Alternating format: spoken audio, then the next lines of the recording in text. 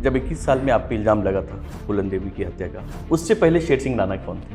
उससे पहले शेर सिंह राणा एक स्टूडेंट था। आप फूलन देवी को एज ए लीडर कैसा मानते थे? फूलन ने जो भेमई कांड किया और जो उसमें 20 लोग मरे हैं, उसमें 2 लोग ऐसे हैं जिनकी उम्र 16-16 साल थी। जो आपके 14-15 साल जो बर्बाद हुए, उस पर क्या कोर्ट कुछ एक्शन लेती है या कुछ आपको कंपनसेट करती है? ऐसा कुछ केस आपने देखा हो?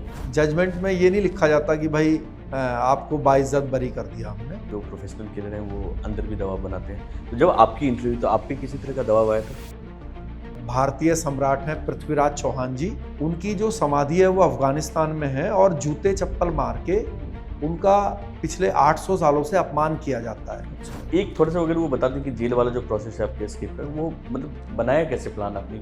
जैसा कि पुलिस अपने चार्जशीट में बताती है, शेर सिंह ने अपने कुछ साथियों को एज ए पुलिसमैन तैयार किया और वो लोग जो है अंदर आ गए और अंदर से आके जो है कागजी कार्रवाई निपटा के वो लोग मुझे लेकर चले गए। आपने राजनीति ही क्यों चुना? मेरे ऊपर अंडरवर्ल्ड के अंदर नाम कमाने का, पैसा कमाने का एक पूरा क्लियर रास्ता था। आपकी आइडियोलॉजी और आपका आइडियल कौन? मैं सुभाष चंद्र बोस जी के आइडियोलॉजी का हूँ। अफगानी लोग कैसे लगे आपको? पूरे कंधार में सिर्फ एक ही जो है हिंदू पर्सन था।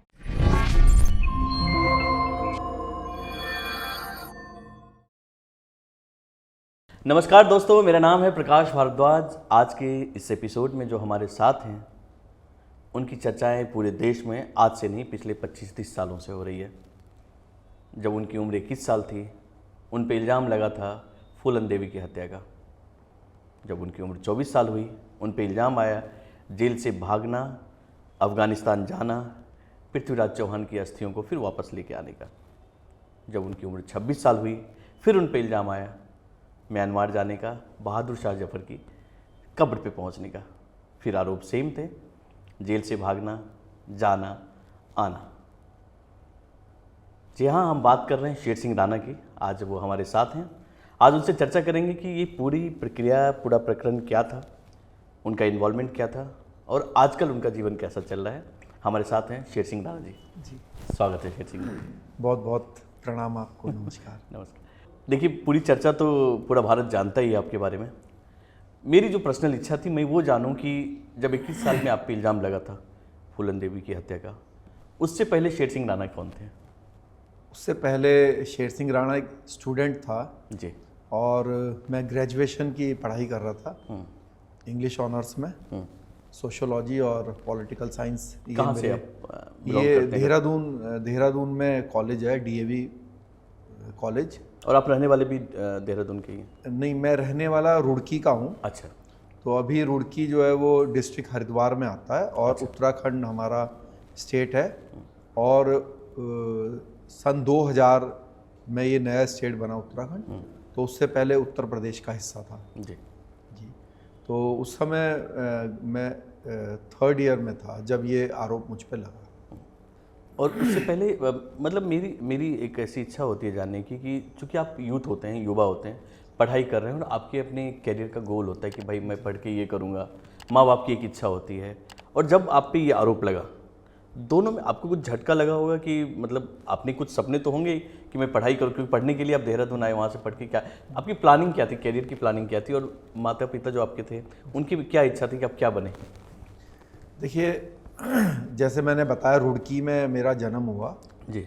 और एक ज़मींदार फैमिली में मेरा जन्म हुआ। और जो मेरी स्कूलिंग है, जो स्टार्टिंग, जो मेरी 1st क्लास से लेके जो 12th तक की पढ़ाई है, हमारे वहाँ पे एक स्कूल था, सेंट गैब्रियल्स एकेडमी। अच्छा। तो वो कैंट एरिया में था, क्योंकि रुड़की के अंदर बहुत बड़ा अंग्रेज़ों के द्वारा बनाया गया, अंग्रेज़ों के समय से बीजी सेंटर भी है, बंगाल इंजीनियरिंग ग्रुप। तो उस कैंपस के अंदर जो है हमारा स्कूल था, गैब्रियल्स। तो वहाँ पे जो मेरे जो क्लासमेट थे वो मुख्य रूप से या तो आर्मी ऑफिसर्स के बच्चे थे या फिर जो आईआईटी रुड़की है उनके जो प्रोफेसर्स हैं उनके बच्चे थे, और कुछ शहर के बच्चे होते थे जैसे कि हम लोग थे। तो हमारे जो स्कूल का माहौल था वो अधिकतर जो है या तो इंजीनियरिंग लाइन का रहता था, क्योंकि प्रोफेसर्स थे तो उनके बच्चे सोचते थे हम इंजीनियरिंग और लाइन आईटी में जाएं। रुड़की फेमस भी बहुत काफ़ी है। हाँ हाँ, पहले उसका नाम रुड़की यूनिवर्सिटी था। अच्छा, तो फिर इसको मुरली मनोहर जोशी जी ने जब आईआईटी बनाए थे तो एचआरडी मिनिस्टर जब बने थे। हाँ हाँ हाँ, लेकिन जब वो रुड़की यूनिवर्सिटी था, engineering college, Roorkee engineering college था, तब भी आपको बता दूं वो एशिया का आर्किटेक्ट विभाग में नंबर 1 था। अच्छा। पूरे एशिया का। अच्छा, तो और सिविल में भी रुड़की इंजीनियरिंग कॉलेज बहुत ही टॉप पे रहा है हमेशा इंडिया में। तो अब आप सोचिए जो उनके प्रोफेसर्स हैं, तो जो उनके बच्चे होंगे, तो भाई जब वो इतने बड़े बड़े इंजीनियर तैयार कर रहे हैं तो अपने बच्चों को भी अच्छे से अच्छा भविष्य देने की कोशिश करेंगे। हाँ, तो क्या है कि यही माहौल था मेरा बचपन का कि भाई या तो इंजीनियर बने या तो आर्मी में जाएं। बट मेरे मन में जो एक बच्चे के एज ए चाइल्ड जो इच्छा थी और घर वालों की भी इच्छा थी, वो ये था कि मैं एक आर्मी ऑफिसर बनूं। अच्छा, क्योंकि उसी माहौल में रहते थे पूरे दिन स्कूल के अंदर, और हमारे फ्रेंड्स भी अधिकतर आर्मी जो ऑफिसर्स थे उन्हीं के ही बच्चे थे। तो जब 12th के बाद एनडीए का एग्ज़ाम देते हैं, मेरे जो क्लासमेट हैं बहुत सारे बच्चे एनडीए में निकले। अच्छा, और आज जो है मुझे लगता है कि अधिकतर शायद एनडीए के थ्रू पास आउट होके वो कर्नल तो होंगे ही, लगभग होंगे, क्या है मतलब, हाँ मुझे मालूम है कौन कौन है। तो लेकिन क्या है कि एक जब जैसे 12th के आसपास हम लोग पहुँचे तो फिर नौकरी करने की, किसी भी तरह की जो नौकरी है उसको करने की जो इच्छा थी मन में, वो एकदम पता नहीं गायब हो गई। या फिर ये कह लीजिए कि इच्छा जो है वो रही नहीं कि भाई हम नौकरी करें लाइफ में, चाहे वो आर्मी की ही क्यों ना हो। लेकिन जो देशभक्ति की जो भावना है वो तो हमेशा आपके मन के अंदर एक रहेगी, भले ही आपको वो चांस ना मिले या आप उस तरफ ना जाओ। ना जाना चाहिए। तो जब ऐसी इच्छा नहीं रही तो फिर ग्रेजुएशन में मैंने एडमिशन लिया और ये इच्छा रखी कि भाई हम वापस अपने आएंगे रुड़की, और जो एक बिजनेस होता है तो उसको हम करेंगे, जो कि हमारे कई रिलेटिव्स या कई परिचित लोग जो करते थे, कर रहे थे। हाँ, कि उनके साथ मिलके बिजनेस लाइन में जाएंगे। लेकिन जैसे किस्मत को तो कुछ और ही मंजूर था। तो जब मैं 3rd ईयर में था तो इस केस में मेरा नाम आ गया और बहुत धक्का लगा घर वालों को कि भाई इतना मतलब सीधा सीधा लाइफ चल रही थी अपनी, और एकदम से जो है वो यू टर्न हो गया। सन 2001 में फूलन देवी के हत्या में मेरा नाम आया और फिर सीधा तिहाड़ जेल देखने को मिली कॉलेज से जो है। तो ये है बचपन का। तो अभी फूलन देवी की हत्या पे आते हैं, आप उस समय कहाँ थे? कॉलेज में थे? नहीं, जिस दिन उनकी हत्या हुई जी, हमारे 3rd ईयर के एग्ज़ाम कंप्लीट हो चुके थे। तो ये तो जुलाई के महीने की बात है। अच्छा, तो उस दिन जिस दिन उनकी हत्या हुई उस दिन तो मैं उनके घर पर ही था मौजूद। अच्छा, हाँ, हमारे यहाँ पे एक फैमिली थी जो कि उनके परिचित थी और पॉलिटिकल एक्टिविटीज़ में इन्वॉल्व रहती थी। तो मैं भी थोड़ा पॉलिटिकल एक्टिविटीज़ में इंटरेस्ट लेता था, कॉलेज में भी, स्कूल में भी। तो मैं भी उनके साथ जो है आसपास जो है चला जाया करता था। अगर वो बोलते थे कि भाई कभी दिल्ली चलना है या देहरादून में कहीं पे चलना है या आसपास कहीं पर भी, तो आप साथ तो उनके साथ में चला जाता था। तो ऐसे ही उस दिन भी मैं उनके साथ गया और ये फिर सब घटना वहाँ पे हो गया। तो क्योंकि मैं वहाँ पे मौजूद था तो इसलिए फिर मेरा नाम इसमें जोड़ दिया गया आया। बट जब आपको जब पता, आप वापस आ गए थे वहाँ से या फिर बाद में पुलिस ने आपको बाद में अरेस्ट किया था?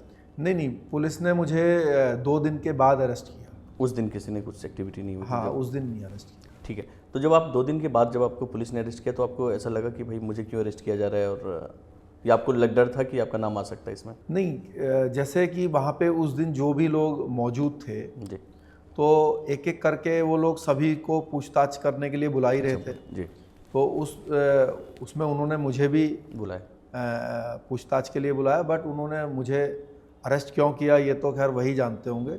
शायद मैं उनको एक आसान विकल्प मिला होगा। तो लेकिन क्या है कि अब उस चीज़ में हमें जाके कोई लाभ नहीं है, क्योंकि क्या है कि अब पूरे 24 साल गुजर चुके। जो मेरी जो डेस्टिनी थी उसमें शायद जेल लिखी होगी। तो क्योंकि जीवन में क्या है कि बहाने भी बनते हैं। लाइफ में कुछ मतलब जो चीज़ें होती हैं वो पूरी तरह से हमारे खुद के हाथ में तो डिपेंड होता नहीं उसका। तो अब वो क्यों हुआ, कैसे हुआ, उस पर जाकर कोई फ़ायदा नहीं, या उसमें हम परेशान होकर कोई लाभ नहीं है। क्योंकि जितनी सज़ा बनती थी, जो एक लाइफ इम्प्रिजमेंट क्योंकि मुझे उसमें हुई, तो जितनी बनती थी उतनी मेरे से कटवा भी ली। अब मान लीजिए मैं इन्वॉल्व था नहीं था, तो जीवन के जो इतना मेरा कीमती समय चला गया उसमें जेल पीरियड में, तो वो वापस तो आ नहीं सकता। तो मैं इस नज़रिए से जीता हूँ कि अब मुझे आगे भविष्य में क्या करना है, या फिर मैं कैसे देश के लिए, समाज के लिए अच्छे काम करूँ, तो उस पर मैं ज़्यादा फोकस रखता हूँ बनिस्पत इसके कि भाई पीछे क्या हुआ या क्यों हुआ। जी। एक पर्सनल सवाल है मेरा जी। आप चूँकि जाते भी थे उनके पॉलिटिकल एक्टिविटी में, जैसे कि आपने बताया फैमिली के साथ जाते हुए थे, आप फूलन देवी को एज ए लीडर कैसा मानते थे? एक्चुअली क्या है कि जो फूलन है उनके बारे में थोड़ी सी जो सूचनाएं हैं मीडिया के माध्यम से, वो गलत सूचना है। तो उन गलत सूचनाओं के कारण जो है, जो लोगों का उनके प्रति जो नज़रिया है वो सही स्थापित नहीं हो पाया। तो मैं आपको एकदम करेक्ट सूचना देता हूँ, फिर आप और जो आपके दर्शक हैं या देश में जो भी हमारी बात सुनेगा, तो वो अपना नज़रिया सेट कर सकता है। और इसमें कोई भी जाति या धर्म या कोई भी ऐसी फीलिंग नहीं है। जी। देखिए फूलन के लिए क्या बोला जाता है, क्योंकि उनके ऊपर जो फिल्म बनी बैंडिट क्वीन, तो शेखर कपूर जी ने क्या है कि उसमें कुछ चीज़ों को बढ़ा चढ़ा के दिखा दिया, जिसके कारण एक लोगों का नज़रिया बन गया। तो उसके हिसाब से देखो, या जो लोग सोचते हैं समझते हैं, क्या बोलते हैं कि भाई फूलन देवी की जो है वो छोटी उम्र में शादी हुई। दूसरा उनके साथ जो प्रॉब्लम बताई जाती है वो ये बोलते हैं कि जो अधेड़ पति था उसने जो है उनके साथ गलत किया जी। और फिर उनको मजबूरी में उसका घर छोड़ना पड़ा। जी। तीसरा ये बोलते हैं कि भाई उनकी जो ज़मीन थी उसके ऊपर जो है कब्जा कर लिया कुछ लोगों ने। और फिर ये बोलते हैं कि भाई उनको जो है इन हालातों की वजह से जो है वो परेशान थी और उनको डाकू जो है वो उठाकर ले गए और अपने गिरोह में शामिल कर लिया। तो इसमें क्या है कि जब हम यही 3-4 चीज़ें हैं, यही कहानी है। तो सबसे पहला प्रश्न इसमें ये है कि उनकी छोटी उम्र में शादी हुई, तो शादी उनकी किसने की?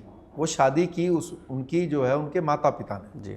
तो अगर ये गलती है तो उनके माता पिता की है। लेकिन ये उनके माता पिता की भी गलती नहीं है, क्योंकि जिसको हम छोटी उम्र कह रहे हैं 13 साल या 14 साल, क्या है कि ये बड़ी आम बात थी अगर सोसाइटी में। हाँ देखिए, आज से हम 50 साल पहले की बात कर रहे हैं या उससे भी पहले की बात कर रहे हैं, तो हमारा जो भारतीय समाज है उसमें बड़ी कॉमन प्रथा थी ये कि 14-15 साल में शादी हो जाया करती थी। राइट। अगर आप भी अपनी ग्रैंड मदर से पूछेंगे तो सबकी शादी हुई है। तो उस समय तो ऐसा नहीं है कि जो फूलन है उनके साथ कुछ अलग किया उनके माता पिता ने। तो लोग क्योंकि आज चर्चा करते हैं और आज के नज़रिए से देखते हैं, आज के नज़रिए से देखते हैं, तो इसलिए वो इसको गलत मानते हैं कि यार इतनी छोटी उम्र में शादी हो गई। बट ये बड़ी कॉमन प्रैक्टिस थी। आपको बता दूं कि फूलन ने जो भेमई कांड किया और जो उसमें 20 लोग मरे हैं, उसमें 2 लोग ऐसे हैं जिनकी उम्र 16-16 साल थी। अच्छा। और जो उसमें जो एक शादीशुदा था, उनकी जो विडो थी वो 13 से 14 साल की ही थी। तो फूलन ने उसको जिसको मारा, उसकी जो विडो थी वो 14 साल की थी और उसके मरने के बाद उन्होंने पूरा जीवन अपने पति के नाम के ऊपर काट दिया। आज भी वो जीवित हैं, गांव में मौजूद हैं। आज उनकी उम्र जो है करीब 55-60 के आसपास हो रही होगी एज जो है।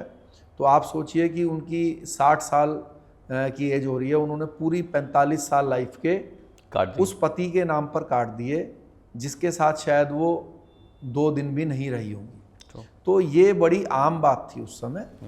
तो फिर से वहीं आते हैं। तो ये कोई बहुत बड़ी कोई प्रॉब्लम नहीं थी। दूसरा ये बोलते हैं कि भाई उनकी ज़मीन पर जो है वो कब्जा कर लिया। तो प्रश्न ये है कि कब्जा किया किसने? कब्जा किया या कब्जा नहीं है, वो डिस्प्यूट है एक्चुअली।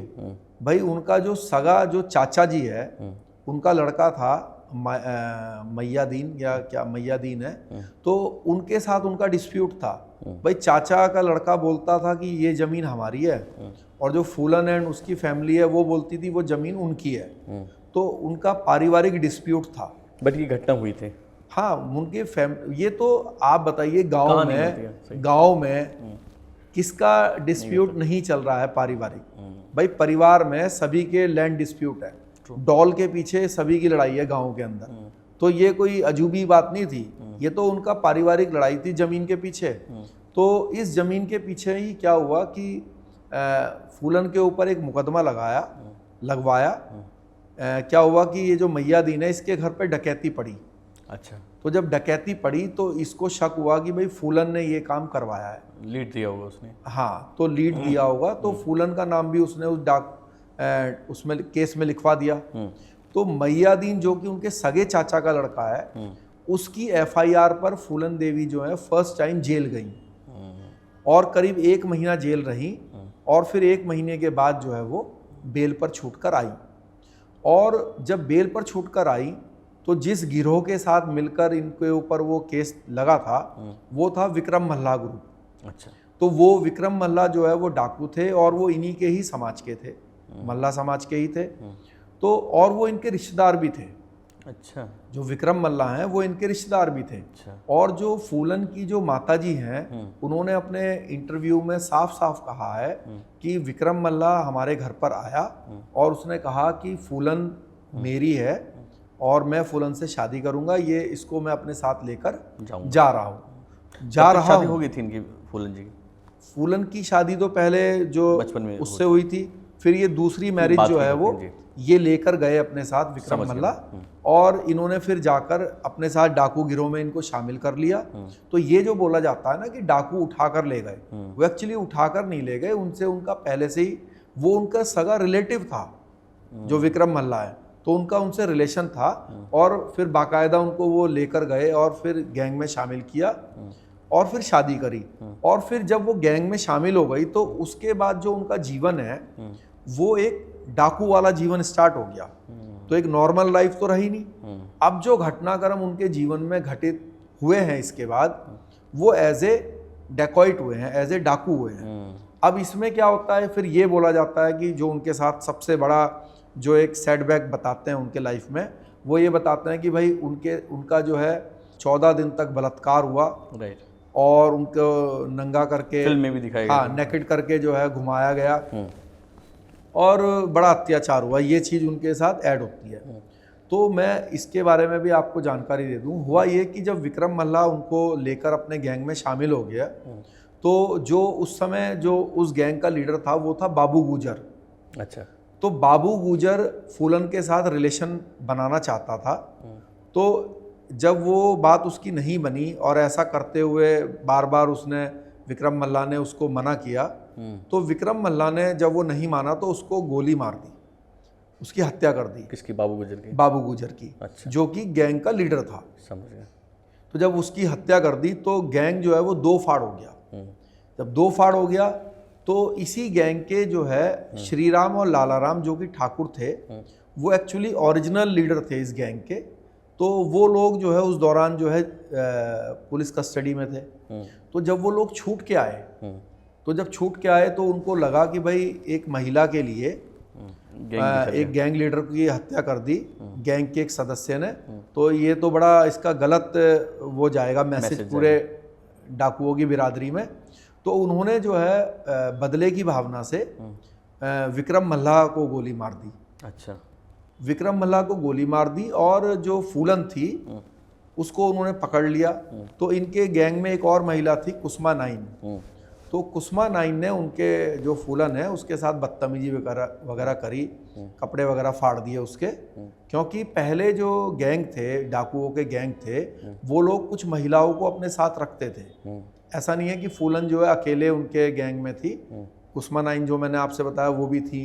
इसके अलावा और भी कई महिलाएं, सीमा परिहार जी थी, जो कि अभी ये सब लोग जीवित हैं, है ना। तो कुछ लोग जेल में हैं या कुछ लोग बाहर हैं। तो ये सब लोग गैंग में इसलिए थी कि भाई जो डाकू गिरोह था वो तो हर समय जंगल में रहता था, तो उनको खाना बनाने के लिए ज़रूरत पड़ती थी। और कई जो भाई सरदार होते थे, कभी कभी जो मान लीजिए सेक्सुअल रिलेशन भी बनाते होंगे, तो मतलब इसके लिए भी कोई, हाँ, इस काम के लिए वो लोग जो है महिलाओं को अपने गैंग में रखते थे।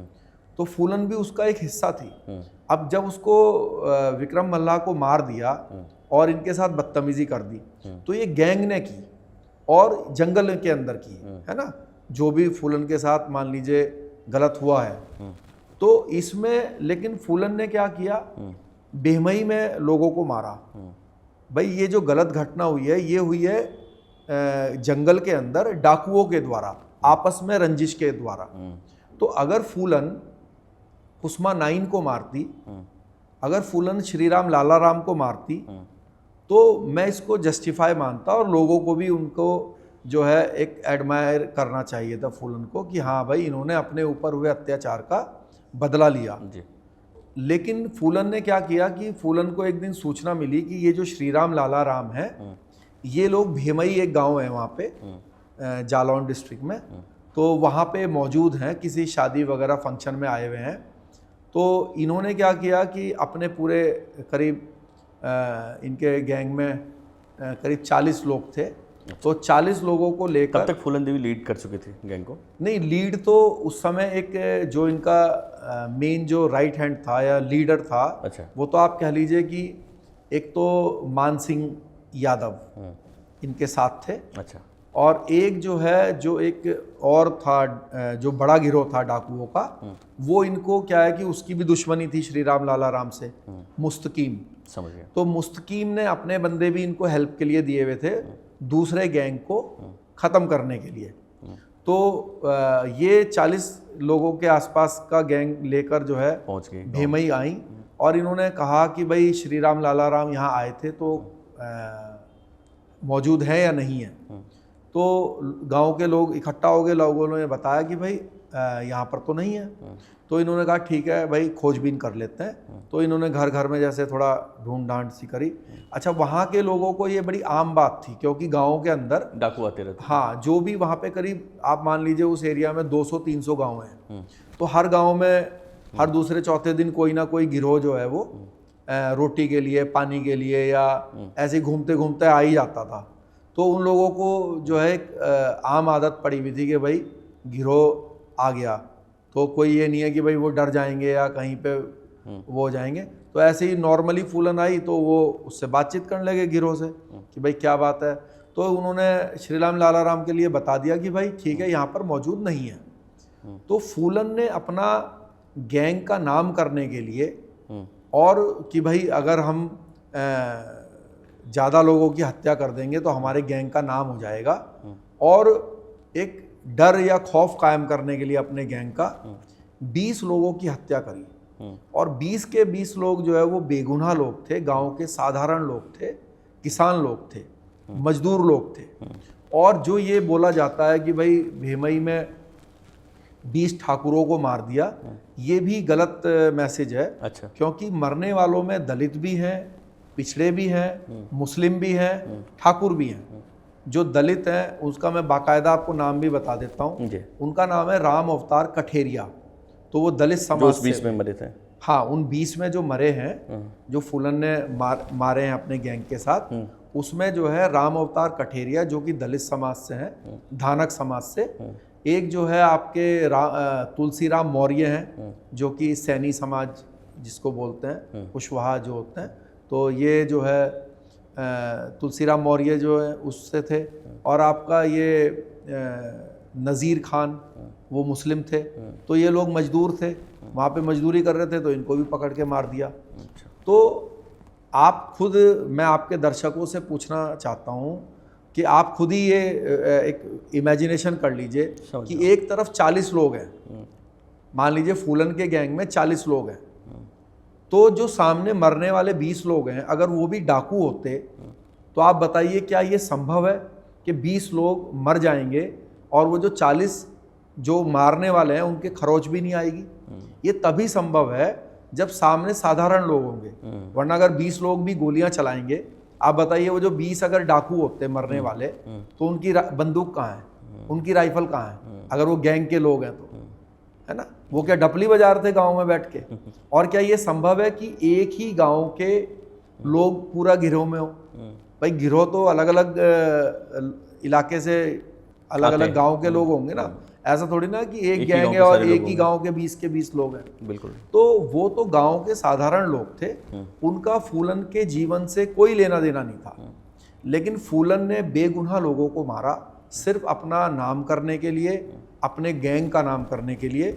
और ये जो अभी लास्ट ईयर जो है इस बेमई कांड में जो ऑनरेबल जज साहब हैं उन्होंने सजा भी दी है तो इस गैंग को, तो अब तो सब लोगों की तो डेथ हो चुकी है, अधिकतर लोगों की, लेकिन अभी भी एक बंदा जेल में है। और ये जो मैं आपको बता रहा हूँ मान सिंह यादव, जिसने सबसे ज़्यादा लोगों को मारा उस कांड में, तो वो अभी सजा होने के बाद जो है फरार हो गया। फरार है? हाँ, अभी भी फरार है। तो जो है ये जो है मतलब ये जो लोगों को गलत इन्फॉर्मेशन है उसकी वजह से जो है मिसअंडरस्टैंडिंग होती है। वो सोचते हैं भाई फूलन ने उन लोगों को मारा जिन्होंने फूलन के साथ बदतमीजी करी या गलत किया। भाई अच्छा, कुछ लोग ये भी एक एक्सक्यूज़ देते हैं कि भाई चलो ठीक है वो डाकू नहीं थे लेकिन वो डाकुओं की हेल्प करते थे, या किसी तरह से जो श्री राम लाला राम है उनके ग्रोह को कोई फायदा सपोर्ट करते थे। तो भाई वहाँ पे इस तरह का माहौल था कि लोग डाकुओं से डरते थे क्योंकि पुलिस जो है उनकी बहुत ज़्यादा हेल्प नहीं कर पाती थी। उस समय पुलिस के पास भी इतने ज़्यादा साधन नहीं थे, आज से 50 साल पहले। तो गैंग से लोग डरते थे और डर के मारे जो है लोगों को, मान लीजिए डाकुओं ने डिमांड करी कि भाई हमें खाने का बंदोबस्त करवा दो, रहने का या नहीं, रहते तो थे नहीं। देखो अच्छा। गाँव में तो कभी रहते नहीं थे डाकू गिरोह, रहते तो जंगल में ही थे, लेकिन मान लीजिए राशन पानी तो लेंगे ना कहीं से तो गाँव तो हाँ, तो वो उसको वो हेल्प नहीं है, वो उनका डर है। भाई मान लीजिए अभी जो है आप सपोज कीजिए आपके ये ऑफिस के बाहर जो है कोई व्यक्ति रिवॉल्वर दिखा के किसी का बैग छीन कर भाग जाए, और वो भाग जाए और जिसका बैग छीना है वो आसपास के जो दुकान वाले हैं, जो लोग हैं, उनके ऊपर पत्थर फेंकने लगे और कहे कि भाई तुमने मेरी हेल्प नहीं करी, मेरे को बचाया नहीं। तो ये तो जस्टिफाई नहीं हुआ ना, क्योंकि भाई जैसे आप डर रहे हो ऐसे ही वो भी डर रहे थे उसकी रिवॉल्वर से। तो डाकू जो है जब आते थे तो भाई पब्लिक डरती थी। जैसे वो फूलन का भी तो विरोध नहीं कर पाए, फूलन ने भी तो 20 लोगों को मार दिया। तो अगर वो गांव के लोग इतने ही हिम्मत वाले होते कि उसका विरोध कर सकते थे तो तुम्हारा भी करते। राइट। तो वो तो साधारण लोग थे। तो मेरा ये कहना है कि पब्लिक जो है, जनता खुद ये वो करे, इमेजिन करे कि भाई फूलन को वो कैसा मानते हैं। देखो, लेकिन मेरा स्पष्ट कहना है, अगर फूलन उन लोगों को मारती जिन्होंने उनके साथ गलत किया किसी भी प्रकार से, वैसे तो गलत जो है वो डाकू गिरोह ने आपस में एक दूसरे के साथ किया। अब डाकुओं का तो काम ही है गलत है, तभी तो जो है डाकू है उनका नाम, है ना। तो लेकिन चलो उनका आपसी गिरोह का वो था, वो आपस में मारते। और इसमें सबसे बड़ी बात है कि फूलन जो है जिस श्री राम लाला राम का जिनका मैंने बताया, उनका आखिरी तक भी कुछ नहीं कर पाई। अगर आप गूगल पे सर्च करेंगे तो दोनों को ही पुलिस एनकाउंटर में मारा, कम से कम भी 20 साल के बाद, 20-30 साल के बाद, हाँ, पुलिस ने मारा। तो फूलन ने उनका कुछ नहीं बिगाड़ा।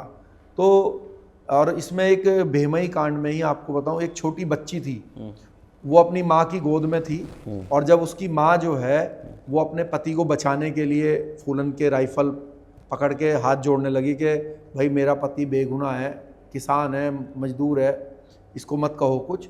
तो जो है फूलन ने वो जो बच्चा था उसकी माँ के गोद से नीचे लेके पटक दिया, और वो बच्ची जो है छोटी बच्ची थी, लड़की थी, वो सीता नाम था उसका।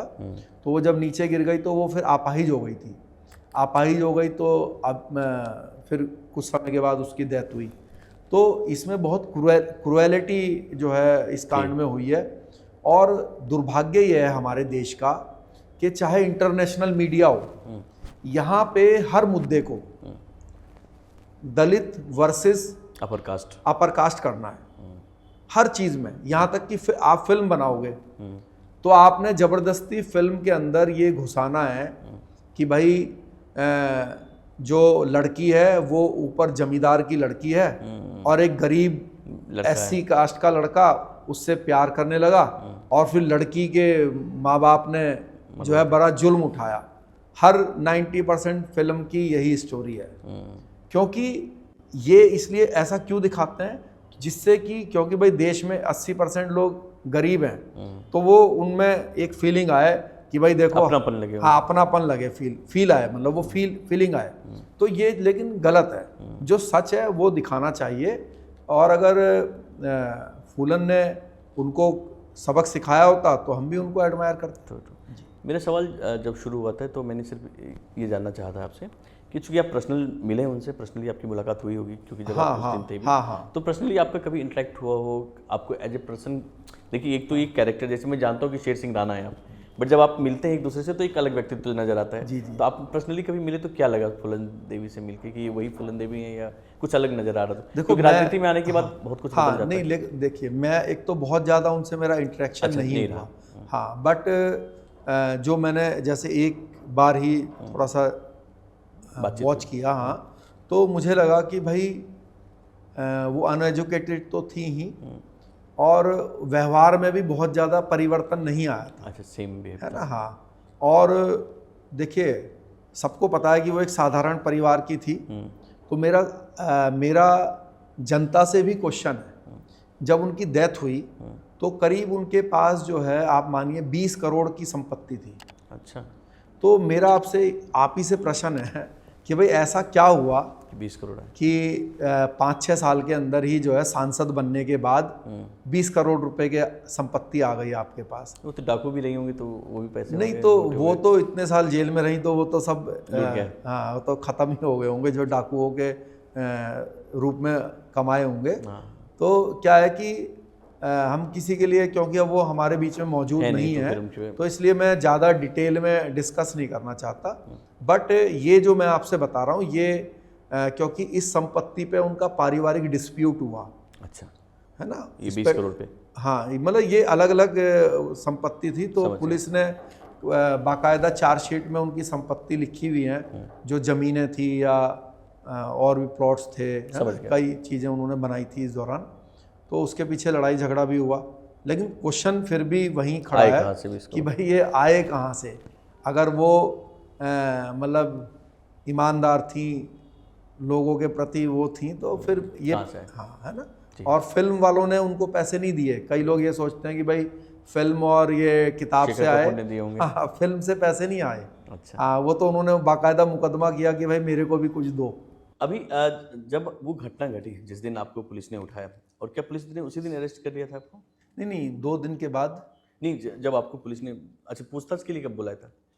पूछताछ के लिए तो जैसे जब ये उनका हत्या हुई तो जो भी लोग वहाँ पर मौजूद थे उस समय, वो सब लोग जो है अपने अपने दिशाओं में चले गए। जो लोग उनसे मतलब फैमिली मेंबर्स नहीं थे या उनके ऑफिशियल रूप से नहीं जुड़े हुए थे, तो वो सब लोग तो अपने अपने जगह पर चले गए। तो फिर जैसे उन्होंने फिर पहले वहाँ पे पूछताछ करी होगी, उनसे जानकारी मिली भाई ये लोग आए थे। तो फिर जो है अलग अलग टीम्स जो हैं उनसे इन्वेस्टिगेशन के लिए गई। तो उसी दौरान वो हमारे पास भी आए, फिर उन्होंने जो है सेम डे अरेस्ट कर दिया? नहीं, सेम डे नहीं, पहले पूछताछ की। हाँ, 2 दिन के बाद। 2 दिन के बाद अरेस्ट किया, ठीक है। जब आपको ये पता चला कि आप अरेस्ट हो चुके हैं और एक ऐसे इस आरोप में, तो आपकी फैमिली की प्रतिक्रिया क्या थी? या आप कनेक्ट कर पाए थे फैमिली? देखिए, क्या है, फैमिली मेम्बर्स को इतना ज़्यादा डरा दिया गया हमारे कि वो तो बेचारे डर के मारे घर ही छोड़कर चले गए तब। अच्छा, रूट की छोड़ दिया? हाँ, मतलब इतना उनके ऊपर प्रेशराइज किया गया और हमारे जो हमारा जो व्यापार था, बिजनेस था, उसको भी पूरा जो है तहस नहस कर दिया। तो क्या है कि इतना डर पैदा कर दिया कि परेशान कर दिया, मतलब कि घर वाले तो जो है मतलब रिलेटिव्स के पास चले गए और बहुत परेशान तो होंगे जब इतना बड़ा केस के अंदर जो है इन्वॉल्वमेंट रख दिया जाएगा, तो फिर तो परेशानियां तो खड़ी होंगी। हाँ जी। और फिर आपने मतलब उस दौरान में बात की अपनी फैमिली से? नहीं, उस दौरान तो नहीं हुई। बात हो जब एक बार पुलिस कस्टडी में ले लिया क्योंकि उन्होंने, उस समय इतने मोबाइल तो होंगे नहीं जो आप। नहीं उस समय तो मतलब मोबाइल की स्टार्टिंग ही थी, जी। तो उस समय तो नहीं थे लोगों के पास। हम्म, तो जब कस्टडी में ले लिया तो फिर कस्टडी में आने के बाद तो पुलिस वाले बात कराएंगे भी नहीं, तो वो लोग दिल्ली लेकर चले गए। इधर डालन वाला थाना पड़ता है देहरादून में। अच्छा। पहले वहाँ पे अरेस्टिंग दिखाई देहरादून में, और फिर वहाँ से उसी दिन सेम डे जो है दिल्ली लेकर चले गए। और दिल्ली में तिहाड़ में डाल फिर नहीं, हाँ, फिर बस वही मतलब 14 दिन का रिमांड लिया जैसे, हाँ। और फिर रिमांड पर जो है कुछ और लोगों का इसमें फिर इन्वॉल्वमेंट किया, कहानी पूरी जो बनाई को एक्यूज, हाँ, जो बनाए गए, और फिर उसके बाद 14 दिन के बाद जो है वो तिहाड़ जेल में भेजा। तो रिमांड में क्या मतलब जैसे कि जब आपको जेल में डाला गया तो कुछ तो आपने एक्सेप्ट किया होगा कि नहीं मैंने किया है, या फिर दबाव बनाया गया, जो भी प्रोसेस पुलिस का रहता हो, तो 14 दिन की रिमांड में यही किया जाता है? देखो मतलब रिमांड, रिमांड के बारे में अगर लोगों को बता पाएंगे। हाँ, रिमांड क्या होता है, देखिए 2 तरह के रिमांड होते हैं। जी। एक होता है जेसी, जिसको जुडिशियल रिमांड बोलते हैं, मतलब जुडिशियल कस्टडी, जिसको जेल बोलते हैं, और एक होता है police remand, PC, police custody. तो किसी भी केस में अगर मान लीजिए ये कुछ जो एनआईए के टेररिस्ट एक्टिविटी के केस को छोड़कर कुछ हैं दफाएं, उसको छोड़कर नॉर्मली 14 दिन का रिमांड मिलता है, पुलिस रिमांड, है ना, जिसको पुलिस कस्टडी में दिया जा सकता है। समझ गए। तो क्या है कि वो फिर चाहे वो उसको 10 दिन के लिए रखें, 5 दिन के लिए, मतलब उसके लिए एप्लीकेशन लगाएगी पुलिस, कहेगी भाई हमें पुलिस कस्टडी चाहिए पूछताछ करने के लिए। तो अब क्या होता है कि पूछताछ कभी कभी अगर पुलिस को ज़रूरत होती है तो वो करती है। अगर उन्होंने मान लीजिए अपनी तरफ से ही कुछ भी लिखना है तो वो लिखेंगे, उस दौरान जो है आपसे पूछेंगे भी नहीं। तो जैसे मान लीजिए मेरे बयान लिखे उन्होंने, है ना, मेरे केस में मान लीजिए मेरे बयान लिखे, तो वो कोई ज़रूरी नहीं है कि वो मुझसे पूछेंगे ही, मतलब वो क्या करेंगे, खाली कागज़ पर मेरे दस्तखत करा लेंगे और फिर अपने अकॉर्डिंगली वो अपनी जो भी उन्होंने एक, जिसको चार्जशीट बोलते हैं, वो एक स्क्रिप्ट की तरह होती है, तो उस स्क्रिप्ट में चीज़ों को दिखाने के लिए वो गवाह बनाते हैं कि देखिए इसने देखा, इसने ऐसे किया, इसने ये किया, तो फिर वो रिमांड पर मतलब ये पूछताछ होती है। बट आपने कभी सोचा कि आपका नाम ही क्यों डाला गया इसमें? देखिए ये तो मतलब वही लोग बता पाएंगे जिन्होंने ऐसा किया। पर ऐसी कोई थ्योरी समझ हाँ, आई हो बाद में? इसमें क्या है कि मुझे लगता है कि उनके ऊपर बड़ा हैवी प्रेशर था केस को सॉल्व करने का। अच्छा। तो उन्होंने केस को सॉल्व करने में उनको लगा होगा कि बहुत ज़्यादा टाइम लगेगा, या फिर क्योंकि देखिए आप सोचिए ना, उस भाई एक मेंबर ऑफ पार्लियामेंट थी तो कितना हाई प्रेशर रहा होगा, तो उस हाई प्रेशर के दबाव में मुझे लगता है कि उन्होंने सॉल्व करने की जगह जो है मतलब बस के इसको रफा दफा करके जैसे भी है ख़त्म करो। और आप देखिए ना, पुलिस इंक्वायरी से उनके परिवार के लोग भी संतुष्ट नहीं हुए। अच्छा। उनके जो बहन थी उन्होंने डिमांड करी भाई सीबीआई इंक्वायरी हो, है ना, जब संतुष्ट नहीं हुई तभी तो उन्होंने कहा कि भाई ये आपने जिन लोगों को पकड़ा है ये लोग है ही नहीं, इसीलिए सीबीआई इंक्वायरी की डिमांड रखी गई। लेकिन आप उस दिन थे भी जहाँ पे ये घटना घटी थी। हाँ। तो आपने कुछ देखा था कि मतलब आप एक गवाह के रूप में अगर? हाँ, देखिए क्या है कि जब हम लोग अंदर बैठे थे तो एकदम से गोलियां चलने की आवाज़ आई बाहर।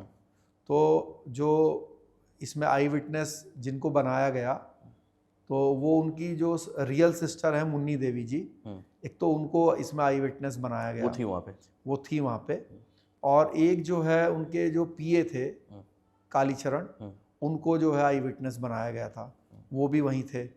और एक जो है उनके जो बॉडीगार्ड थे, फूलन के पास जो है 2 बॉडीगार्ड थे, तो एक दिल्ली पुलिस के थे जो कि उस समय वहाँ पर उनके साथ ही थे, उनको भी आई विटनेस बनाया था, उनकी गोली भी लग गई थी, उनके 2 गोली लगी थी। अच्छा। तो ये लोगों ने जैसे जैसे ही गोली की आवाज़ आई तो वो तो फुल उनके साथ ही थे जो बॉडीगार्ड हैं, ये दोनों जो है अंदर से गए बाहर, तो मैं भी गया जैसे, और भी लोग गए, और सारे भी लोग लोग गए थे होंगे, वहाँ पे। बिल्कुल। हाँ, तो सब लोग गए तो देखा कि भाई जो नकाब पोश लोग थे और वो गोलियां चला रहे थे, अच्छा, बॉडीगार्ड के ऊपर भी और सब पे फूलन के ऊपर भी। समझ गया। हाँ, तो वो नकाब पोश लोग थे, मंकी कैप उन्होंने पहनी हुई थी, और वो लोग फिर गाड़ी में भाग गए।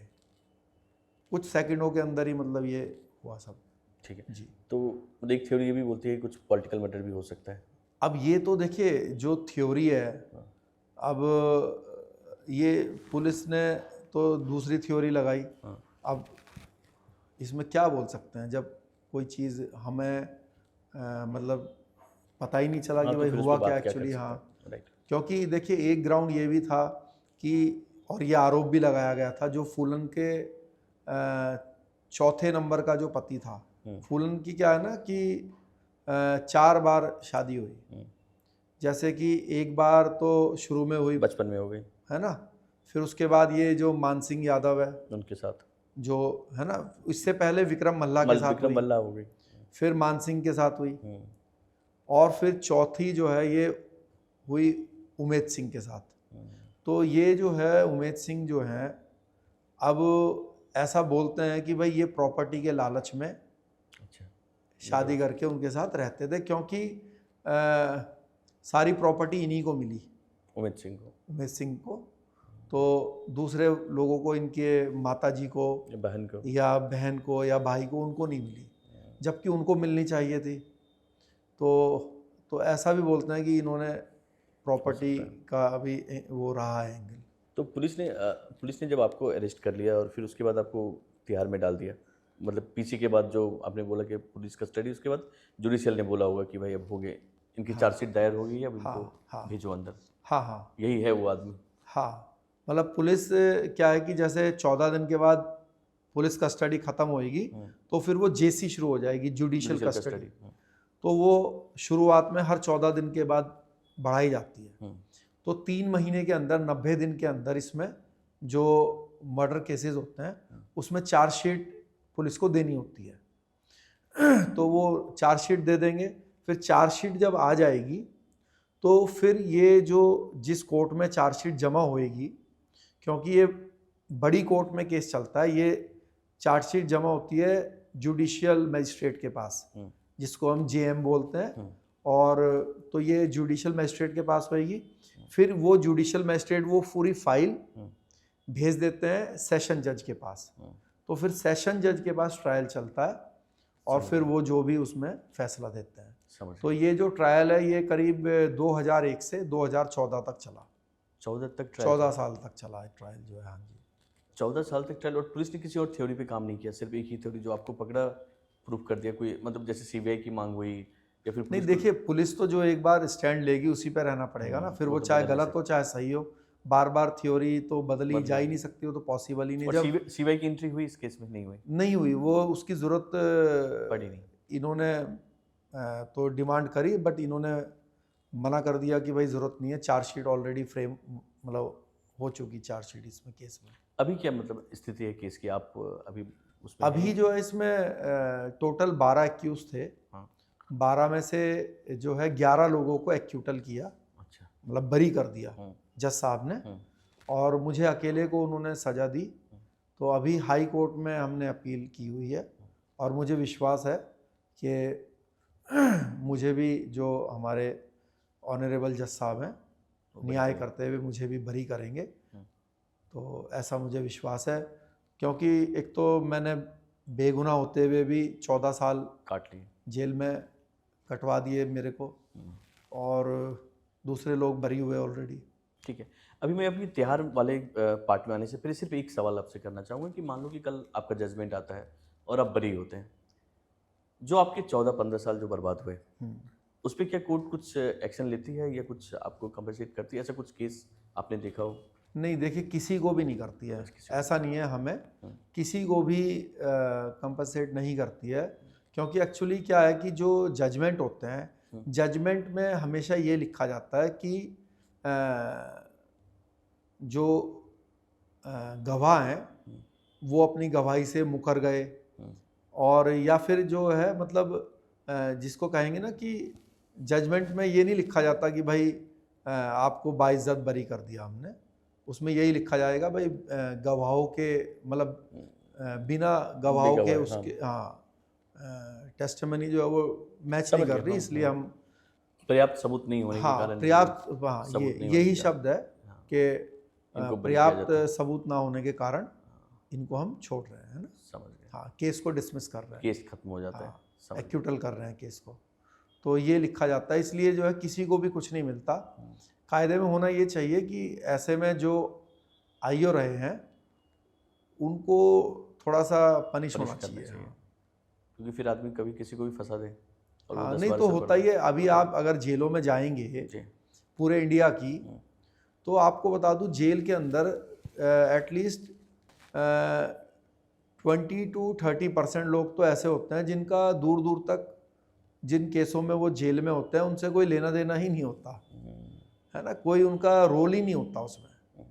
तो लेकिन क्या है कि बस ये कह लीजिए भाग्य में जेल होती है तो जेल जाते हैं।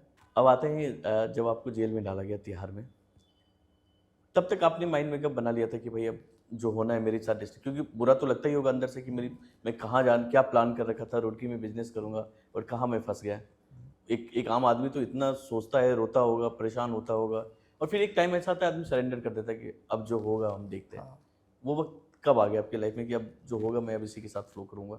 देखो, जब पहले दिन जेल में गया तो पहली जब सुबह हुई तो दूसरी दुनिया है, एकदम अलग है ना। हाँ, वहाँ के कानून अलग हैं, वहाँ की करेंसी अलग है, वो दुनिया दूसरी ही है। अच्छा। इंडिया में रह के वहाँ पे करेंसी भी दूसरी है, तो वहाँ पे अलग दुनिया है, तो अलग माहौल है, अलग तरीके से आपको एडजस्ट करना पड़ेगा, रहना पड़ेगा। तो सबसे पहले दिन तो क्या हुआ कि जब सुबह 6 बजे जेल में चाय मिलती है। अच्छा। चाय और 2 ब्रेड तिहाड़ में। तो वो मेरे साथ जो एक और बंदी जो बंद था वो आया सुबह सुबह, कहने लगा कि राणा जी चाय पी लीजिए। तो मैंने कहा भाई चाय तो मैं नहीं पीता हूँ। तो कहने लगा कि नहीं पी लो आप, फिर उसके बाद खाना बहुत लेट मिलेगा। तो मैंने कहा भाई मैं पीता नहीं हूँ चाय, तो अब कभी पी नहीं मैंने लाइफ में। तो कहने लगे कि अरे भाई राणा जी आप कैसी बात करते हो, यहाँ पर तो सब लोग ऐसे ही आते हैं, पहले वो ये कहते हैं भाई चाय नहीं पीऊँगा या नहीं पीता, फिर थोड़े दिन के बाद तो यहाँ पर चाय तो छोड़ो, यहाँ पर तो चरस पीने लगते हैं लोग। सही बात। तो मैंने कहा चलो वो समय आएगा तो तब देखेंगे, लेकिन आज तो मैं कंट्रोल कर ही सकता हूँ। तो शुरुआत, पहले शब्दों की जो शुरुआत है वो तो ऐसे हुई, और फिर मैंने इतने समय रहा, मैंने कभी चाय नहीं पी, और आज भी नहीं पी, पूरे लाइफ में नहीं पी कभी। मैंने भी पूछा चाय की, हाँ तो नहीं करते। हाँ तो मैं कभी पीता नहीं हूँ। तो फिर बट मेंटल स्थिति की मैं बात कर रहा हूँ, क्योंकि एक जेल में जाने के बाद एक मानसिक तनाव और मानसिक स्थिति, खासकर जब 20-21 साल के आप लड़के होते हैं, मतलब कहाँ एक स्वच्छंद वातावरण। देखिए जेल के अंदर एक्चुअली में क्या है कि 4 तरह के लोग हैं। एक हैं जो कि मतलब किसी हादसे के तहत शिकार होकर जेल में आ गए, तो वो तो बेचारे जो है समझ लो कि उनकी, हाँ मतलब वो लोग तो भाई वो तो परेशान ही रहते हैं अधिकतर, है ना। वो जब तक कि इस बात के लिए मन नहीं बना लेते कि भाई ये नियति थी, इसको अब आपको जीना है, एक्सेप्ट कर लो। दूसरे हैं आपके जो हैबिचुअल हैं। तो जो हैबिचुअल है, और जो हैबिचुअल कौन होता है, जो कमर्शियल क्राइम करता है। भाई हैबिचुअली कोई ऐसा तो होता नहीं कि बेवजह किसी को गोली मार देगा या बेवजह किसी को टक्कर मार देगा, प्रोफेशनल जो है। हाँ, तो ये जो प्रोफेशनल हैं, जो कमर्शियल क्राइम करने वाले लोग होते हैं, चाहे वो चेन स्नेचर हो, छोटा रूप, और चाहे वो अंडरवर्ल्ड का डॉन हो, बड़ा रूप, तो ये समाज के लिए प्रॉब्लम है ना, यही ट्रबल मेकर है। राइट। ये जेल वालों के लिए भी ट्रबल मेकर है, और रहने वालों के लिए भी दिक्कत है, और हाँ ये सबके लिए दिक्कत ही है। हाँ, एक्चुअली क्या है, इनकी सोच क्या होती है, भाई ये लोग पैसे कमाने के लिए जो क्राइम करता है उसकी मेंटलिटी क्या है कि मुझे इनसे मजा लेना है लाइफ में, मेरे को अपने लाइफ को अपग्रेड करना है, अपने फैमिली लाइफ को अपग्रेड करना, यही तो है। ट्रू। तो जब वो जेल में आ जाते हैं तो वो सोचते हैं कि यार अब हम क्या करें, फंस गए।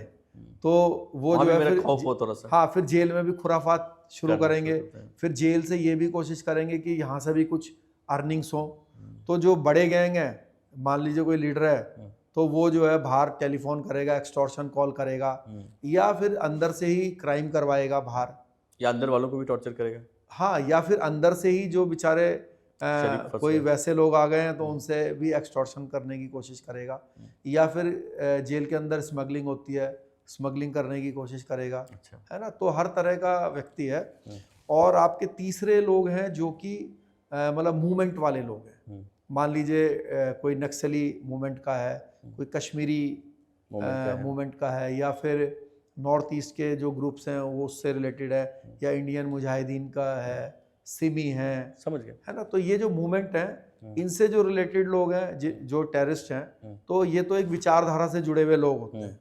तो ये लोग अपना शांति से टाइम पास करते हैं, और ये लोग ज़्यादा अपना जैसे इनको ज़्यादा कोई प्रॉब्लम नहीं होती, क्योंकि ये तो मेंटली प्रिपेयर्ड होते हैं। आज नहीं तो कल जाना ही है। हाँ, है ना। तो नहीं, मेंटली प्रिपेयर्ड होते हैं कि भाई जेल भी आ सकते थे, मर भी सकते थे, वो तो एक मिशन के लिए निकले हुए लोग हैं, है ना। तो इसलिए ये तो मतलब जेल वालों को कोई प्रॉब्लम नहीं करते, ये अपना टाइम पास करते हैं कि भाई ठीक है, जब छूट जाएंगे तो फिर जाके वैसा ही करेंगे। और आपके जो मान लीजिए जो चौथे टाइप के जो लोग हैं, वो आप मान लीजिए ऐसे हो गए कि जैसे फर्स्ट टाइम किसी, हाँ मान लीजिए, हाँ, जैसे आपके फैमिली मेंबर को किसी ने परेशान कर दिया, चले गए, हाँ, या रोड पे हमने गाड़ी चढ़ा दी, हाँ, गुस्से में आपने, हाँ, गुस्से में आपने मान लीजिए ऐसा कुछ आपसे हो गया, तो फिर जब वो हो गया तो फिर आप हैबिचुअल तो हो नहीं, आप तो गुस्से में हो गया, तो उसके बाद फिर वो अपने को एडजस्ट करते हैं कि चलो भाई करते हैं, गिल्ट फील करते हैं, अब तो काटना तो है ही। तो हम भी बस इन्हीं कैटेगरी में हैं, फर्स्ट कैटेगरी में, कि भाई फंस गए। पॉलिटिशियन किस कैटेगरी में आते हैं जो जेल जाते हैं? देखिए पॉलिटिशियंस तो क्या है कि अलग कैटेगरी है। हाँ, देखिए नहीं, पॉलिटिशियंस की भी इसी में से कैटेगरी है। अच्छा। भाई दो तरह के पॉलिटिशियंस जेल जा रहे हैं। एक जा रहे हैं जो कि दूसरे के द्वारा फंसा दिए गए, राइट, और एक जा रहे हैं जिन्होंने मन बनाकर करप्शन किया, तो वो तो कमर्शियल क्रिमिनल हो गया ना।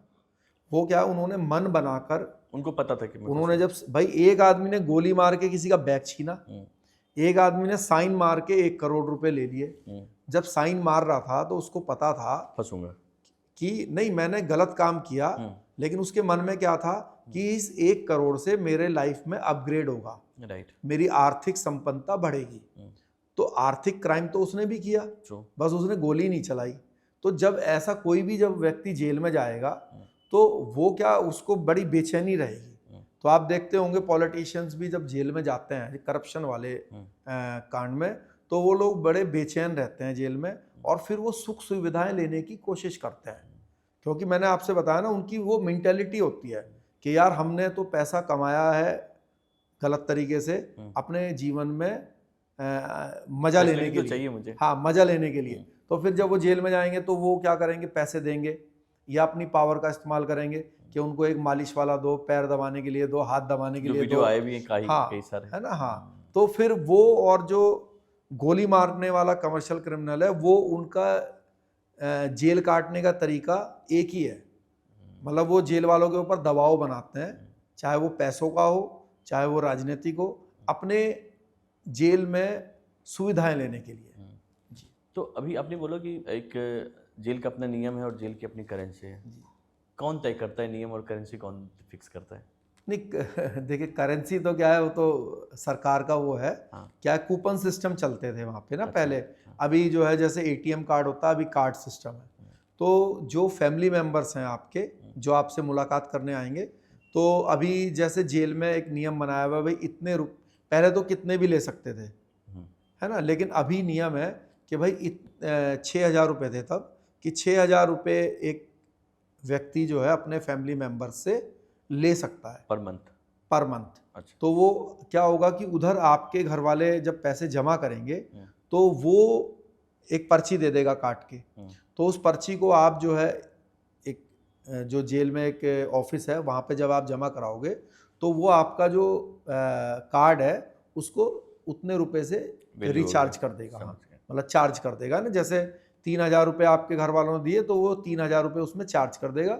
फिर आप उस 3,000 रुपये से जेल के अंदर जो बिकने वाला सामान है खाने पीने का, या अच्छा। फिर जो आपके रोज़ के ज़रूरत की चीज़ें हैं जिसमें तेल है, साबुन है, ब्रश है, टूथपेस्ट है, या जो भी चीज़ है, तो बाल्टी है, मग है, वो आप उससे ले सकते हैं। बट जेल में ये बेसिक सुविधाएं तो होगी ही। हाँ, जेल में, हर जेल में कैंटीन होती है अच्छा, जिसमें ये सब सामान जो है वो मिलता है। ठीक है। अभी जो आपने 4 कैटेगरी बताई और बताया कि जैसे कि जो प्रोफेशनल किलर हैं वो अंदर भी दवा बनाते हैं। तो जब आपकी इंटरव्यू तो आप पे किसी तरह का दबाव आया था? नहीं, क्या है कि मुझ पर तो देखो कोई दबाव नहीं आया। एक्चुअली मैं तो क्या है, न्यूट्रल पर्सन था भाई, ना बट तो लगा हो ना कि कमज़ोर है बच्चा है, अभी इसको थोड़ा-सा हाँ नहीं, वसूल सकते हैं लेकिन इसके क्या घर है वालों कि से पैसे। जैसे जैसे क्या है, एक तो मेरा जो ये केस था ये बहुत बड़ा था, हाँ, बड़ा तो हाई प्रोफाइल केस समझ था। गया, हाँ। हाँ, तो और फिर हम लोग जो ये इन्होंने पूरा बहुत सारे लोगों को जेल में भेजा था, 12 लोग थे। तो जेल में ये भी बहुत मैटर करता है कि आपके पास कितने आपके साथी कितने हैं जेल में, तो मतलब केस में लोग कितने हैं। तो जैसे क्योंकि 12 लोग जब केस तो कोर्ट डेट पर जाएंगे तो एक साथ जाएंगे, तो अब 12 लोगों से कोई लड़ाई नहीं करेगा नहीं ना। करता है, अगर आप अकेले हो तो आपसे लड़ाई करने की कोई कोशिश भी करेगा। अच्छा, वो जो 12 आपके साथ हैं उनको आप जानते थे पहले से? नहीं, उसमें कुछ लोगों को मैं नहीं जानता था। अच्छा, हाँ, कुछ लोगों को नहीं जानता था और कुछ लोगों को जानता जानते था। अभी जेल पे ही आते हैं, फिर हम लोग आपके उस अफगानिस्तान वाले चैप्टर पे आएंगे। जेल में भी हम लोग दिल्ली में देखते हैं, दिल्ली में एक बड़ा गैंग है जो कि जैसे कि मुंबई में अंडरवर्ल्ड चलता है, जी जी वैसे ही दिल्ली और आउटर एरिया में उसके जी जी जी बहुत सारे गैंग एक्टिव हैं। जी और आए दिन हम लोग देखते रहते हैं कोई ना कोई घटना होती है, वो नीरज भवाना का गैंग हो जी। या फिर रोहिणी कोर्ट में जो कांड करते हाँ हैं ये हाँ लोग, हाँ। फिर अभी किसी को मार भी डाला था जेल में। तो ये लोग जो ये प्रोफेशनल किलर वाले कैटेगरी में हाँ है, हाँ तो इन सब से किसी से सामना हुआ हो आपको, कोई फेमस इस तरह के गैंगस्टर से? हाँ, नहीं, ये सब लोग मेरे साथ रहे हुए हैं। अच्छा, हाँ, सभी लोग, क्योंकि ये सब लोग जो हैं वो हाई सिक्योरिटी वार्ड में अच्छा रहते थे। हाँ रहते हैं। और मैं पूरा जो मेरा 13 इयर्स की जो जेल कस्टडी है वो पूरी हाई रिस्क में ही है, हाई सिक्योरिटी वार्ड में ही है। तो हाई सिक्योरिटी वार्ड में क्या है कि समय समय पे हर 3 महीने में, 2 महीने में जेल जो है वो ट्रांसफ़र होती है। जो तिहाड़ जेल है वो एक्चुअली क्या है कि उसका नाम तिहाड़ जेल है, बट उस तिहाड़ कैंपस में 8 जेलें हैं अलग अलग। अलग अलग, अच्छा, जिसका एडमिनिस्ट्रेशन भी अलग अलग सुपरिटेंडेंट के माध्यम से चलता है। तो जेल नंबर 1, जेल नंबर 2, समझ गया मैं। जेल नंबर 3 ऐसे करके हैं, तो जेल नंबर 8 तक है। तो क्या होगा कि जो हाई सिक्योरिटी, हर जेल में एक हाई सिक्योरिटी वार्ड है। तो जो हाई सिक्योरिटी वार्ड में प्रिजनर होंगे, मान लीजिए 20 होंगे, 50 होंगे, जितनी भी जिस जेल में स्पेस है, सेल है, उतने रखेंगे बंदे वो। तो उनका क्या है कि रेगुलर ट्रांसफ़र होएगा, इधर उधर मिक्सअप करते रहेंगे उनको सफल करते ना, रहते जिससे कि वो लोग जेल में कोई ऐसी गतिविधि ना कर पाए एक जगह रह के जो कि उनको प्रॉब्लम क्रिएट करे जेल अथॉरिटी को। तो उनके ट्रांसफ़र करते हैं।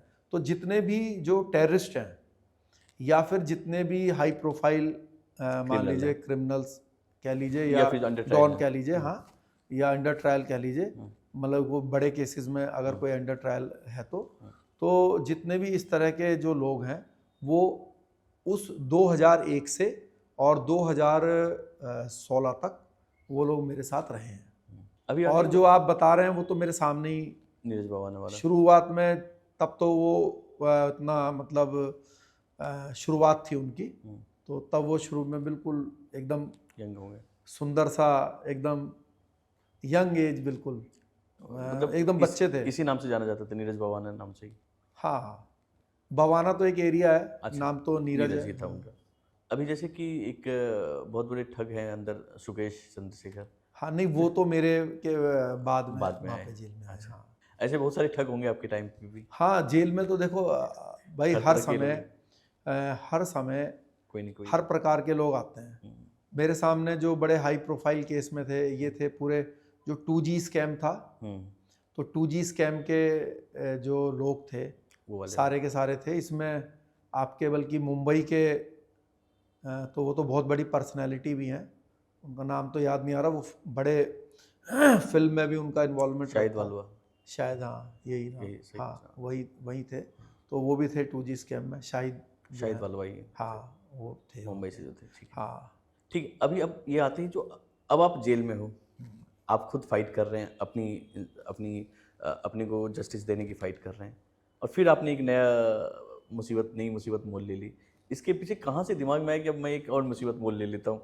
ऑलरेडी आपकी केस चल रहा है और फिर आपने वो सोचा कि अब मैं जाता हूँ अफगानिस्तान। ये क्या हुआ कि ऐसे क्या, मतलब मैं ये जानना चाहता हूँ कि एक लड़का 21 साल में जेल में है और 23-24 साल में फिर एक कांड करता है, वो क्या आइडियोलॉजी, क्या विचारधारा और क्या आपके अंदर वो जज्बा था कि भाई मुझे ये काम करना है जेल में रहते हुए? देखिए, ये क्या हुआ कि जैसे मैंने बताया कि हाई सिक्योरिटी वार्ड में सब लोग एक साथ रहते हैं, तो क्या होता है कि जो मतलब डे टू डे एक्टिविटीज़ हैं वो क्या है कि सुबह जैसे 6 बजे जेल खुलती है, जो आपके जो सेल हैं वो सुबह मॉर्निंग में 6 बजे खोले कौन से जाएंगे। साल की बात करें, साल बताते जाएं तो मतलब जिस साल ये हाँ घटना घटी थी तो हाँ हाँ ऑडियंस थोड़े कनेक्ट भी कर हाँ, पाएंगे। मतलब 6 बजे तो हमेशा ही खुलती है। तो जैसे ये तो मैं आपको day to day activities activity बता बता रहा रहे हूँ। हैं जी। तो जैसे 6 बजे खुलती है, तो क्या हुआ कि फिर उसके बाद सब लोग क्या करते हैं कि जैसे अपना फ्रेश वगैरह होंगे, नाश्ता वगैरह करेंगे, जिनकी कोर्ट डेट्स है वो कोर्ट डेट पर चले जाएंगे, और जिनकी डेट नहीं है वो लोग तो वहीं रहेंगे वार्ड में। तो फिर 9 बजे के आसपास जो है वो न्यूज़पेपर्स आते हैं।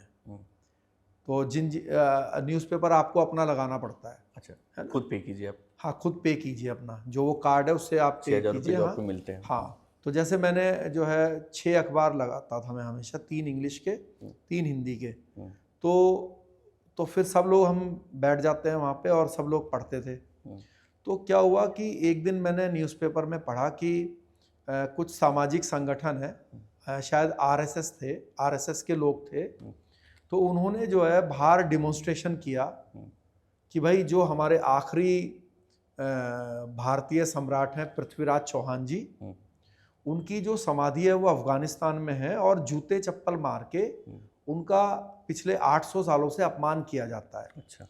तो उन लोगों ने ये डिमांड की थी कि भाई इनकी जो समाधि है भारत सरकार इसको वापस लाए और जो उनको उचित सम्मान मिले हमारे सम्राट को, और ये अपमान को बंद किया जाए।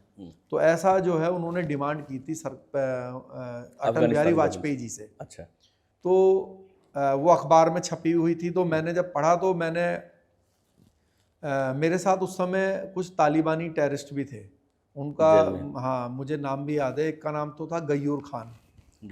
हाँ, एक का नाम था ताज़ा खान। साल कौन सा था अगर याद बता दें? ये साल है आपका 2002-3 का पीरियड है। ठीक है। जब मैंने ये न्यूज़पेपर में पढ़ा तो मैंने उनको ऐसी बातचीत, जैसे फिर न्यूज़ पढ़ते हैं तो उस पर डिस्कशन भी करते हैं ना, जैसे कोई भी न्यूज़ हो चाहे, तो फिर काम भी किया, चर्चा ही दिन भर चर्चा करनी है। हाँ, मतलब फिर न्यूज़ जैसे पढ़ेंगे तो फिर उस पर डिस्कशन होगा। मान लीजिए कोई नक्सल से रिलेटेड है या कोई कश्मीर से रिलेटेड है या कोई भी, तो उस पर भी डिस्कशन होगा आपस में। तो फिर मैंने उनको कहा कि यार ये तो आपके देश में बड़ा गलत होता है भाई, और ये तो अच्छी बात नहीं है कि किसी ऐसे सम्राट के ऊपर जूते चप्पल मारे जाएं, रखे जाएं। तो मैंने कहा देखना भारत सरकार इसको लेके आ जाएगी, क्योंकि आरएसएस ने डिमांड की है और प्रधानमंत्री जो है अटल जी जो है खुद उनकी भावना इससे जुड़ी हुई है। क्योंकि आपको बता दूं कि अटल जी ने खुद पार्लियामेंट में 2 बार बोला है कि भाई ऐसे ऐसे वहाँ पे अपमान होता है और ये हमें अच्छा नहीं लगता है। वो उन्होंने खुद प्रयास भी किया था जब वो 80s में विदेश मंत्री थे। और उसमें अफगानिस्तान में तालिबान का राज्य चल रहा था। किस समय? जिस साल की बात कर रहे हैं 2001 में। हाँ, वो तो तालिबान, हाँ, जब ये ट्विन टावर अटैक के बाद जो है तालिबान तो उससे पहले था, but after twin tower attack तो हाँ, फिर तो वहाँ पे नाटो फोर्सेस और तालिबानियों का आपस में लड़ाई शुरू हो गई थी। तो ये जो पीरियड है उस समय तो मेरे ख्याल में लड़ाई शुरू हो चुकी थी, चल रही थी वहाँ पे लड़ाई।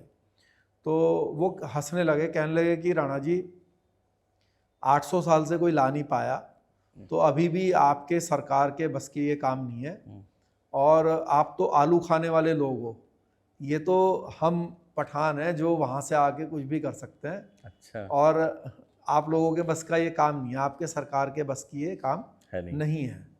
तो मैंने कहा, मतलब मेरे मुंह से ये ऐसा निकल गया कि चलो कोई बात नहीं, अगर सरकार नहीं करेगी तो मैं अफगानिस्तान जाऊंगा। तो वो और हंसने लगे, कहने लगे कि राणा जी आप क्या ऐसी बात करते हो, और अगर इतना ही आसान आपको लगता है तो पहले आप तिहाड़ से ही निकल जाओ। हाँ, यही। हमारे इतने बड़े बड़े संगठन हैं तो हम लोग तिहाड़ से नहीं निकल पाते हैं, तो पहले आप इस तिहाड़ के दरवाजे से ही बाहर निकल के दिखाओ। वहाँ जाना तो बहुत दूर की बात है। तो मैंने कहा कि ठीक है, तिहाड़ से भी निकलेंगे और अफ़गानिस्तान भी जाएंगे। तो अब क्या है कि ये बात मुंह से निकल गई, और आपको बता दूं कि ऐसा ये ईश्वर की इच्छा थी जो ऐसा निकल गया। अब अगले दिन से उन्होंने मजाक बनाना शुरू कर दिया जेल में। हाँ, क्यों देखिए जेल में एक बात है कि जेल में आप अवॉइड नहीं कर सकते ना किसी को। अगले दिन जब सुबह 6 बजे खुलोगे तो फिर वही चेहरे। हाँ, ऐसा तो है नहीं कि आपने अपना मोबाइल फोन बंद कर लिया और सामने वाले की बात सुनोगे नहीं। जेल के अंदर तो आपकी मजाक उड़ाने लगेंगे लोग जो है, अगर कुछ भी ऐसी बात आपने बोली। हाँ, तो फिर वो लोग मजाक करने लगे। हाँ भाई, कब जा रहे हो अफगानिस्तान राणा जी, कब जा रहे हो तिहाड़ से बाहर।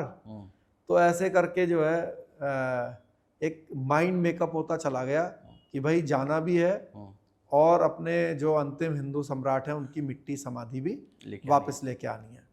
तो फिर उसके लिए, क्योंकि सबसे पहले तो तिहाड़ जेल उसमें सबसे बड़ी बाधा थी, और वहाँ से निकलना, क्योंकि केस में तो टाइम लगने वाला था तो उतना वेट संभव नहीं था। तो फिर ये मन बनाया कि भाई जेल से एस्केप होना है और तिहाड़ जेल से फरार होके जाके अफ़गानिस्तान जाना है। तो इसके लिए फिर कई प्लानिंग्स बनाई, और फिर जब सक्सेस मिली तो ये 17 फरवरी 2004 को मैं तिहाड़ जेल से एस्केप हुआ, और ये हमारे देश की जो है आज तक की सबसे बड़ी escaping, one of the biggest escaping मानी जाती है। तो फिर मैं तिहाड़ जेल से निकला 2004 में, और फिर निकल के जो है बांग्लादेश, दुबई होते हुए अफ़गानिस्तान गया। आपके पास पासपोर्ट था आपका? नहीं, पासपोर्ट नहीं था। अच्छा। तो पासपोर्ट मैंने बाहर निकलने के बाद जो है वो झारखंड रांची से मेरा पासपोर्ट बना। तो पुलिस तो एक्टिव हो गई क्योंकि शेर सिंह राणा जेल में नहीं है। हाँ, पुलिस तो एक्टिव होगी, नेचुरल बात है। क्योंकि उन पे तो बहुत बड़ी उन पे सवाल हो रहा होगा कि तिहाड़ से अगर शेर सिंह राणा गायब हो सकता है। हाँ, तो बट कहाँ गया वो? इन्होंने ये नहीं सोचा होगा कि ये इंडिया छोड़ के ये अफगानिस्तान चला जाए? हाँ, नहीं देखिए, वो लोग तो भाई अपने जो वो तो उत्तराखंड ढूंढ रहे होंगे आपको। हाँ, नहीं देखिए, आपको बता दूं मैं, या फिर जेल से वो प्लानिंग पता कर रहे होंगे क्या डिस्कस कर रहा हाँ, था। वो सब भी उन्होंने जो दूसरे जो जेल के अंदर बंद थे उनसे भी इन्वेस्टिगेशन किया। तो लेकिन क्या है कि देखिए, पुलिस भी बड़ी समझदार है और हमारी सोच से भी बहुत ज़्यादा समझदार है। उसमें भी एक से एक काबिल ऑफिसर हैं। तो जब वो लगेंगे और फिर उनके पास पूरे इक्विपमेंट्स हैं, तो वो भी मेरे पीछे पीछे ही एक तरीके से, मैं आगे आगे और वो मेरे पीछे पीछे, जब तक मैं इंडिया में रहा। और जब मैं बाहर भी चला गया तो उनको मेरी काफ़ी एक्टिविटीज़ की नॉलेज अपडेट था उनको। अपडेट रहा। असल में क्या है कि पुलिस जो है ना, वो बहुत सारी चीज़ों को आम लोगों से या मीडिया से साझा नहीं करती। बट इट डजेंट मीन कि उनको पता नहीं है। फॉर एग्जांपल, आप देखेंगे कि जैसे दाऊद इब्राहिम है, तो एक ही फोटो जो है चलती है मीडिया में। आप कभी भी देखना, वो एक फोटोग्राफ है उनके पास, जो वो मैच देखते हुए दुबई में जो है फ़ोन रखा हुआ है सामने और वो बड़ा सा चश्मा लगाया हुआ, वो फोटो चलती है। लेकिन क्या है कि जो हमारी जो एजेंसी हैं, हो सकता है कि अभी जब सुबह आज नाश्ता किया हो उसकी भी फोटो, तो वो फोटो भी उनके पास हो और क्या नाश्ते में खाया वो भी हो, लेकिन वो आपसे शेयर नहीं करेंगे, है ना। तो उनको बहुत कुछ नॉलेज होती है बट वो पब्लिकली उसको जो है शेयर नहीं करते। तो ऐसे वो मेरे पीछे भी लगे हुए थे, तो उनको बहुत सारी चीज़ें मालूम पड़ गई थी, भाई किस नाम से पासपोर्ट बना हुआ है, अच्छा, है ना, कहाँ से बना। वो अपना काम कर रहे थे और मैं अपना काम कर रहा था। हो सकता है कि उनको ऐसा भी लगा हो कि चलो देश के लिए कुछ अच्छा काम कर रहा तो पहले कर लेने दो, फिर ले आएंगे, ये भी हो सकता है। हाँ, तो ये तो उनकी अपनी वो होगी। एक थोड़ा सा अगर वो बता दें कि जेल वाला जो प्रोसेस है आपके एस्केप का, वो मतलब बनाया कैसे प्लान आपने, कि क्या उसमें लूप किया? आपने बहुत जगह बताया भी है और बहुत जगह चर्चा भी इस बात की, वो थोड़ा सा बता पाएंगे एस्केप हुए कैसे? हाँ, देखिए क्या है कि मैं कोर्ट डेट्स पर बाहर जाता था। तो कोर्ट डेट पर जब बाहर जाते हैं तो जो दिल्ली पुलिस की जो एक बटालियन है उसका ये काम होता है कि जेल से लेना और फिर जिस भी कोर्ट में उनको पेश करना है वहाँ पर उनको पेश करके वापस लाना। तो इस दिन जो है मेरी भी कोर्ट में पेशी थी हरिद्वार में। तो सेम केस में नहीं, एक क्या हुआ कि जब फूलन का केस लगा मेरे ऊपर तो मेरे ऊपर जो है उन्होंने गैंगस्टर एक्ट लगा दिया था।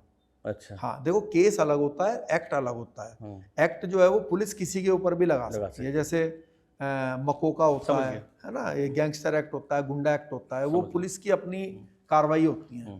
तो पुलिस ने गैंगस्टर एक्ट का एक केस मेरे ऊपर हरिद्वार में लगा दिया था फूलन देवी के केस के बाद में।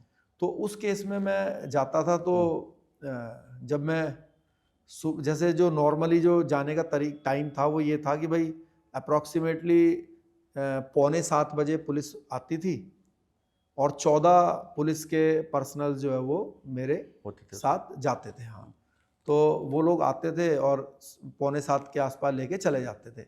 तो मैंने क्या किया कि मतलब जो हमारे कुछ साथी थे, जैसा कि पुलिस अपने चार्जशीट में बताती है कि शेर सिंह ने अपने कुछ साथियों को एज ए पुलिसमैन तैयार किया और वो लोग जो है जो असली पुलिस थे उनसे पहले ही जो है वर्दी पहन के अंदर आ गए और अंदर से आके जो है कागजी कार्रवाई निपटा के वो लोग मुझे लेकर चले गए। और उसके बाद फिर असली पुलिस वाले आए और जब वो असली आए तो जब उन्होंने जेल वालों से कहा कि भाई शेर सिंह कहाँ है, तो तब ये बात खुली कि भाई शेर सिंह को तो उसके जो साथी हैं वो पहले ही ले जा चुके हैं। तो ये हुआ। अभी जब ये प्लान बन गया, आपने प्लान बना लिया, तो मुझे जिस एज में आप थे, और ऐसा तो नहीं हुआ कि कल सुबह कोई ताना दे रहा है तो आप अफगानिस्तान निकल जाओगे, है ना, कि दो टेररिस्ट आपको तालिबानी ताना दे रहे हैं कि क्या हुआ रणजी जी गए और आप निकल गए, ऐसा तो नहीं होता है। हाँ। आपके अंदर कुछ क्या उसको लेके क्या जज्बा था, क्या कोई आइडियोलॉजी थी आपकी कि भाई एक होता नहीं, एक विचारधारा भी है मेरा कि मैं देश की, देखिए विचारधारा तो मेरी, जैसे हम तो बचपन से ही जो है जो हमारे महापुरुष हैं जी, उनकी कहानियाँ पढ़ते और सुनते आ ही रहे थे। तो हमेशा जब से हमने ये सुना था कि भाई जो पृथ्वीराज चौहान जी हैं उनकी जो समाधि अफगानिस्तान में है, क्योंकि जब सबसे पहली बार मैंने ये बात कब सुनी, जब हमारा एक प्लेन हाईजैक हुआ था ना कंधार। हाँ, तब जो जसवंत सिंह जी थे विदेश मंत्री, तो उन्होंने तब ये जानकारी आकर दी थी। अच्छा। कि भाई ऐसे ऐसे जो है हमारे जो पृथ्वीराज चौहान जी जो हमारे सम्राट थे उनके साथ ऐसे ऐसे होता है। तो तब मीडिया के माध्यम से ये बात पता चली तो तभी एक गुस्सा भी आया, दुख भी हुआ, लेकिन इतना तब ना तो दिमाग काम करा कि भाई हमें क्या करना चाहिए। तो आप समझिए कि वो जो मेमोरी थी वो रिपीट हो गई जब मैंने वो अखबार में पढ़ा उस दिन। तो फिर से वही बात मुंह से ईश्वर ने निकलवाई। और आप मतलब क्या हुआ कि जब मैंने ऐसा मेरे मुंह से ईश्वर ने निकलवा दिया, क्योंकि देखो लोग ये बोलते हैं कि भाई शेर सिंह जो है तिहाड़ जेल से फरार हो गए, अफगानिस्तान तक चले गए। आपको मैं दिल से बता रहा हूँ कि मेरी कोई इतनी, ना तो मैं कोई इतना बुद्धिमान हूँ, ना मेरी कोई इतनी हैसियत है, ना कोई इतना बहादुर हूँ। ये क्या है, ईश्वर ने रास्ता बनाया। अच्छा। उन्होंने रास्ता बनाया। और क्या हुआ कि जब मैंने ये बात बोल दी तो फिर मैं रात को जैसे प्लानिंग बनाने लगा और फिर मैं इमेजिन, जैसे आदमी सोते हुए सोचता है ना, विचार करता है, तो वही विचार करते करते फिर सो जाता है। यही नियम होता है सबका। तो जब मैं सोचते सोचते सोता था तो कुछ दिनों के बाद जो है मतलब मेरे को ऐसा दिखने लगा जैसे सपना टाइप का आता है जो मैं मेमोराइज करता था कि जैसे वहाँ पे पृथ्वीराज जी की समाधि है और मैं ऐसे ऐसे खुदाई कर रहा हूँ। और आप यकीन नहीं करेंगे कि जब मैं वहाँ पे जिस जगह पर मैं पहुँचा देयक में, जहाँ पे उनकी समाधि थी, तो वो बिल्कुल वैसी ही थी जैसा मेरे को जो है सपने में मतलब इमेजिन होता था या मैं जैसा विजुलाइज करता था। तो बिल्कुल वैसी ही जो है मेरे को देखने को मिली। तो मुझे ऐसा भी लगता है कि ईश्वर ने शायद उनके मुक्ति के लिए मुझे चुना। मैं सौभाग्यशाली हूँ और प्रभु की ही इच्छा है, तो उन्होंने ही रास्ता बनाया कि भाई तिहाड़ से निकलना। वरना तो सोचिए कि मैं आज भी जब दिल्ली में घूमता हूँ और तिहाड़ के आसपास से जब जाता हूँ तो जब उसकी ऊंची ऊंची दीवार देखता हूँ ना तो खुद ही सोचता हूँ यार तू यहाँ से कैसे निकल गया। लेकिन बात है। हाँ, लेकिन क्या है कि जब ऊपर वाले ने आपसे कोई कार्य कराना होता है तो फिर वो रास्ता खुद ही बना देते हैं। तो ये रास्ता उन्होंने बनाया और मेरी जो भावना थी वो तो देखिए हमेशा चाहे वो सम्राट पृथ्वीराज चौहान हो या फिर हमारे देश के लिए, इस धरती के लिए किसी ने भी कभी भी किसी भी धर्म के रहे हो, किसी भी जाति के रहे हो, अगर किसी ने कुछ किया है तो उनके लिए मेरी जो फीलिंग्स हैं वो बहुत ही पवित्र हैं। मैं हमेशा सोचता हूँ कि भाई जितने भी हमारे महापुरुष हैं उनके लिए अगर हम कुछ कर पाएँ जीवन में तो हमारा ये सौभाग्य है, ऐसा मैं सोचता हूँ। राइट। वापसी कैसे हुई अफगानिस्तान से? पहले मैं इधर से बांग्लादेश गया, जी। दुबई, सॉरी, जो मेरा पासपोर्ट बना। तो क्या है कि बांग्लादेश में रहने के लिए मुझे कुछ समय चाहिए था, तो मैंने वहाँ पर एक कॉलेज था नॉर्दर्न यूनिवर्सिटी, उसमें एडमिशन ले लिया। अच्छा। As a student. ये पूरा टाइम कितना, मतलब ड्यूरेशन कितना रहा होगा पूरे? ये ड्यूरेशन रहा करीब 2 सवा 2 साल। 2 साल आप फरार रहे? हाँ, 2.25 साल के आसपास। तो क्योंकि इसमें शुरू में तैयारियों में भी तो टाइम लगा बिल्कुल, ना। मैं समझ गया। हाँ, तो भाई पासपोर्ट का इंतज़ाम है और फिर बांग्लादेश में वीज़ा के लिए भी अप्लाई करना। हाँ, तो बांग्लादेश से तो हो नहीं पाया, बल्कि वीज़ा के लिए क्या हुआ कि जो बांग्लादेश में पाकिस्तान एम्बेसी है मैं उसमें चला गया, तो उन्होंने जो वहाँ पे ISI वालों से भी वास्ता पड़ गया, वो लोग मुझे लालच भी देने लगे और फिर डराने भी लगे, है ना। फिर हॉट टॉक हो गया उनसे, वो कहने लगे कि नहीं, एम्बेसी में तो नहीं हुआ। क्या हुआ कि जब मैं एम्बेसी में गया उनके और मैंने उनको कहा कि भाई मुझे पाकिस्तान का वीज़ा दे दीजिए और मुझे काबुल जाना है अफ़गानिस्तान, तो नीचे से ऊपर देखने लगे कौन है ये लड़का। हाँ, और फिर जब उन्होंने मेरा पासपोर्ट देखा तो पासपोर्ट था मेरा संजय गुप्ता के नाम से, तो वो भाई सोचेगा इंसान कि यार ये मतलब हिंदू व्यक्ति है, अफगानिस्तान क्यों जाएगा, तो अफ़गानिस्तान क्यों जाना चाह रहा है, और वो भी पाकिस्तान के रास्ते से जाना है तो दिल्ली से चला जा। तो उनको शक हो गया उस चीज़ का। तो फिर जब जैसे उन्होंने नियम बना रखा था कि वो अगर आप इंडियन पासपोर्ट होल्डर हैं तो आपको इंडिया से ही पाकिस्तान का वीज़ा लेना पड़ेगा। अच्छा।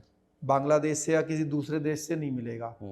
तो उन्होंने कहा आप दिल्ली से ले लो, तो फिर मैंने कहा नहीं, दिल्ली से नहीं, यहीं से दे दीजिए, बहानेबाजी मारी। तो फिर उनको शक और यकीन हो गया कि भाई ये व्यक्ति कुछ गड़बड़ घोटाला है, हाँ, नॉर्मल नहीं है, हाँ, नॉर्मल नहीं है। तो फिर उन्होंने मुझसे कहा चलो आपके केस में हम ट्राई करेंगे, और आप जो है रमज़ान का टाइम चल रहा है अभी, तो आप 14-15 दिन के बाद हमसे मिलो, संपर्क करो। तो एक नंबर एक्सचेंज करा दिया, एक नंबर दे दिया मेरे को, और एक मतलब व्यक्ति था उनका जो वीज़ा काउंसलर थे, ये सब उनसे मेरी बातचीत हुई। फिर उस व्यक्ति का फ़ोन आने लगे, तो वो एक्चुअली क्या है ISI के ही व्यक्ति थे, वो एजेंट हो गए। हाँ, क्योंकि उनका जो चाल ढाल बातचीत का तरीके से मुझे ऐसा एहसास हुआ।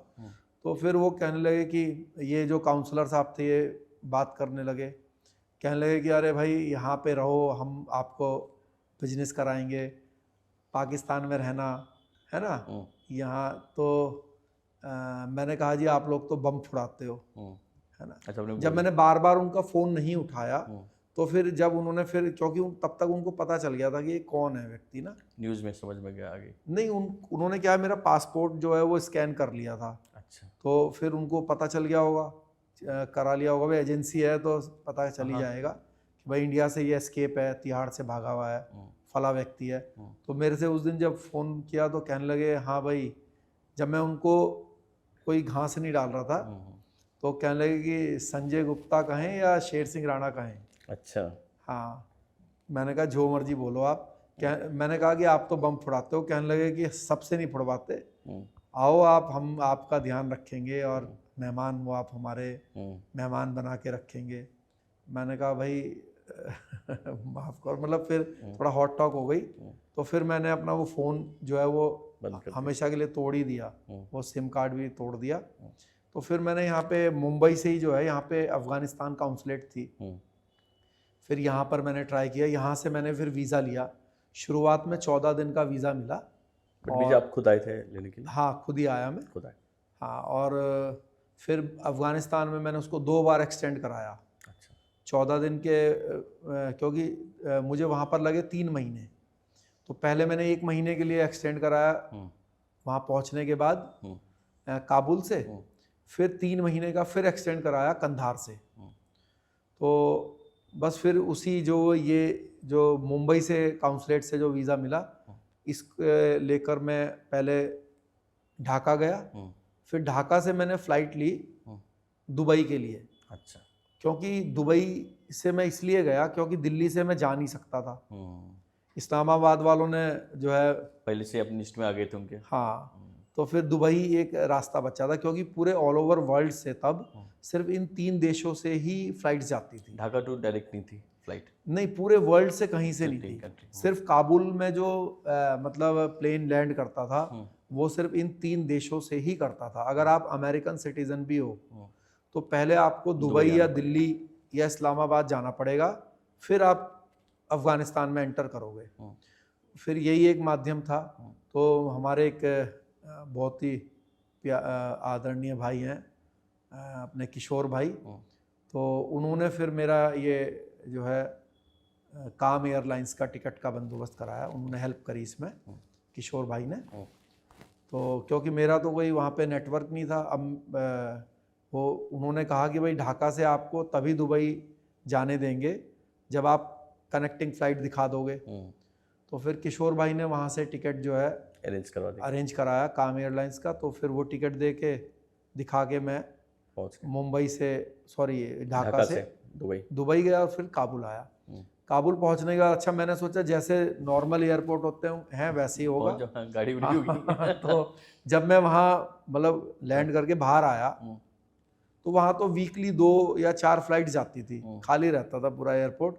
तो मैं थोड़ा सा जैसे इधर उधर देखने लगा, बातचीत करने लगा, तो जब मैं बाहर आया देखा एक भी बंदा नहीं वहाँ पे कोई। और जो उसका जो कंपाउंड एरिया था, मतलब उस एयरपोर्ट कंपाउंड के अंदर, मैंने सोचा टैक्सी वगैरह मिलेंगी तो कहीं जाऊँगा, तो वहाँ टैक्सी वैक्सी तो दूर दूर तक नहीं, वहाँ पे टैंक खड़े थे, आर्मी के जो टैंक थे वो खड़े हुए थे नाटो वालों के। हाँ, तो मैंने सोचा यार ये क्या चक्कर है, कुछ मतलब कौन से साल की बात है जब आप पहुंच गए थे वहाँ पे? ये है 2004 के दिसंबर की बात है। अच्छा।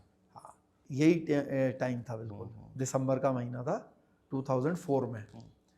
तो फिर मैं दोबारा अंदर गया, फिर मैंने एयर होस्टेस वगैरह से बात करी, फिर उन्होंने एक ऑफिस था वहाँ पे, तो उनसे मिला, मैं एक लड़का था वहाँ पे, मैंने कहा भाई मुझे कंधार जाना है। तो वो कहने लगे कंधार तो नहीं, यहाँ से फ़्लाइट वगैरह तो जाती नहीं है, बाय रोड जाना पड़ेगा। तो मैंने कहा चलो भाई आप बंदोबस्त कर देना।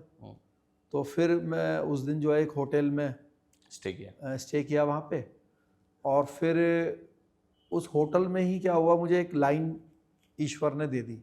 मैंने बताया ना जब भगवान का हाथ हो तो रास्ते जो है वो खुद ब खुद बनते चले जाते हैं। तो जिस होटल में मैं रुका, इत्तेफाक से क्या है कि एक अपने मुंबई के ही उसके मैनेजर थे। अच्छा। इंडियन थे, मैनेजर थे। तो उनका एक दोस्त था अफगानी। अच्छा। वो उस दौरान जो है कंधार गया हुआ था। तो जब उन्होंने मेरे से पूछा भाई किस लिए आए, तो मैंने उनको कहा यार भाई साहब मैं जो हूँ डॉक्यूमेंट्री फिल्म बनाता हूँ, तो मैं ये डायनेस्टी पे डॉक्यूमेंट्री फिल्म बना रहा हूँ, तो इसके लिए मुझे कंधार जाना है। तो उन्होंने उससे बात करी, भाई ये ऐसे ऐसे हैं और ये आना चाहते हैं वहाँ। तो उन्होंने फिर हमें कैसे आना है ये बताया कि इधर से बस मिलेगी और उसके आप यहाँ आना और यहाँ उतर के फिर मैं आपको रिसीव कर लूँगा। ठीक है। तो वो मुझे रास्ता मिल गया एक। तो अब क्या है कि जब मैं वहाँ पहुँचा तो वो जिस बंदे से उन्होंने बात कराई थी उसका नाम अमानुल्लाह था। अच्छा। तो उससे बात कराई तो वो कहने लगा कि किस देश के लिए जासूसी करते हो। अच्छा। तो मैंने कहा मतलब, कह रहा अरे भाई किसी के अंदर इतनी हिम्मत नहीं है कि कोई पहली बार अफगानिस्तान आए और फर्स्ट डे जो है वो कंधार आ जाए। कहने लगा कि मैं तो अफगानी हूँ और जब मैं काबुल से कंधार आता हूँ तो मेरी जो अम्मी है 10 बार मुझे गले लगाती है और कहती है मतलब कि भाई कहीं बम ना फूट जाए। कंधार का ऐसा कोई भी घर नहीं था जब मैं वहाँ था उस समय कि जिस घर के ऊपर कोई गोली का निशान या बम रॉकेट लॉन्चर का निशान ना हो, ऐसा एक भी घर नहीं था पूरे शहर में। तो मैंने खैर उसको संतुष्ट किया। मैंने कहा भाई मैं किसी देश के लिए जासूसी नहीं करता, अगर जासूसी करता तो आपके पास थोड़ी ना आता, उनका जो कोई माध्यम होगा वो मेरे को वहाँ पे भेजते। तो खैर वो उसको संतुष्ट करा मैंने। फिर उसने 2-3 जगह पर मुझे 2-3 दिन, अगले जो 2-4 दिन थे उसमें अलग अलग जगह पर घुमाया। कंधार में ही? कंधार में ही। अच्छा, आपने डायरेक्ट वहाँ नहीं गए पृथ्वीराज चौहान के? नहीं, पहले ये जानकारी थी, फर्स्ट इन्फॉर्मेशन ये थी मेरे पास कि कंधार में ही है। अच्छा। तो क्योंकि जब हमारा कंधार हाईजैक हुआ था ना प्लेन, जी। तो जसवंत सिंह जी ने आके बताया था। तो मैंने सोचा कि भाई ये प्लेन कंधार से लेकर आए हैं तो कंधार में एयरपोर्ट के आसपास ही होगा। तो मैं एयरपोर्ट के आसपास जो है ढूंढने लगा उसको। तो पूरा दिन मैं ढूंढा, बल्कि उस दिन मैं अकेले चला गया उसकी बिना जानकारी के, क्योंकि उसने कहा मुझे ऑफिस से छुट्टी नहीं मिल रही है, वो अपने ऑफिशियल वर्क से आया हुआ था। समझिए। तो उसने कहा जुमे के दिन चलेंगे हम लोग। तो मैंने सोचा कि यार 2-3 दिन क्यों वेस्ट करो, घुमाते, तू अकेले ही चला जा। तो मैं एक टैक्सी लेके खुद चला गया। तो मेरा अपहरण होते होते बच गया बल्कि। अच्छा। तो फिर वो मेरे से लड़ने लगा कि भाई मेरी जिम्मेदारी है, उसने भेजा तुम्हें और अभी आगे से नहीं जाओगे, ये है वो है। लेकिन खैर मेरा तो एक अपना मिशन था। तो फिर मिला नहीं। कंधार में हम लोग गए, बल्कि मैं आपको बता दूं कंधार में भी छोटे छोटे मंदिर थे। अच्छा। वो बंद थे, जैसे ताला लगा के, छोटे छोटे नहीं होते। और वहाँ पर एक डॉक्टर साहब थे। पूरे कंधार में सिर्फ एक ही जो है हिंदू पर्सन था पूरे कंधार में। पहले बहुत हिंदू थे वहाँ। वो अफगानी ही थे? हाँ, अफगानी। अच्छा।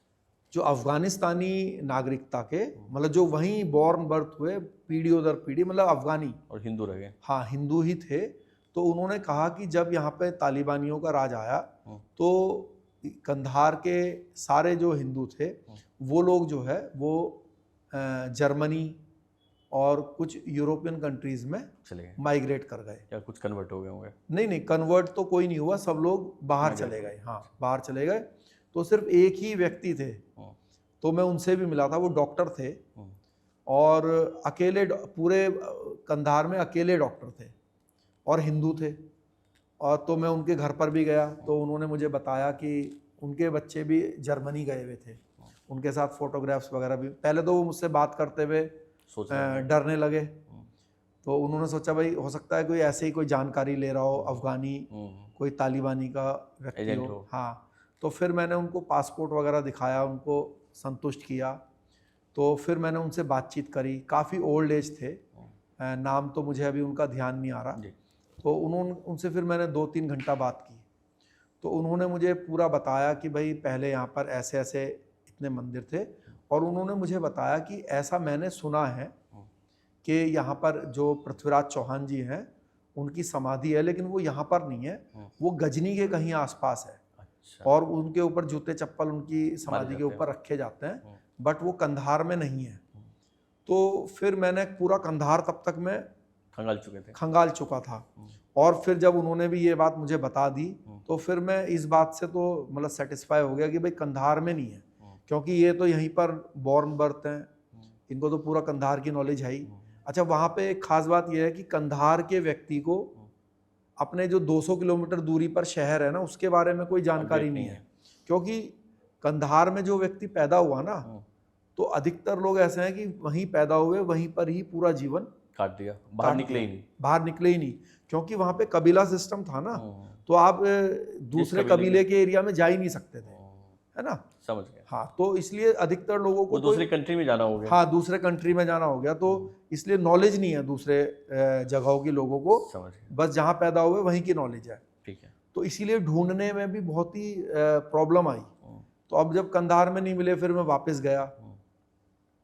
फिर मैंने दोबारा काबुल में खोजबीन करी। फिर काबुल से मैं गजनी आया, फिर गजनी में खोजबीन करी। और फिर गजनी से मैं गया हेरात। हेरात जो है बिल्कुल ईरान बॉर्डर पे है। हेरात गया। हेरात में भी क्या हुआ कि ये पता चला कि ये जो इनके बड़े भाई हैं, जो गौरी हैं, जिसकी लड़ाई हुई पृथ्वीराज चौहान जी से, मोहम्मद गौरी जिनको हम बोलते हैं, तो एक्चुअली उनका जो पूरा नाम है वो है शाहबुद्दीन गौरी, मोहम्मद शाहबुद्दीन गौरी। तो ये लोग दो भाई थे, इनके जो बड़े भाई थे उनका नाम था मोहम्मद गयासुद्दीन गौरी। गौरी जो है वो एक इनका टाइटल है, मतलब डायनेस्टी का नाम है, गौरी का नाम हो गया डायनेस्टी। उनका। हाँ, कबीले का नाम भी बोल सकते हैं ना। अफगानी थे वो लोग। हाँ, अफगानी थे।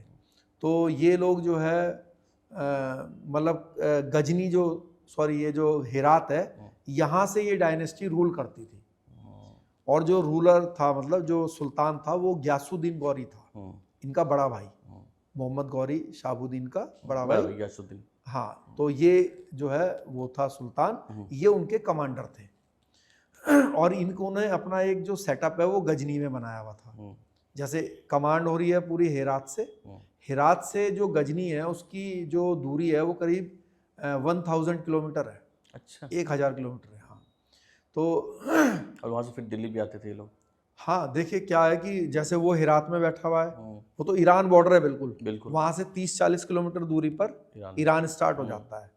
तो वहाँ पर मैं इनकी कब्र पे भी गया, जो गयासुद्दीन है, जो कि एक बहुत बड़ी मस्जिद है, जामा मस्जिद बोलते थे शायद, या पता नहीं क्या बोलते थे, वो इन्हीं की फैमिली ने बनाई थी। तो उसी में इनके पूरे फैमिली वालों की कब्र थी। तो मैं उस निशानी के तौर पे वहाँ से भी एक पत्थर लेकर आया था। अच्छा। और इनके जो फादर हैं दोनों के, इनके फादर का नाम था बहाउद्दीन सोम। तो इनकी जो बहाउद्दीन सोम है, इनकी कब्र जो है कंधार से करीब 40-50 किलोमीटर एक इंटीरियर एरिया है और पहाड़ है, और उस पहाड़ के ऊपर थी। तो वहाँ से भी मैं निशानी के रूप में एक पत्थर लेकर आया था और वीडियो रिकॉर्डिंग की थी। और फिर इधर हेरात आया, सॉरी इधर गजनी आया। तो गजनी के पास एक जगह है देयक, वहाँ पे पृथ्वीराज चौहान जी, चंद्र बरदाई जी और ये शाहबुद्दीन गौरी, इन तीनों की कब्र थी। अच्छा, साथ में यहाँ से भी फिर ये सब चीज़ लेकर आया। तो ये नहीं, थैंक यू, ये जो दोनों जगह से मैं लेकर आया, इसका रीज़न ये था कि मैं ये दिखाना चाहता था कि भाई जो हमारे भारत के लोग हैं वो अगर चाहें तो वो भी आपके बुजुर्गों को इंसल्ट कर सकते हैं, लेकिन हम लोग ऐसा नहीं करेंगे क्योंकि ये हमारे संस्कार नहीं है। जो व्यक्ति जीवित नहीं है हम उनको क्यों इंसल्ट करें, है ना। इसीलिए जब हम जिस दिन खुदाई कर रहे थे पृथ्वीराज चौहान जी के समाधि की और चंद्र बरदाई जी जो उनके कवि थे उनके समाधि की, तो जो मेरा साथी था, बल्कि वो जो मोहम्मद गौरी हैं उनकी कब्र को हथौड़ा मारने लगा, तोड़ने लगा। तो मैंने उसको रोक दिया। साथी मतलब वहाँ का लोकल ही था? हाँ, लोकल था। तो मैंने कहा भाई इनसे हमें क्या लेना देना है भाई, ये मतलब हम तो सिर्फ ये चाहते हैं कि हमारे, वो आपका साथ क्यों दे रहा था ऐसे ही जान? हाँ, क्या हुआ कि अलग अलग समय पे अलग अलग लोगों को मैंने अपने साथ में लिया। अच्छा। तो मुख्य रीज़न तो इसके पीछे पैसे थे। हाँ, तो मतलब थोड़ा, हाँ कंटिन्यू करते हैं। हाँ, तो पैसे की डील थी। तो ये जो है हमने कहा भाई हमें तो सिर्फ अपने महापुरुष से मतलब है, उसकी बेइज्जती नहीं होनी चाहिए, बाकी की छोड़ते हैं, बाकी हम किसी की करेंगे क्यों, है ना। तो फिर मैंने उसको रोक दिया, भाई नहीं तोड़। और आफ्टर ऑल क्या है कि देखो गौरी भी जो थे, मोहम्मद गौरी भाई, वो भी चाहे आप जब दो लोग युद्ध लड़ते हैं जीतेगा एक, वॉरियर ही थे। तो वॉरियर तो वो भी है, किसी वॉरियर को क्यों इंसल्ट करनी। और वो मोहम्मद गौरी ने तो नहीं इंस्ट्रक्ट किया होगा कि मेरी समाधि के बगल में बनाना और जूते चप्पल हाँ, रखना, ये भी बात है भाई। तो मोहम्मद गौरी तो कर दिया होगा। हाँ, मोहम्मद गौरी तो क्या है कि उस समय उनकी तो डेथ हो चुकी ना। अच्छा, कई लोग इसमें थोड़ा सा जो हिस्ट्री है, मैं थोड़ा इसमें हिस्ट्री में भी थोड़ी अपनी बात रखना चाहता हूँ। इसमें क्या है ना, 2-3 बातें आती हैं। जैसे इंडियन हिस्ट्री तो ये कहती है जो कि भाई मोहम्मद गौरी जो है वो पृथ्वीराज चौहान जी को जब 17 बार तो पृथ्वीराज चौहान जी ने हराया, और 17 बार हराने के बाद 18वीं बार धोखे से मोहम्मद गौरी ने उनको हराया जयचंद के और बंदी बनाकर जो है वो अंधा करके उनको लेके चला गया, है ना। नहीं, जयचंद जी का नाम उसमें नहीं आता। अच्छा। हाँ, जो ये पृथ्वीराज रासो है, उसमें जो जयचंद जी हैं उसमें इनका रोल नहीं आता इनके हारने में। अच्छा। जो मतलब जो षड्यंत्र है वो ये था कि क्या हुआ कि जब उसको ये पता चल गया कि ये जो हिंदू धर्म के लोग हैं, हिंदू राजा, ये लोग गाय को माता मानते हैं। तो गौरी ने क्या किया था कि बहुत सारी जो गायें थी ना वो पहले छोड़ दी। जिधर जैसे आमने सामने सेना थी तो बहुत सारी गायें को सामने ले आया, जिससे कि इनके ऊपर ये तीर या कोई भी हथियार ना चला पाए। तो उससे जो है फिर वो चारों तरफ से उसने घेर लिया अटैक किया। हाँ, और भी कई तरह के षड्यंत्र थे उसमें। तो मतलब इंडियन हिस्ट्री ये कहती है कि भाई ऐसे अंधा करके ले गया, और फिर पृथ्वीराज चौहान जी ने शब्द वेदी बाण से चंद्र बरदाई जी की हेल्प से गौरी को मार दिया। और उसमें दोहा ये बोला गया कि भाई 4 बांस 24 गज 8 अंगुल प्रमाण, ता ऊपर चौहान है, ता ऊपर सुल्तान है, मत चूको चौहान, है ना। तो ये इस तरह के अपनी कहानी है ये। हाँ, तो ये है इंडियन हिस्ट्री। पाकिस्तान हिस्ट्री ये बोलती है कि भाई जो मोहम्मद गौरी हैं, उनकी जो कब्र है वो झेलम के, मतलब पाकिस्तान में ही है, झेलम के आसपास कहीं बता। अच्छा, वो वहाँ की कब्र को नहीं मानते? हाँ, अफगानिस्तान हिस्ट्री ये बोलती है कि भाई ये जो जिस जगह पर मैं गया, ये शहाबुद्दीन गौरी की कब्र है, और ये बाहर जो है ये वो काफिर हैं जिन्होंने इनकी हत्या की। ठीक है, हत्या वाली बात तो कहीं ना कहीं सच है फिर। हाँ, तो अब जो एक ईरानियन हिस्ट्री है, अच्छा, एक ईरानियन हिस्ट्री है, और फारसी का जो इतिहास है वो सबसे मतलब एक्यूरेट माना जाता है। हाँ, एक्यूरेसी उसकी ज़्यादा है। राइट। तो क्या है कि ये उनकी हिस्ट्री में क्या है कि ये जो मैंने जो बताया देयक जो है, ये एक्चुअली क्या है कि एक कैसल था। पहले अलग से तो जेल बनती नहीं थी, जो कैसल होता था, कैसल के नीचे ही जैसे बंदियों को रखा जाता था। अच्छा, अब ये जो कैसल ऑफ देयक है, इसका एक पुराना इतिहास है। इतिहास क्या है कि जैसे कि लोग अभी अचंबा करते होंगे, भाई पृथ्वीराज चौहान जी को अंधा करा होगा या नहीं करा होगा। तो मैं आपको बता दूं, पृथ्वीराज चौहान जी से पहले, करीब 100 साल पहले, आपने एक सुल्तान का नाम सुना होगा, महमूद गजनवी जी, महमूद गजनवी, जिसने सोमनाथ टेम्पल को लूटा था, कई बार लूटा था, है ना। तो जो महमूद गजनवी था, उनके 2 लड़के थे। तो जो 2 लड़के, जब महमूद गजनवी का देहांत हुआ, जब डेथ हुई, तो ये दोनों लड़कों में आपस में लड़ाई हो गई राजगद्दी को लेकर, सुल्तान बनने को लेकर। तो ये जो छोटे वाला जो भाई था, मतलब छोटे वाला जो इनका लड़का था, उसने अपने बड़े भाई को अंधा कर दिया, मतलब बंदी बना लिया, और बंदी बना के अंधा करके जो है उसी कैसल ऑफ देयक में डाल दिया। तो ये घटना कब की है? पृथ्वीराज चौहान जी से 100 साल पहले की है, करीब करीब। ठीक है जी। तो हमें क्या पता चलता है कि वहां पर ऐसी घटनाएं घटती थी, और वहाँ पर जेल थी। इसका इतिहास जो है वो अगर आप गूगल पे सर्च करेंगे तो ये जो मैंने आपसे बताया, महमूद गजनवी के दोनों पुत्र की लड़ाई हुई है, उस जेल में रहे। फिर उसी जेल में आगे चल के जो है एक बहुत फारसी के बहुत बड़े जो है वो पोएट हुए, हाँ कवि हुए, उनका नाम भी आपको गूगल पे मिल जाएगा। तो वो भी उस जेल में 11 साल रहे हैं। तो उस जेल का एक इतिहास है, जैसे उस जगह की बात करें जहाँ पे, हाँ भाई, किसी जेल का इतिहास ऐसे ही बनता है ना कि फला आदमी तिहाड़ में रहा है।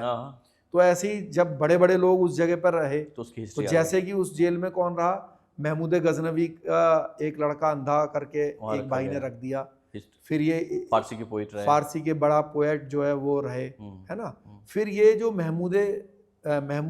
मोहम्मद गौरी है और इनके बड़े भाई जो गयासुद्दीन गौरी है, ये दोनों भाई भी उस जेल में रहे हैं। अच्छा, हाँ, बस ये अंधे नहीं करे उसने, इनके चाचा जो था सगा, उसने इनको बंदी बना के उस जेल में डाल दिया था। तो ये 7 साल उस जेल में रहे, और फिर जब ये वहां से छूटे, इनके चाचा ने छोड़ा, तो फिर इन्होंने दोबारा से अटैक किया, अपने उसको पूरे गजनी को दोबारा आग उग लगा दिया, कब्जा कर लिया, और फिर इन्होंने उसके जो अपना रूल था उस गजनी से आगे बढ़ाते हुए लेकर आए। तो इसमें क्या है कि जो मेरी समझ है वो ये बोलती है कि जो जैसे कि शहाबुद्दीन गौरी ने पृथ्वीराज चौहान जी को कैसल ऑफ देयक में लाके रख दिया होगा, तो अब जब लाके रख दिया होगा, क्योंकि वो एज ए कमांडर, वो तो युद्ध में रहता था हर समय। भाई पहले ऐसा तो था नहीं कि हवाई जहाज में बैठ के गए और शाम को अपने घर आ गए। पहले तो ऐसा था कि अगर सेना मान लीजिए वहां से चली है तो 5 साल तक आएगी नहीं वापस, 1 साल तक तो जाने में ही लगेगा घोड़ों पे, फिर युद्ध लड़ेंगे, फिर पता नहीं कितने साल वहां लग जाएं। तो क्योंकि एज ए कमांडर ये तो हर समय जो है मिशन पे रहते थे, तो मुझे ऐसा लगता है कि जो इनके पृथ्वीराज जी के जो कवि थे चंद्र बरदाई जी, जब क्योंकि सन 1192 में इनको बंदी बनाया गया पृथ्वीराज चौहान जी को, और जेल में अंधा करके रख दिया गया। फिर क्या हुआ, ये जैसे 10-12 साल इनको जेल में हो गए, तो किसी समय किसी के माध्यम से या तो उन्होंने कोई मैसेज कराया होगा, तो चंद्र बरदाई जी को मालूम जब पड़ा कि भाई पृथ्वीराज चौहान जी अभी भी जीवित हैं, क्योंकि ये भी नहीं पता चलेगा ना इधर के लोगों को, दिल्ली के लोगों को। अच्छा, दोनों अलग अलग गए थे, एक साथ नहीं ले गया था? हाँ, नहीं गौर सिर्फ इन्हीं को कैप्चर किया था। हाँ, वो तो फ्री थे। बट इनकी सेना फिर पीछे गई नहीं लड़ने के लिए? या नहीं, जब देखो जब युद्ध हार जाते हैं वो तो फिर जब दिल्ली पे कब्जा ही कर लिया, तो फिर भाई पहली बार जिसको हम स्लेव डायनेस्टी बोलते हैं इतिहास की पुस्तक में, तो वो स्लेव डायनेस्टी क्या है, जो कुतुबुद्दीन ऐबक है जिसने कुतुब मीनार बनाया, तो वो कुतुबुद्दीन ऐबक जो है वो गौरी का कमांडर ही तो था। जो मोहम्मद गौरी है, समझ गए, उसने कुतुबुद्दीन को गद्दी पर बैठाया और वापस चला गया, उसको पृथ्वीराज चौहान जी को लेकर तो अंधा करके रख दिया। फिर वो अपने मिशन पे दूसरी जगह गया। तो मुझे ऐसा लगता है कि जो चंद्र बरदाई जी हैं, जब इनको पता चल गया तो ये गए वहाँ पे। जब वहाँ पे जाके फिर इन्होंने चेक किया कि भाई वाकई में पृथ्वीराज जी यहाँ है कि नहीं, है या नहीं है, तो जब इनको पता चल गया है, अंधे करके रखा हुआ है और मतलब जीवित है, तो फिर इन्होंने, मुझे लगता है क्योंकि जो शहाबुद्दीन गौरी है वो तो वहाँ पर नहीं रहा होगा, और मुझे ऐसा लगता है कि शायद जो पृथ्वीराज चौहान जी हैं उन्होंने शहाबुद्दीन गौरी को नहीं मारा, उन्होंने ग्यासुद्दीन गौरी को मारा है। अच्छा, हाँ, ऐसा मुझे क्यों लगता है, क्योंकि वो तो हर समय युद्ध में रहता था, तो और उसको अगर चंद्र बरदाई जी जाके गौरी को बताते कि भाई ये 14 साल से तुम्हारी जेल में है और ये राजा शब्द वेदी बाण चलाना जानता है, तो गौरी को तो सब पता ही था उनके बारे में पहले ही, तो वो ऐसा रिस्क क्यों लेता। तो मुझे लगता है कि क्योंकि असली जो सुल्तान था वो तो था ग्यासुद्दीन गौरी, उसका बड़ा भाई, तो वो गए वहां पर हेरात जाके उन्होंने ग्यासुद्दीन गौरी को बताया कि सुल्तान, क्योंकि सुल्तान वही थे, कि आपकी जो जेल है गजनी में, जो आपका कैसल है, उसकी जेल में जो एक राजा है भारत का, वो अंधा है और शब्द वेदी बाण चलाना जानता है। तो उसको यकीन नहीं हुआ। अब पहले टेलीफोन तो थे नहीं कि फोन उठाया अपने भाई से पूछेगा हाँ भाई ये ऐसा है क्या, तो उसने कहा नहीं ऐसा तो हो ही नहीं सकता, कोई आदमी अंधा हो तो वो कैसे कोई बाण चला सकता है। तो उसने कहा कि आप देख लो। अच्छा, पहले जो सुल्तान थे, राजा महाराजा थे, उनको इस तरह से जो गेम्स देखने का शौक था कि भाई शेर को आदमी से लड़ा दिया, शेरों की लड़ाई करा दी, तो उसने कहा कि, तो उसने सोचा होगा यार वो तो अंधा व्यक्ति है, उसको 1000 किलोमीटर लेकर आएंगे, इससे अच्छा मैं भी एक काम करता हूँ, अपने साम्राज्य में थोड़ा टहल भी लूंगा, घूम भी लूंगा, और थोड़ा सा जो है एंटरटेन भी हो जाएगा और थोड़ा सा वहां का भी देख भी लूंगा। तो वो 1000 किलोमीटर मान लीजिए इधर आया और उसने ये प्रतिस्पर्धा रखवाई, मतलब ये गेम रखवाया कि चलो देखते हैं। क्योंकि जो चंद्र बरदाई जी ने दोहा बोला है उसमें क्या बोला कि 4 बांस 24 गज 8 अंगुल प्रमाण, ता ऊपर सुल्तान है मत चूको चौहान। तो क्या बोला, ता ऊपर सुल्तान है, तो सुल्तान की जो उपाधि थी वो थी ग्यासुद्दीन गौरी के पास। अच्छा। जो कि बड़ा भाई है। तो ऐसा मुझे लगता है कि उन्होंने जो है ग्यासुद्दीन को मारा, क्योंकि ग्यासुद्दीन जब मर गया तो फिर वो उस दिन से जो कैसल है वो खत्म हो गई। तो उन्होंने सोचा कि भाई इसको अब डेड बॉडी को हम 1000 किलोमीटर लेकर जाएंगे, पहले तो इतने साधन नहीं थे, तो उन्होंने फिर वहीं पर ही उसकी कब्र को दफना दिया। और ये जो दोनों लोग थे जिन्होंने के ऊपर हत्या का आरोप लगा, इनकी बेइज्जती करने के लिए उनके पैरों की तरफ दफना दिया। और इन लोगों ने एक दूसरे को मार दिया था ऐसे? इन्होंने एक दूसरे को मार दिया और वहीं पर ही इनको दफना दिया गया। तो उन्होंने ये सिस्टम बनाया हुआ है था कि भाई जब भी वो गौरी की कब्र पे जाएंगे तो वहां पे जूते चप्पल उतारेंगे और फिर अंदर जाकर जियारत करेंगे। तो ये सिस्टम था। आपने ये फारसी लिटरेचर की जो बात की, फारसी हिस्ट्री की बात जो की, तो उसमें भी इस तरह का जिक्र है या? उसमें जो है इस जेल का जिक्र है। अच्छा, हाँ, इस जेल का जिक्र है। हाँ, इस जेल का जिक्र है। और जो वहाँ की जो अपनी अफगानिस्तान की हिस्ट्री है उसमें ये जिक्र है कि भाई ये गौरी की कब्र है। अब गौरी कौन से वाला है ये नहीं जिक्र है। हाँ, लेकिन वो उसको शहाबुद्दीन गौरी मानते हैं। बट ये जिक्र है कि मारा गया, मतलब इन लोगों ने मारा था। हाँ, ये तो क्लियर है, मतलब ये उस तो history में हाँ, ये तो क्लियर है कि भाई उसको जो है नॉन मुस्लिम ने मार दिया था। मारा है। हाँ, ये बहुत सारे कंफ्यूजन हुए इंडियन हिस्ट्री में भी कि भाई वो एक कहानी है। नहीं, देखिए क्या है कि कोई भी जो इतिहास होता है उसमें एक्यूरेसी तो कभी हो नहीं सकती। राइट। ये जो आज भी हो रहा है ना, ये भी एक्यूरेसी नहीं हो सकती, क्योंकि सबकी निगाहें जो हैं वो अलग अलग लिखती और पढ़ती हैं। समझ गया। भाई आज देखो एक्यूरेसी कैसे हो सकती है। आज जिसको हम देशभक्त बोल रहे हैं वो दूसरों की निगाहों में आतंकवादी थे, चाहे वो भगत सिंह हो, लिखा भी चाहे है। वो चंद्रशेखर आजाद हो, ठीक है ना। जो लोगों को हम क्रुएलिटी का वो मानते हैं, आइडेंटिटी, चाहे वो हाँ Symbol, आइडेंटिटी symbol मानते हैं, होता है। हाँ, तो चाहे वो चंगेज खान रहा हो, चाहे वो गौरी रहा हो, उनके देश में जाएंगे तो वो उनके लिए पूजनीय है। भाई वहाँ पर जो मोहम्मद गौरी हैं उनकी जियारत कर रहे हैं वो लोग, है ना।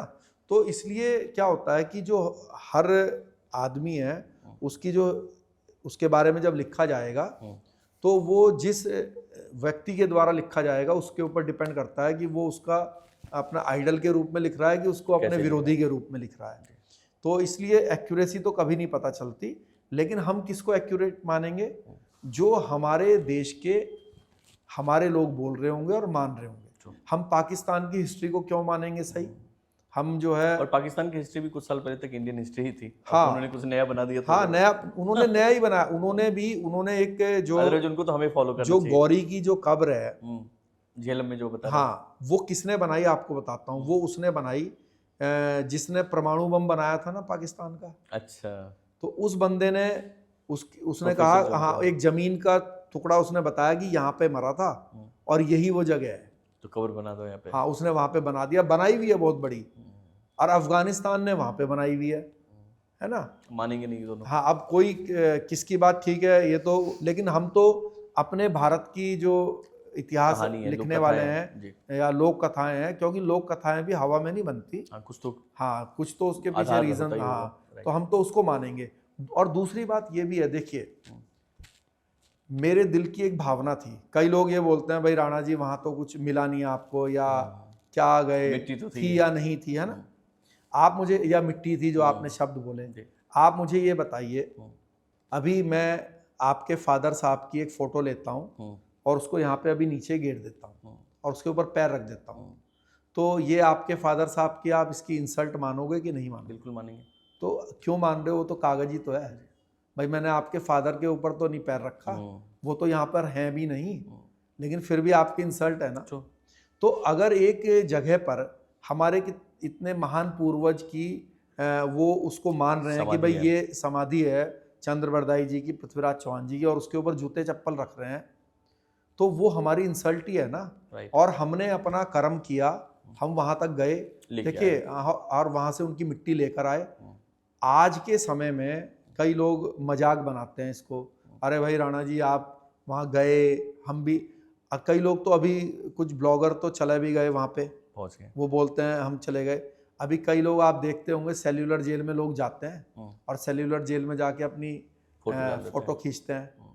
लेकिन आज से 100 साल पहले जिसको ये कहा जाता होगा कि तुम्हें सेल्यूलर जेल काला पानी भेज रहे हैं, तो उसकी टांगें कांप जाती होंगी और बीच में ही कई लोग मर जाते होंगे डर के मारे। वक्त की बात तो है। ये वक्त की बात है। किस दौर में जिस समय मैं अफगानिस्तान गया उस समय क्या कोई यूट्यूबर वहां जा सकता था? और अफगानिस्तान आप ब्लॉगर बन के नहीं गए, आप एक जेल तिहाड़ को स्किप करके गए थे। हाँ, नहीं चलिए वो तो है, वहां ब्लॉगर बन के भी संभव नहीं था तब, क्योंकि वो उस समय सिस्टम ही नहीं था। हाँ, उस समय वहां पर सबसे ज्यादा खतरा का टाइम था, क्योंकि देखिए अगर तालिबान रूल होता, जैसे अभी तालिबान रूल है तो लोग जा रहे हैं ना, तालिबान रूल है लेकिन जा रहे हैं क्योंकि डर जो है वो कम है। या फिर जब करजई साहब का रूल था, है ना, तो तब भी लोग जा सकते थे। लेकिन सबसे ज्यादा खतरा कब होता है कि जब दोनों आपस में क्लैश चल रहा हो, जब दोनों आपस में लड़ाई कर रहे हो। तो जिस समय मैं गया वहां पे तालिबान की और जो नाटो फोर्सेज हैं उनका जबरदस्त तरीके से क्लैश चल रहा था, लड़ाई चल रही थी। तो कहीं पर भी बम फूट जाता था, कहीं पर भी एक दूसरे के ऊपर गोली चला देते थे, कहीं पर भी ब्लास्ट हो जाता था। मेरे सामने, मेरे वहीं पर रहने के दौरान कई बार वहां पे ब्लास्ट हुए। अच्छा। है ना। तो इसलिए जो है तालिबानी डराने के लिए जो है दूसरे देश के लोगों को किडनैप कर लेते थे। भाई आज अगर कोई किडनैप करेगा तो तालिबान की अपनी सरकार है, वो खुद ही जूते से मारेंगे हाँ, किडनैपर को, उनको जरूरत ही नहीं है। हाँ अब नहीं है ना, आप जाओगे तो आपको नहीं कोई छेड़ेगा क्योंकि सरकार ही उनकी है। लेकिन जब मैं गया तो वो खुद ही किडनैप करते थे, दबाव डालने के ऊपर लिए नाटो के ऊपर या उस देश के ऊपर कि भाई आप अमेरिका की हेल्प मत करो। तो वो समय बड़ा अलग था। तो लोगों को इसको उस नज़रिए से भी महसूस करना चाहिए। और इसमें जो इस बात का निचोड़ है वो ये है कि इंसान की भावना होती है, मेन बात होती है इंसान की भावना क्या रही। देखो जब मैं तिहाड़ से निकला, मेरी करीब 2.25 साल से 2.5 साल की जर्नी है और मैं दूसरे देशों में भी रहा। मेरे ऊपर अंडरवर्ल्ड के अंदर नाम कमाने का, पैसा कमाने का एक पूरा क्लियर रास्ता था। लेकिन मैंने अपने एक भी दिन को, एक भी घंटे को गलत काम में नहीं लगाया। मैं सिर्फ अपने जो मेरा मिशन था कि मैं अपने पूर्वज की मिट्टी समाधि लेकर आऊं, असली नकली जैसी भी है मैंने वो किया। मैं तिहाड़ जेल से इसीलिए एस्केप हुआ, इतना रिस्क लिया। और उसको लेकर जब मेरा काम कंप्लीट हो गया तो वापस दोबारा से इंडिया आ गया, जेल में आ गया। आप यकीन नहीं करेंगे, जब मैं आया दोबारा से तो हमारे एक मतलब जब सबसे पहले दिन जब मुझे नहीं, बट आप वापस कैसे फिर सेम रास्ते से वापस आ गए? हाँ सेम रास्ते से मैं वापस आया, मतलब रास्ता थोड़ा सा चेंज हुआ। मतलब फिर मैं दुबई से पहले इंडिया इधर आया, मुंबई आया था बल्कि, तो फिर मुंबई से कोलकाता गया, फिर दोबारा से बांग्लादेश गया। और मिट्टी का क्या किया आपने? वो मैंने उनका मिट्टी का कुछ अंश तो मैंने गंगा जी में प्रवाहित किया कोलकाता में, और जो दूसरा सामान था और जो उनकी कुछ मिट्टी का हिस्सा था वो मैंने एक सामाजिक संगठन के सुपुर्द किया। तो उन लोगों ने जो है एक स्मारक के रूप में एक चबूतरा बनाया, उसमें वो सारा सामान रखा। अच्छा, कहाँ? जिला मैनपुरी में, उत्तर प्रदेश में पड़ता है एक डिस्ट्रिक्ट मैनपुरी। तो वहाँ पर ये सब चीज़ रखी गई है। और इस दौरान में जब ये काम कंप्लीट हो गया जो पृथ्वीराज चौहान जी की मिट्टी से संबंधित, तो फिर मैं बल्कि बांग्लादेश आया, फिर वहाँ से म्यांमार गया। अच्छा। हाँ, म्यांमार जाके मैं बहादुर शाह जफर जी के वापस जेल नहीं आए, वहीं से म्यांमार चले गए? हाँ, तो म्यांमार गया, फिर मैं उनकी बहादुर शाह जफर जी के उस पर गया। मैंने सोचा इनको भी खुदाई करके इनको भी ले आते हैं, आखिरी मुगल बादशाह। हाँ, इनकी इच्छा थी कि भाई असल में वो भी क्या, देखो फ्रीडम फाइटर थे, 1857 की क्रांति के मेन व्यक्ति थे। तो मैंने सोचा भाई इनको भी, इनकी इच्छा है कि भाई भारत में इनकी कब्र बने। शायरी तो इतनी फेमस हाँ, है। तो लेकिन क्या हुआ कि जब मैंने देखा कि उनको बड़े सम्मान के साथ और बड़े अच्छे से उनकी देखभाल रखी, हाँ रख रखाव बहुत अच्छे से है, तो फिर मैंने उसको गैर वाजिब समझा कि मैं इसकी खुदाई करूं। उल्टा वो मेरे खोदने से और ख़राब ही हो जाती। तो फिर मैंने वो प्लान जो है वो कैंसिल किया और फिर मैं वापस आया। और वापस आके मैंने सरेंडर कम अरेस्टिंग मेरी हुई, है ना। और फिर मुझे वापस दिल्ली लेकर गए। पे सरेंडर किया आपने? कोलकाता के अंदर किया। अच्छा, आके सरेंडर? हाँ, फिर पुलिस ने मेरे को दिल्ली से अरेस्ट दिखाया। बड़ी पूरा 2-2.5 साल का प्रक्रिया रहा। हाँ, ये करीब 2.25 साल 2.5 साल का वो है पूरा जर्नी जो है। हाँ जी, ये 2.25 साल की है। ये 17 फरवरी 2004 से और 2006 अप्रैल तक है। एक क्वेश्चन बचता है इसमें है कि आपने इतनी जर्नी की, बांग्लादेश रहे, दुबई गए, अफगानिस्तान गए, अफगानी लोग कैसे लगे आपको? क्योंकि आपने काफ़ी टाइम बिताया वहाँ पे। देखो अफगानी लोग बहुत अच्छे हैं, दिल के अच्छे हैं, साफ़ हैं। जब मैं था करप्शन वहाँ पे चरम सीमा पर था। अच्छा। हाँ, बहुत करप्शन था, गरीबी के कारण भी। हाँ, गरीबी के कारण भी। और जहाँ पर क्या होता है, राजनीतिक स्थिरता नहीं होती। हर व्यक्ति ये सोचता है कि बस किसी भी तरीके से पैसे बना लो, कभी भी ज़रूरत पड़ सकती है, कभी भागना भी पड़ सकता है दूसरे देश में। तो करप्शन चरम पे था। और इंडिया के प्रति अलग अलग एरिया में अलग अलग भावना थी। अच्छा। जैसे फॉर एग्जांपल जो काबुल के जो लोग हैं वो इंडियंस को बहुत पसंद करते हैं। जो आपके गजनी के शहर के लोग हैं वो भी इंडियंस को पसंद करते हैं। लेकिन जो कंधार के जो लोग हैं और जो हेरात इसके ग्रामीण इलाकों के जो लोग हैं, इसके गजनी के पास के, वो लोग इंडिया को पसंद नहीं करते। क्योंकि क्या है, वो पाकिस्तान को, सपोर्ट पाकिस्तानियों के सपोर्टर हैं, उनको ज़्यादा पसंद करते समझ हैं। तो अलग अलग एरिया के अलग अलग फीलिंग्स के बाकी ओवरऑल हैं। लोग हाँ अच्छे हैं। हाँ हाँ, क्योंकि इसका रीज़न है ना, एक्चुअली क्या है, वो तो अलग अलग कबीला, कबीले हैं, समझ गए, हाँ, बिल्कुल आपने तो बोला किसी ही। कबीले का थोड़ा अच्छा वो है इंडिया के प्रति, किसी का थोड़ा कम है। काबुल के अंदर जाएंगे तो इंदिरा गांधी जी ने वहाँ पे बहुत काम करा रखे। अच्छा। जो सबसे बड़ा हॉस्पिटल है हम्म, वो इंदिरा गांधी जी ने बनवाया था वहाँ पे, कब 80s में 70s में, हम्म, है ना। बहुत काम किया हुआ इंडियन गवर्नमेंट ने वहाँ पे अफगानिस्तान के अंदर। समझ मतलब काबुल के अंदर तो आप समझो कि करीब करीब सारी जो बिल्डिंग्स थी, चाहे वो हॉस्पिटल हो या कोई भी ठीक इंडियन ठाक गवर्नमेंट चीज़ की हो, बनी हुई थी। वो इंदिरा गांधी जी ने अपने टाइम पे बनवाई थी, इंडियन गवर्नमेंट ने बनवाई थी। तो अफगानिस्तान से वापसी हो गई आपकी इस टूर से, मतलब मैं सोचता हूँ कभी कभी कि एक फिल्म की तरह ही आपकी पूरी कहानी लग रही है। मुझे एक पर्सनल इसमें कनेक्शन जो मैंने वाकया देखा है कि अफगानिस्तान का मैंने एक बार वीज़ा लिया। वहाँ की गवर्नमेंट जब इससे पहले वाली जो गवर्नमेंट थी उन्होंने मुझे बुलाया था कि आप आएँ और यहाँ के इंफॉर्मेशन ब्रॉडकास्टिंग मिनिस्ट्री के लिए कुछ वीडियो बनाने थी, फिल्म बनानी थी। मेरा जाना नहीं हो पाया, लास्ट मिनट पे वो प्लान कैंसिल हो गया और मैं गया नहीं। बट जब जब भी मैं इंडिया से बाहर फ्लाई करता हूँ तो लोग जरूर पूछते हैं एक बार वहाँ पे इमिग्रेशन में कि भाई अफगानिस्तान। मैं उनको बताता हूँ भाई ये एंट्री एग्जिट नहीं है, मैं खाली वीज़ा लगा हुआ है। हाँ। बट फिर भी एक बार सवाल आता है और आपने तो मतलब पता नहीं कैसे उस समय। हाँ नहीं, अफगानिस्तान का नाम जो है समझिए कि एक टेरर के रूप में लोग इमेजिनेशन करते हैं। बाकी तो देखो उसका जो अगर हम इतिहास देखेंगे तो रहा तो ऐसा ही है हाँ बिल्कुल। ना। तो इसलिए क्योंकि हमेशा टेररिस्ट एक्टिविटीज से जुड़ा हुआ है या फिर ड्रग स्मगलिंग से राइट। नहीं मैं तो जुड़ा हुआ रहा। तब बोल रहा हूँ कि जब जब वहाँ पे यूएस नाटो वहाँ पे अवेलेबल थी, सरकार उनके मन मुताबिक की थी, तब की बात कर रहा हूँ। तब भी डाउट करते थे लोग कि अफगानिस्तान क्यों जाना आपको। हाँ, किस जो काम से आपने आपका जो ये जो आपने भावना है ना आपकी है, जी। मतलब ऑफिसर्स की जो भावना है, हम्म, जब मैं यहाँ पे मुंबई आया वीज़ा लेने के लिए तो मुझे ये समझ नहीं आ रहा था कि यार ये जब मैं वीज़ा काउंसलर के पास जाऊँगा तो मैं क्यों क्या कहूँगा कि भाई मुझे अफ़गानिस्तान जाना है, क्यों जाना है। हाँ क्यों जाना है। तो ये जो माइंडसेट है ना कि भाई वहाँ का वीज़ा देखकर पासपोर्ट पे हर आदमी मतलब सवाल करता है, डर जाता है। तो यही क्लिक किया मेरे माइंड में और वीज़ा लेने में यही लाइन मेरे सहयोगी बनी। क्या हुआ कि मतलब ईश्वर ने आइडिया दे दिया। जी। तो क्या हुआ, मैंने सुबह जो एप्लीकेशन लगाई और पासपोर्ट जमा कर दिया। अब मैंने बार बार मेरा मन ये बोल रहा कि भाई ये अंदर पूछेंगे कि भाई क्यों जाना है, तो क्या जवाब दूंगा। तो क्या हुआ कि बाहर कुछ लोग बैठे हुए थे। तो जब जैसे आप बता रहे ना कि आदमी इंक्वायरी करने लगता है, तो वो जो बाहर ऐसे ही बैठे हुए थे ना, मोटरसाइकिल पे बैठे थे एक दो लोग और एक दो लोग खड़े हुए थे, तो वो मेरे से इंक्वायरीज ही करने लगे, भाई वहाँ क्यों जाना है, इतना खतरा है, और एक दूसरी निगाह से देखने लगे। तो क्या हुआ कि वही मैंने वीज़ा काउंसलर सर को बताया, थोप दिया।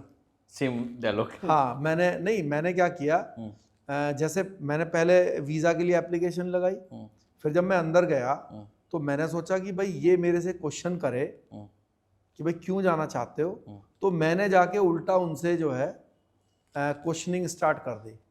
मैं उनको नमस्ते किया, बैठा उनके पास।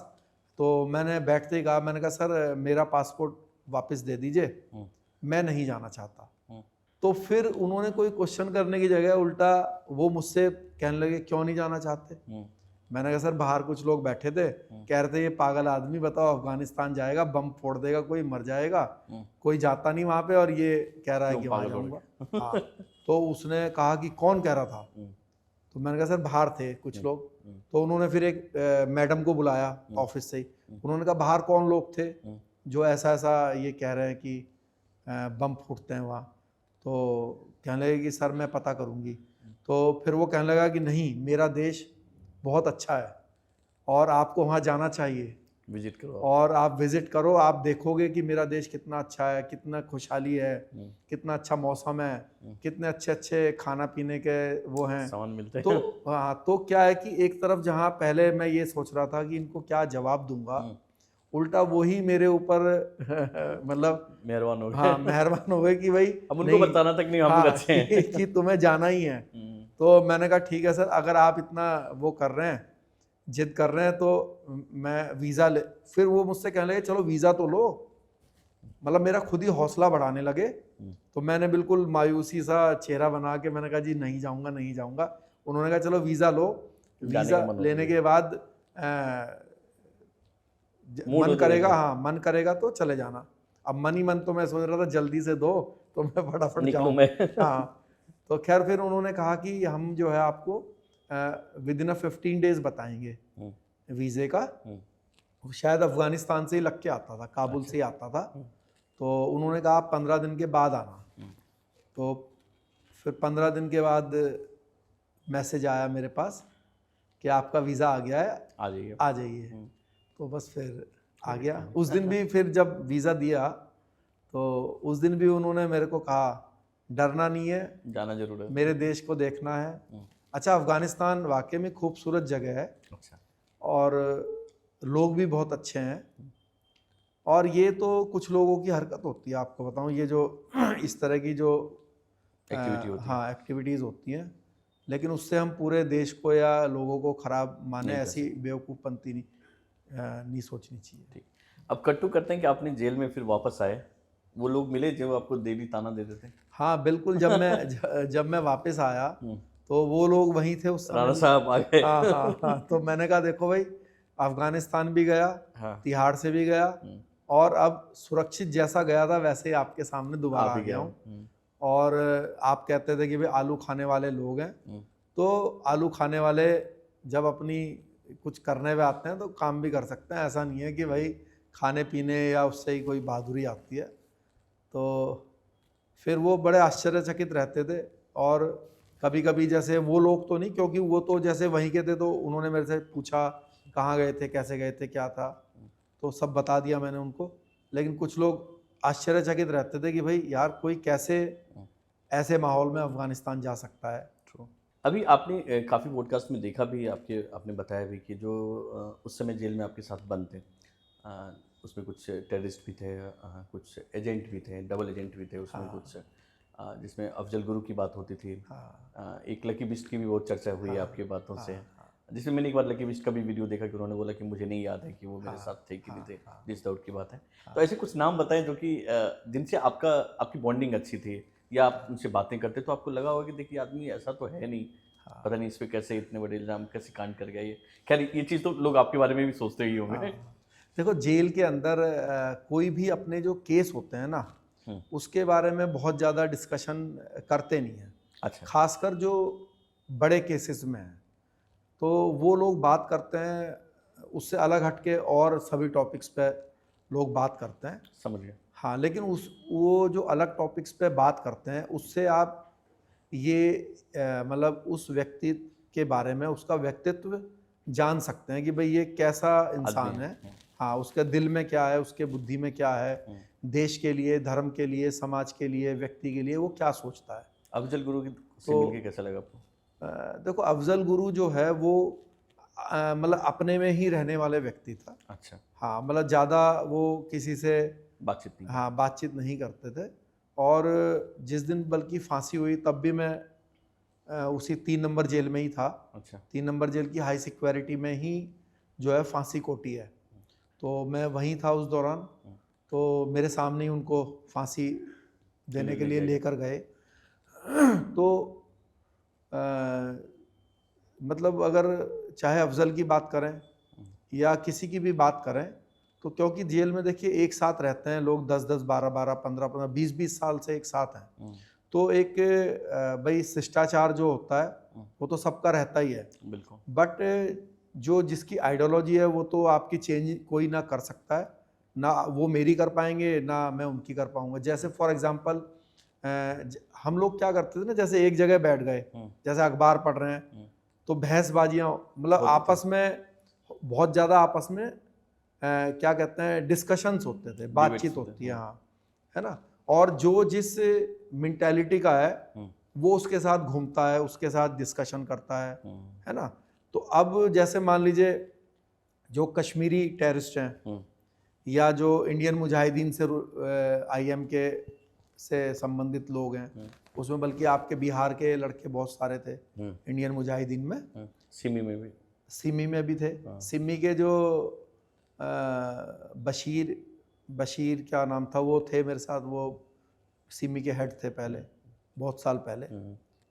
बशीर अहमद पता नहीं क्या नाम था, अब्दुल बशीर या कुछ ऐसे नाम था। अच्छा। तो ये लोग सब तो अलग अलग मेंटालिटी के लोग हैं।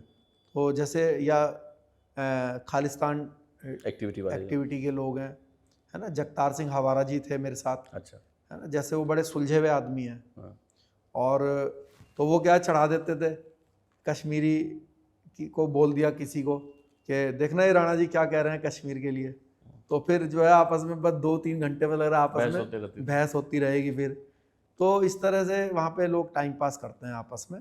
बाकी मैं तो बुक्स भी बहुत पढ़ता था। मैंने तो तिहाड़ जेल की जितनी भी बुक्स थी सब पढ़ डाली। और धार्मिक किताबें भी, जैसे भागवत गीता है, 2-3 बार मैंने उसको पूरा पढ़ा वहाँ पे। अच्छा। है ना। तो हर तरह की बुक्स, और फिर डिस्कशन करते थे। एक दिन ये जब राम मंदिर का जब फैसला आया निचली अदालत से, तो क्या हुआ कि मैंने लड्डू मंगाए और मैंने कहा भाई लड्डू खाओ। तो जैसे कुछ लोगों ने नहीं लिए, तो फिर जो है शाम को बहस चालू हो गई, भाई राणा जी ये बात तो ठीक नहीं है, बाबरी मस्जिद टूटी तो आपने जो है उस पर ये मंदिर का फैसला आया, कोर्ट ने ये फैसला ठीक नहीं दिया। तो जैसे फिर डिस्कशन, मैंने कहा कि भाई एक बात बताइए कि जो हिंदू रिलीजन है, आप खुद बोलते हो कि ये हिंदू जो है वो बुत पूजा करते हैं, मतलब हिंदू रिलीजन में जो स्थान है उसी की पूजा है, उसकी पूजा है। और जो इस्लाम है उसमें स्थान की पूजा नहीं है ना। उसमें तो जो मस्जिद है, मस्जिद को वो एक बिल्डिंग के रूप में मानते हो आप खुद ही स्वीकार कर रहे कि मस्जिद जो है सिर्फ एक बिल्डिंग है जिसमें हम बैठकर सिर्फ ऊपर वाले को याद कर रहे हैं। हाँ, तो आपको उस स्थान की तो कोई महत्व नहीं है ना। जैसे तो मैंने कहा कि भाई कोर्ट ने आपको वहां से 5 या 10 किलोमीटर की दूरी पे स्थान दे दिया, मस्जिद जो है उधर बना लो। लेकिन हिंदू तो स्थान की पूजा करते हैं, तो हमारे लिए तो वो स्थान जो है वो महत्वपूर्ण है। आप 10 किलोमीटर दूर भी वैसे ही नमाज पढ़ लोगे, तो इसमें लड़ाई करने की आपस में या इतना झंझट करने की जरूरत ही नहीं होनी चाहिए थी कि कोर्ट को बीच में, जो हमारे मुस्लिम भाई हैं तो उनको खुद ही इसमें आगे आके बोलना चाहिए था कि ठीक है भाई, हम तो स्थान तो हमारे लिए महत्वपूर्ण नहीं है, उतनी बड़ी मस्जिद आप हमें कहीं और बना के दे दो, हम वहाँ पे पढ़ लेंगे। हाँ, तो कई लोगों ने इस बात को सही भी बोला, भाई बात तो सही है राणा जी की, लेकिन कई लोगों को जिन्होंने नहीं माननी वो लोग नहीं मान रहे थे। तो इस तरह के अनेक प्रकार के, जैसे कश्मीरी जो है मूवमेंट के लिए बात करते थे, वो कभी कभी मैं देखता रहता था, मुस्कुराते थे।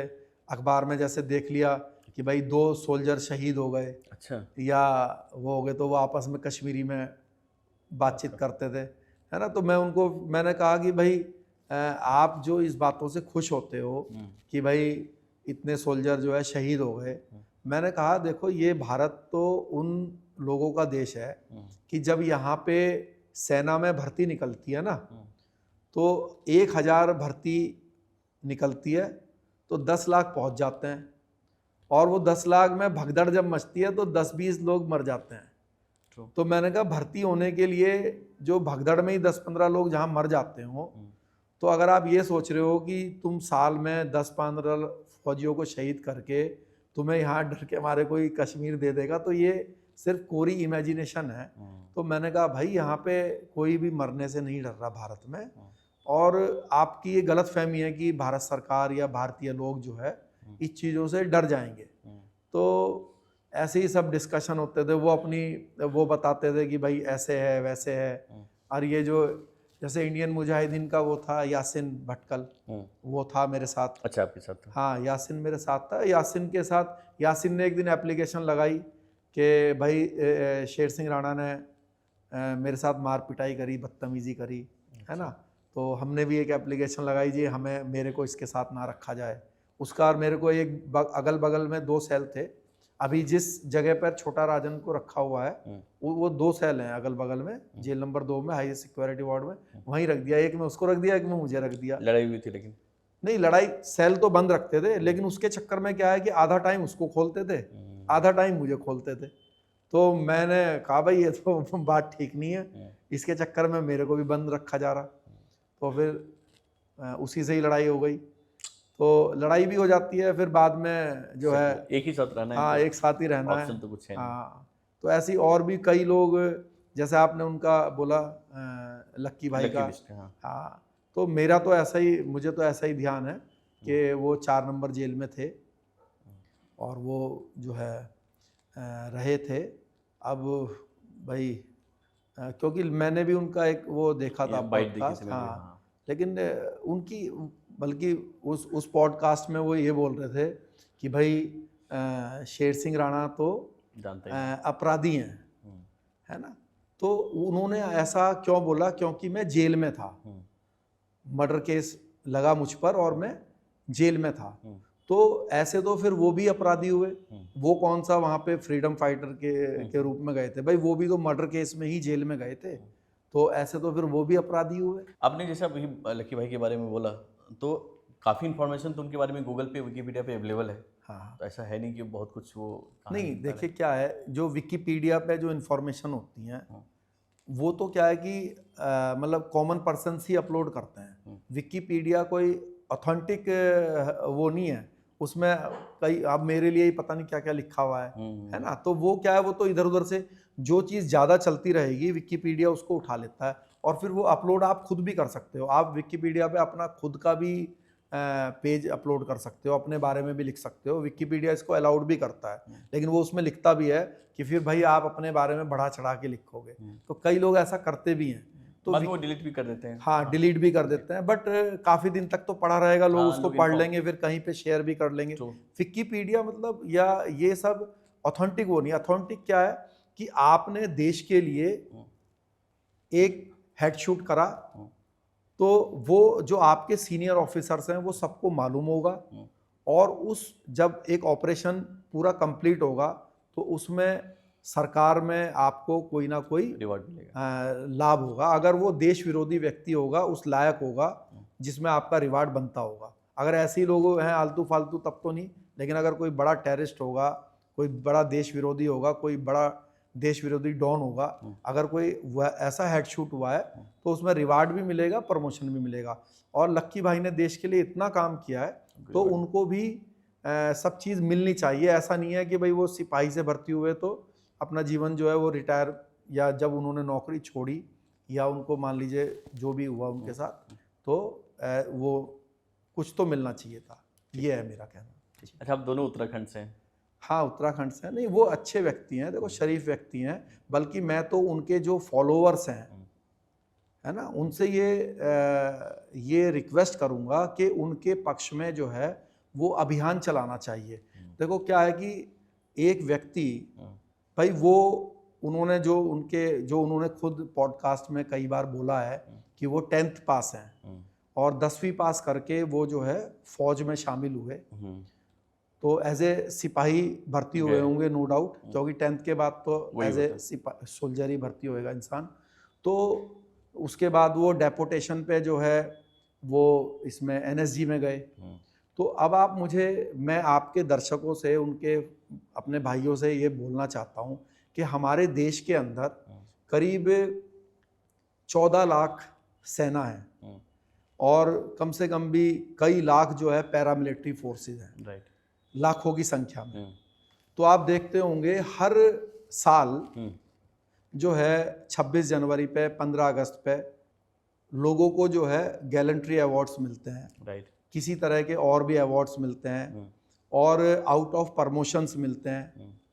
तो अगर आपने एक भी ऑपरेशन किया है, अगर आपके गोली से एक भी कोई देश विरोधी व्यक्ति मरा है, तो उन लोगों को सरकार जो है आउट ऑफ प्रमोशन देती है और उनको जो है कई तरह से पुरस्कृत करती है। सिर्फ हमारे लक्की भाई ऐसे हैं जिन्होंने 100 से ज़्यादा देश विरोधी लोगों को किलिंग करी है, जैसा कि वो बोलते हैं। लेकिन हमारे भाई सिपाही से भर्ती हुआ और सिपाही के रूप में ही नौकरी ख़त्म हो गई, तो एक भी प्रमोशन नहीं मिला, एक भी गैलेंट्री अवार्ड नहीं मिला।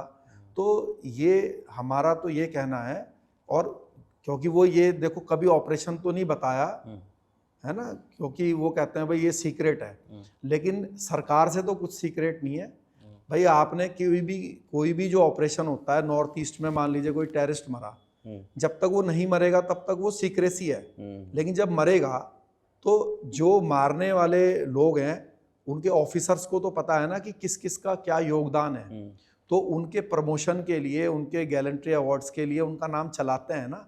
तभी तो आप देखते हो कि भाई कश्मीर में फला फला टेररिस्ट को इस सोल्जर ने मारा, इसने मारा, इसलिए प्रमित चक्र सब मिलते ही हैं। हाँ, नहीं उनको तो पता ही है ना भाई। ठीक है, आम आदमी को आप डिस्क्लोज नहीं कर सकते, नहीं बता सकते, लेकिन तो पता है। आप ये बताओ कि लाखों सेना होने के बाद जो लोगों को गैलेंट्री अवार्ड मिल रहे हैं, तो क्यों मिल रहे हैं? अभी कोई भारत पाकिस्तान युद्ध तो हो नहीं रहा, सिर्फ इसीलिए मिल रहे हैं कि उन्होंने कोई देश विरोधी व्यक्ति को अपनी गोली से मारा है, किसी कश्मीरी टेररिस्ट को, किसी नक्सली को, चाहे वो एज ए पुलिसमैन मारा हो, एज ए पैरामिलिट्री फोर्स मारा हो, चाहे एज ए आर्मी पर्सन मारा हो। बट इनका कहना है कि मैं सीक्रेट एजेंट था और नहीं, लॉ में था, तो आप मुझे बताइए, सर्विस ओपन नहीं होती। हाँ, सर्विस आम आदमी से ओपन नहीं होगी। जो अभी रॉ में नौकरी कर रहे हैं उनको कोई इस तरह के वॉलंटियर को अवार्ड नहीं, मतलब इस तरह हाँ, लेकिन प्रमोशन तो मिलते हैं। देखिए क्या है कि पहली बात तो ये है कि अगर मैं उन्हीं की बात करूं, वैसे करने की कोई जरूरत नहीं है, लेकिन फिर भी एक सेकंड की मैं जो बात रखना चाहता हूं वो ये है कि रॉ के अंदर आप डेपुटेशन पे गए, आप चाहे पुलिस से गए, आप चाहे आर्मी से गए, तो जब आपने वहां पर उस एजेंसी के लिए 100 लोगों को मार दिया, तो ठीक है, वो आपको उस रूप में पुरस्कृत नहीं कर पा रहे, लेकिन जब आप अपने मेन कैडर में वापस आओगे तो वहां तो आपको प्रमोशन देंगे ना। मेरे ऐसे कुछ लोग जानने वाले हैं जो as a police officer deputation पे गए वहां पे, लेकिन जब वो वापस अपने पुलिस की नौकरी में आए तो वहां पर उनको जो है रिवार्ड मिला। वहां पे उनको उस कार्य की वजह से जो उन्होंने वहां पे डेपुटेशन पे किए, तो उसकी गुड वर्क की वजह से इनको यहाँ पे प्रमोशन भी मिला, अच्छी जगह पर पोस्टिंग मिली, ठीक है नहीं। तो भाई सरकार के लिए अगर आपने एक गोली भी, एक हेड शूट भी करा है, आपको मिलना तो चाहिए। आपको मिलना चाहिए ना। तो मैं अपने लक्की भाई का मैं प्रशंसक हूँ, मैं उनका वेल विशर हूँ। तो हमारे भाई ने अगर मान लीजिए 100 से ज़्यादा लोगों को, देश विरोधी लोगों को मारा है अपनी गोली से, भाई सरकारी गोली से ही तो मरा है ना बंदा। तो ऐसा तो था नहीं कि भाई वो अपने मनमर्जी से हथियार उठाते थे सरकारी और जाके गोली मार देते थे। वो तो पूरा ऑपरेशन चलता होगा ना, उसमें अकेला तो कोई रहा नहीं होगा, किसी ने कहा भी होगा कि उसको मारो। भाई आप तो पूरी टीम होगी, प्लानिंग होगी, ऐसे नहीं भाई, एक सिपाही हैं तो उनसे बड़ा हवलदार है, फिर बड़ी बड़ी रैंक है ना उनसे, तो कोई डिसाइड करेगा ना, तो उसको पता है ना इस व्यक्ति ने देश के लिए काम किया, तो फिर उसका रिवार्ड के लिए नाम चलाएगा ना। चाहे आप एजेंसी में भी क्यों ना जाएं, एजेंसी में भी तो प्रमोशन होते हैं अगर आपने देश के लिए कोई अच्छा काम किया। तो मैं ये चाहूँगा कि हमारे भाई को उनके किए का जो है रिवार्ड मिलना चाहिए। भाई ये तो असलियत में तो मिलते ही हैं हर साल। अभी 26 जनवरी आ गई है, तो आपको क्या लगता है कि उनकी कहानी, मतलब वैसे मैं एक पॉडकास्ट में देख रहा था, कोई रॉ के पूर्व ऑफिसर आए थे, उनसे भी सेम सवाल हुआ था जैसे मैं आपसे पूछा, तो उन्होंने बोला कि देखो भाई, अब आप बाहर जाके, एजेंसी से बाहर जाके कोई क्या कहानी बता रहा है, कोई उसमें हम उसको कभी भी ना सही बोलते हैं ना गलत बोलते हैं, उसको जो कहानी सुनानी नहीं। देखिए क्या है कि जो वो ऑफिसर थे, एक्चुअली उनकी जो बात है वो क्या बोलना चाह रहे हैं, पहले उस बात को हमें समझना चाहिए। वो क्या बोलना चाह रहे हैं ऑफिसर, वो ये बताना चाह रहे हैं कि रॉ में 2 तरह के लोग काम करते हैं। एक करते हैं जो सरकारी कर्मचारी हैं, जिनको सरकार जो है वो सैलरी देती है, जॉब पे जो है, हाँ, जो जॉब पे हैं, जो सरकारी 9 to 5 जॉब पे जो आते हैं, हाँ ठीक है जी, नहीं चाहे वो 24/7 आवर्स की जॉब करें, लेकिन वो सरकार उनको तनख्वाह देती है। जिस दिन वो छुट्टी भी लेंगे उस दिन की भी उनको तनख्वाह मिलेगी, और जब रिटायर हो जाएंगे तो उनको पेंशन मिलेगी। एक तो है ये वैरायटी। दूसरा है कि आप अलग किसी सरकारी नौकरी में हो, आर्मी में हो, पुलिस में हो, और आप 5 साल के लिए, 3 साल के लिए डेपुटेशन पे चले गए, तो अपनी 5 साल की आपने सर्विस दी और वापस अपने कैडर में आ गए। जैसे आप दिल्ली पुलिस में हैं और आप 5 साल के लिए उधर गए और फिर वापस दिल्ली पुलिस में आ गए, ठीक है जी। और एक तीसरी वैरायटी है, तीसरी वैरायटी है आप में आम आदमी। क्योंकि बहुत सारे ऑपरेशन ऐसे होते हैं जिसमें जो है एक आम आदमी जिसका सरकार से तनख्वाह से कोई लेना देना नहीं है, फिर वो क्या काम करता है, उसको बोलते हैं रॉ एजेंट। एजेंट वो एक्चुअली, ये जो दो लोग हैं ये रॉ एजेंट नहीं है, जॉब वाले हैं। हाँ जॉब वाले रॉ एजेंट नहीं है। रॉ एजेंट कौन हुआ, जो कि एक एजेंट है, वो पर्टिकुलर मिशन के लिए उसको रखा आपने। जैसे मान लीजिए आपने दाऊद के बावर्ची को रॉ एजेंट बना लिया, तो आपने जब तक उसको जरूरत पड़ी, हो सकता है एक मुश्त आपने कहा ले 10 लाख रुपए ले ले काम कर और फोटो ला के दे दे, तो वो एजेंट हुआ ना। तो वो सरकार के प्रति वो भी जवाबदेही नहीं है। या ये किसी आम आदमी को अपनी बावर्ची वहाँ प्लांट किया, हाँ, या आपने आम आदमी को वहां पे प्लांट बावर्ची किया, प्लांट हाँ कर दिया, है ना। जैसे मान लीजिए सरबजीत था, वो सरकारी कर्मचारी नहीं था, लेकिन उसको पाकिस्तान की जेल में रखा गया एज ए रॉ एजेंट। तो पाकिस्तान बॉर्डर पे आपको बता दूं, ऐसे बहुत सारे लोग हैं जो सरकारी कर्मचारी नहीं है और वो एक तरीके से एजेंसी के लिए डबल एजेंट भी होते हैं बहुत सारे। हाँ, डबल एजेंट भी होते इधर हैं, के लिए भी काम कर रहे हैं, हाँ उधर के लिए भी हाँ काम कर हाँ, रहे तो वो काम करते हैं ना। जैसे कई लोग स्मगलर हैं पंजाब बॉर्डर पे, तो वो लोग ड्रग्स की, हथियारों की स्मगलिंग करते हैं, तो वो रॉ के लिए भी काम करते हैं, आईएसआई के लिए भी। लेकिन ये समझा देते हैं भाई तुम्हारा काम तभी चलने देगा जब हमें इन्फॉर्मेशन दोगे, या कोई गलत आदमी आए तो हमें बता देना, जैसे छोटा राजन के केस में इन लोगों ने हाँ किया था। हाँ, है ना। तो ये होते हैं एजेंट। तो अब जो लक्की भाई हैं हमारे, वो तो इस तरह के थे नहीं, क्योंकि वो तो सरकारी कर्मचारी थे, तभी तो एनएसजी की ड्रेस पहनी हुई थी। तो वो गए अपने मूल कैडर से डेपुटेशन पे।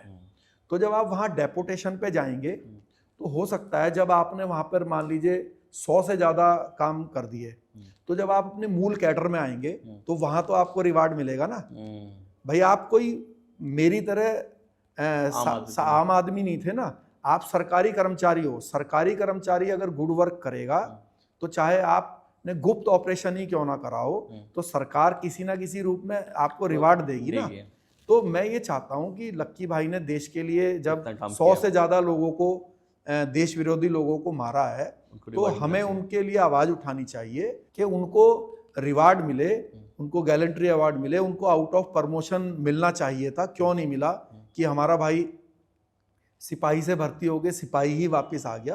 तो ये मैं अपने बोलना चाहता हूँ, मुद्दा ये उठाना। हाँ, मतलब ये, और ये कोई वो नहीं है, मतलब ये तो एक प्रैक्टिकल और जनरल बात है भाई। हमारे लाखों सैनिक हैं, उनमें से कुछ लोगों को हर साल 26 जनवरी 15 अगस्त पे अवार्ड्स देते हैं।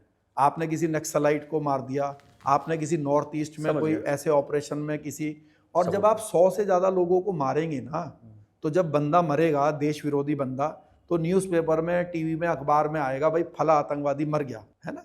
तो उनको फिर जिन लोगों ने, क्योंकि वो तो सरकारी गोली से मरा है ना, तो पूरी एक टीम बनी होगी। अगर वो डिस्क्लोज भी नहीं करेंगे तो ऑफिसर्स को तो पता ही है ना कि भाई ये इस टीम ने इसको काम को किया है, तो वो रिवार्ड करेंगे उनको किसी ना किसी। अगर रिवार्ड नहीं कर रहे हैं, इट मीन्स कि आपके साथ अन्याय हुआ है। तो हमारे भाई के साथ अन्याय हुआ है, अगर उनको आवाज उठानी चाहिए। हाँ, आवाज उठानी चाहिए। हम एज ए प्रशंसक बोल रहे हैं उनके। और जो मैंने ये बोला था कि जेल में साथ उनके जेल में आंसू निकल गया था। देखो, रोने में और आंसू निकलने में अंतर होता है। आंसू तो मेरे तो आंसू जो है, अगर मैं फिल्म देखता हूँ ना, और फिल्म में कुछ ऐसा सीन होता है तो मेरे आंसू निकलने लगते हैं। तो इट डजंट मीन कि मैं कोई डर गया या घबरा गया। आंसू जो है वो डर से नहीं निकलते, तो मगरमच्छ के भी निकलते हैं। हाँ, नहीं, आंसू जो है वो अनेक कारण से निकलते हैं। मान लीजिए आपको किसी ने जेल में कुछ कहा और आपको ऐसा लग रहा है कि यार अगर ये बाहर होता तो मैं इसको सही कर देता, लेकिन अभी मैं ड्यू टू एनी रीजन मैं अभी कुछ कर नहीं पा रहा हूं, तो आपको गुस्से में या दुख में आंसू निकल जाएगा। तो इसका मतलब ये नहीं है कि मैं डर गया हूं, इसका मतलब ये है कि मेरे अंदर मतलब अपने प्रति वो आ रहा है, बेबसी आ रही है। और जेल में आपको पता है सब लोग बेबस होते हैं, है नहीं। तो उसको जो है उसमें ले लिया कि भाई डर के मारे। मैंने ऐसा शब्द पहले भी नहीं बोला, आज भी नहीं बोला। हमें अंदर खाने किसी के दिल का थोड़ी ना पता है, लेकिन आंसू निकले किसी के भी तो वो बेबसी से भी आते हैं, वो परेशानी से भी आते हैं। और डर के मारे आंसू जल्दी से नहीं आते, आदमी के आंसू परेशानी में ही आते हैं, बेबसी में ही आते हैं। और जेल के अंदर हाँ, और जेल के अंदर जैसे मतलब वो बोल रहे थे कि भाई हम जब ट्रेनिंग लेते हैं तो ट्रेनिंग में जो कष्ट होता है वो उससे बड़ा पेन नहीं है। हाँ, तो क्या होता है, शारीरिक कष्ट एक अलग होता है, लेकिन जो मेंटली जो जेल के हरास अंदर किया। हरेस होता है ना, आपको कोई भी आके जिसको आप कुछ मानते नहीं वो आपको गाली दे देगा, आप कुछ कर नहीं हाँ, पाओगे। जैसे इसमें किया बोला कि हाँ। आपने बोला कि ऐसे हैं कि हाँ। 2 गाली दे के जाएंगे, हाँ, क्या कर कोई लोगे आप सड़क उनका? छाप आदमी आपको आके कुछ बोल देगा, आप कुछ कर नहीं पाओगे, है ना। आप सोचोगे यार मैं इतना बड़ा जो है लीडर हूँ या इतना बड़ा ऑफिसर हूँ, तो वो उसको जो वो बेबसी होती है या वो जो परेशानी होती है वो उसकी फीलिंग अलग होती है, वो शारीरिक कष्ट एक अलग होता है, तो उससे दोनों का कोई रोने का कोई कंपैरिजन ही संबंध नहीं है। अच्छा, वो आपने क्लियर कर दिया। हाँ। ये तो काफी जगह मैंने देखी, इसकी चर्चा चल रही थी कि हाँ, नहीं देखो वो मैं तो यही लगता है मुझे कि वो रहे हैं मेरे साथ, लेकिन अगर फिर भी मान लो Confusion रहे हो नहीं तो। रहा, कंफ्यूजन है उनको, तो मुझे कोई इसमें कोई वो नहीं मिल रहा, अवार्ड नहीं प्रूफ मिल नहीं रहा। करना है आपको। अरे भाई देखो, वो ये कह रहे थे, मतलब या तो वो जानबूझ के कह रहे थे या तो उनको कुछ नॉलेज नहीं है। वो क्या कह रहे थे कि आरटीआई डाल लो और आरटीआई में पता चल जाएगा मैं उस साल था कि नहीं कि वहाँ उस साल में था या नहीं था। पे। लेकिन मैं आपकी जानकारी के लिए बता दूं कि जेल विभाग के ऊपर ये आरटीआई जो है वो इस पॉइंट पे लागू नहीं होती। अच्छा। आपको जेल वाले अगर आप आरटीआई डालेंगे तो आपको ये डिस्क्लोज नहीं करेंगे कि कौन व्यक्ति कब किस कहाँ? जेल में रखा हुआ है या कब किस जेल में रहा है। बट वो थे तो तिहाड़ में ही। हाँ, तिहाड़ नहीं, वो तो अलग अलग जेलों में भी रहे हैं, बट तिहाड़ में भी रहे हैं, वो तो वो अभी खुद ही शायद वो बोलते हैं। फ्री हो गए मतलब ना, बरी। हाँ हाँ, तो मेरा मतलब ये है कि जैसे जेल विभाग को ये आरटीआई में छूट मिली हुई है कि आपको ये Disclose नहीं जानकारी करना ना दें कि किस व्यक्ति, क्योंकि ये सेफ्टी कोलैप्स हो सकता है ना इससे। बिल्कुल बिल्कुल। तो वो हाँ, कोई जानकारी, आरटीआई डाल देगा, बताओ कहाँ कौन है। हाँ सबको जानकारी मिल गई। हाँ, तो अब फिर मान लो कोई टेररिस्ट अटैक अटैक हो कर जाए, सकता अपने है। बंदे को छुड़ा लें वो, बिल्कुल बिल्कुल। तो इसलिए वो उनको छूट मिली हुई है उस चीज से। तो उनको जानकारी नहीं होगी थी कि उन्होंने हाँ, उनको ये पता नहीं inform नहीं होगा होंगे मेरे तो। ख्याल में कि भाई जेल विभाग की को इससे छूट मिली हुई है। लेकिन खैर कोई बात, इससे क्या फर्क पड़ता है। देखो हजारों लोग हमारे साथ रहे हैं, है ना, उनमें अच्छे बुरे हर तरह के लोग रहे हैं, और मेरा ऐसा मानना है कि कोई व्यक्ति अगर आगे बढ़ रहा है तो ये बहुत अच्छी बात है, क्योंकि अगर किसी कोई गलत काम करके भी जेल में गया है, मैं आपको अभी जेल का और बाहर समाज का सिस्टम की प्रॉब्लम एक डिस्कस करना चाहता हूँ। भाई अभी आप क्या चाहते हैं कि मेरे से कई लोगों ने क्वेश्चन किया कि आप बाहर आ गए हैं, आपने राजनीतिक दल बना लिया है, तो क्या ये अच्छी चीज़ है कि आप राजनीति कर रहे हैं? तो कोई आदमी अगर जेल चला गया तो आपने एक लॉ एंड ऑर्डर के हिसाब से, संविधान के हिसाब से एक सिस्टम बनाया हुआ ना, तो कि भाई आपने अगर एक क्राइम किया है या आपके ऊपर केस लगा है, चाहे आपने किया नहीं किया, तो आप जेल जाओगे। अगर जज साहब ने आपको सजा दे दी, वो सजा पूरी करोगे और फिर आप बाहर आओगे, और फिर जैसे पहले आपका जीवन चल रहा था उसी अनुसार अपना जीवन बिताओगे। ऐसी तो है ना। यही है। लेकिन समाज बोलता तो ऐसी है, लेकिन सिस्टम इसको अलाउड नहीं करता। कैसे? और समाज आपके प्रति वो नजरिया भी नहीं रखता। हाँ, नजरिया भी उसका चेंज हो जाता है। अब आप मान लीजिए कोई व्यक्ति जेल गया और वो छूट के आया, अब उसने सोचा मैं अपना जीवन शराफत से जीऊंगा, तो उसने सोचा कि मैं नौकरी करता हूं। अब सरकारी नौकरी के लिए तो एलिजिबल नहीं रहा, क्योंकि केस लगने के बाद आप सरकारी नौकरी के लिए एलिजिबल नहीं है। सरकारी नौकरी साइड कर दो, आप प्राइवेट नौकरी के लिए गए, तो एक जो प्राइवेट पर्सन है वो आपको उस निगाह से देख रहा है, यार ये जेल में रह चुका, कहीं ऐसा ना हो मेरे काम में कोई प्रॉब्लम क्रिएट कर दे, तो वो आपको नौकरी देने के लिए रेडी नहीं है। फिर आपने सोचा कि चलो मैं अपना कोई बिजनेस कर लेता हूँ, मैं ठेकेदारी कर लेता हूँ, तो उसने सोचा मैं नगर निगम की ठेकेदारी कर लेता हूँ, मैं पीडब्ल्यूडी विभाग की कर लेता हूँ, मैं इरिगेशन विभाग की कर लेता हूँ। तो जब वो ठेकेदारी के लिए अपना रजिस्ट्रेशन कराने के लिए गया, तो उसने कहा कि आप जो है इसके लिए एनओसी लेकर आओ और अपना करेक्टर सर्टिफिकेट लेके आओ थाने से। तो जब वो थाने में अपना करेक्टर सर्टिफिकेट लेने गया, तो थाने वालों ने कहा कि भाई तेरी तो करेक्टर सर्टिफिकेट बना के दे नहीं सकते, क्योंकि तेरे तो केस लगा हुआ था, तो वो ठेकेदारी भी नहीं कर सकता। तो फिर आदमी क्या करेगा? मजबूरी में फिर से वो क्राइम करेगा। तो सरकार ने खुद ही ऐसा बंदोबस्त किया हुआ है कि अगर आदमी जेल से बाहर आया है तो अगर वो इस चक्रव्यूह से बाहर भी निकलना चाह रहा है तो नहीं निकल तो ये सिस्टम जो है उसको बाहर नहीं निकलने दे रहा है। जबकि ऐसे सिस्टम में बंदोबस्त होने चाहिए कि भाई आपको जब उसने व्यक्ति ने केस लगा, सजा भुगत ली, तो करेक्टर सर्टिफिकेट बना के दो उसका। भाई उसने अपना सजा भुगत ली ना, अब उसको काम करने में, देने में, ठेका देने में, बिजनेस करने में क्या प्रॉब्लम क्यों क्रिएट कर रहे हो? वरना क्राइम करेगा आदमी। तो इसमें सिर्फ वही आदमी सरवाइव कर पाता है जेल से छूटने के बाद जो आर्थिक रूप से ठीक हो। तो वो ठीक है, उसको कुछ भी नहीं मिलेगा तो उसका जो पहले से ही खानदानी व्यापार होगा, बिजनेस होगा या जो भी होगा, तो उससे वो सरवाइव कर लेगा। अदरवाइज बेचारा जो साधारण व्यक्ति है, गरीब व्यक्ति है, वो क्राइम के एक बार जब लाइन में फंस जाता है तो इस सिस्टम के कारण जो है वो निकलने में असमर्थ हो जाता है कई बार। तो सिस्टम में सुधार की जरूरत है। राइट। और फिर आपने जो वो भी बताई थी, जो हमारी चर्चा भी हो रही थी पहले, कि जो जेल में फ्री में फंसे हुए हैं, जिनको कोई जमानत नहीं दे पा रहा है। देखिए जेल में ऐसे बहुत लोग मुझे खुद मिले हैं। मैंने कई लोगों को जो है, जो मैंने एक किताब लिखी थी, तो क्या नाम है किताब? Jail diary. अच्छा। तिहाड़ से काबुल कंधार तक। ठीक। तो उस जेल डायरी का जब मेरे को फर्स्ट टाइम रॉयल्टी मिली, 1 लाख रुपए अच्छा एडवांस मिले, मतलब या रॉयल्टी जो भी बोल लीजिए, तो मैंने कहा कि भाई मैं इस पैसे को डोनेट करूँगा। तो मैंने उसमें से मैंने कहा कि भाई जिस भी व्यक्ति के 10,000 रुपये तक का जो फाइन है, जमानत की, और वो नहीं, जमानत तो एक अलग होती है। अच्छा, फाइन कैसे होता है? जब किसी को मान लीजिए सजा हुई, तो मान लीजिए सजा कैसे होती है हमेशा कि जैसे 2 साल की सजा और इतना अमाउंट और 5,000 जुर्माना। 5,000 जुर्माना ना देने पर 6 महीने की और सजा। अच्छा। तो जेल में ऐसे हजारों लोग हैं जो अपनी सजा पूरी कर चुके हैं, लेकिन वो जो जुर्माना है वो ना देने के कारण, जो जुर्माना ना देने के कारण जो सजा है वो भी काट रहे हैं। तो अगर उनके पास 5,000 हो, 10,000 हो, 2,000 हो, तो वो जुर्माना जमा करें और वो उसी दिन छोड़ जाए। उनको कोई देने वाला नहीं है, उनके पास है नहीं, उनके कोई आगे पीछे नहीं है। तो मैंने बहुत सारे बुजुर्गों को जो जिनकी एज जो है 60 प्लस थी, तो ऐसे लोगों को मैंने जेल से, देहरादून जेल में मैंने छूटने में मदद की थी। तो मैंने कुछ देखा, भाई 70 साल की एज है, जेल में 5,000 जुर्माना ना होने के कारण 1 साल की जेल। तो मैंने कहा 1 साल में तो ये बुजुर्ग जो है मर ही ना जाए जेल में। तो फिर मैंने अपने जो ये वाले जो मुझे बुक से पैसे मिले थे, तो मैंने फिर उससे दिए लोगों को। कई बार अपने घर वालों से भी लेके दिए, क्योंकि कई बार देखते हैं ना बेचारे जेल में पड़े हुए हैं ऐसे ही।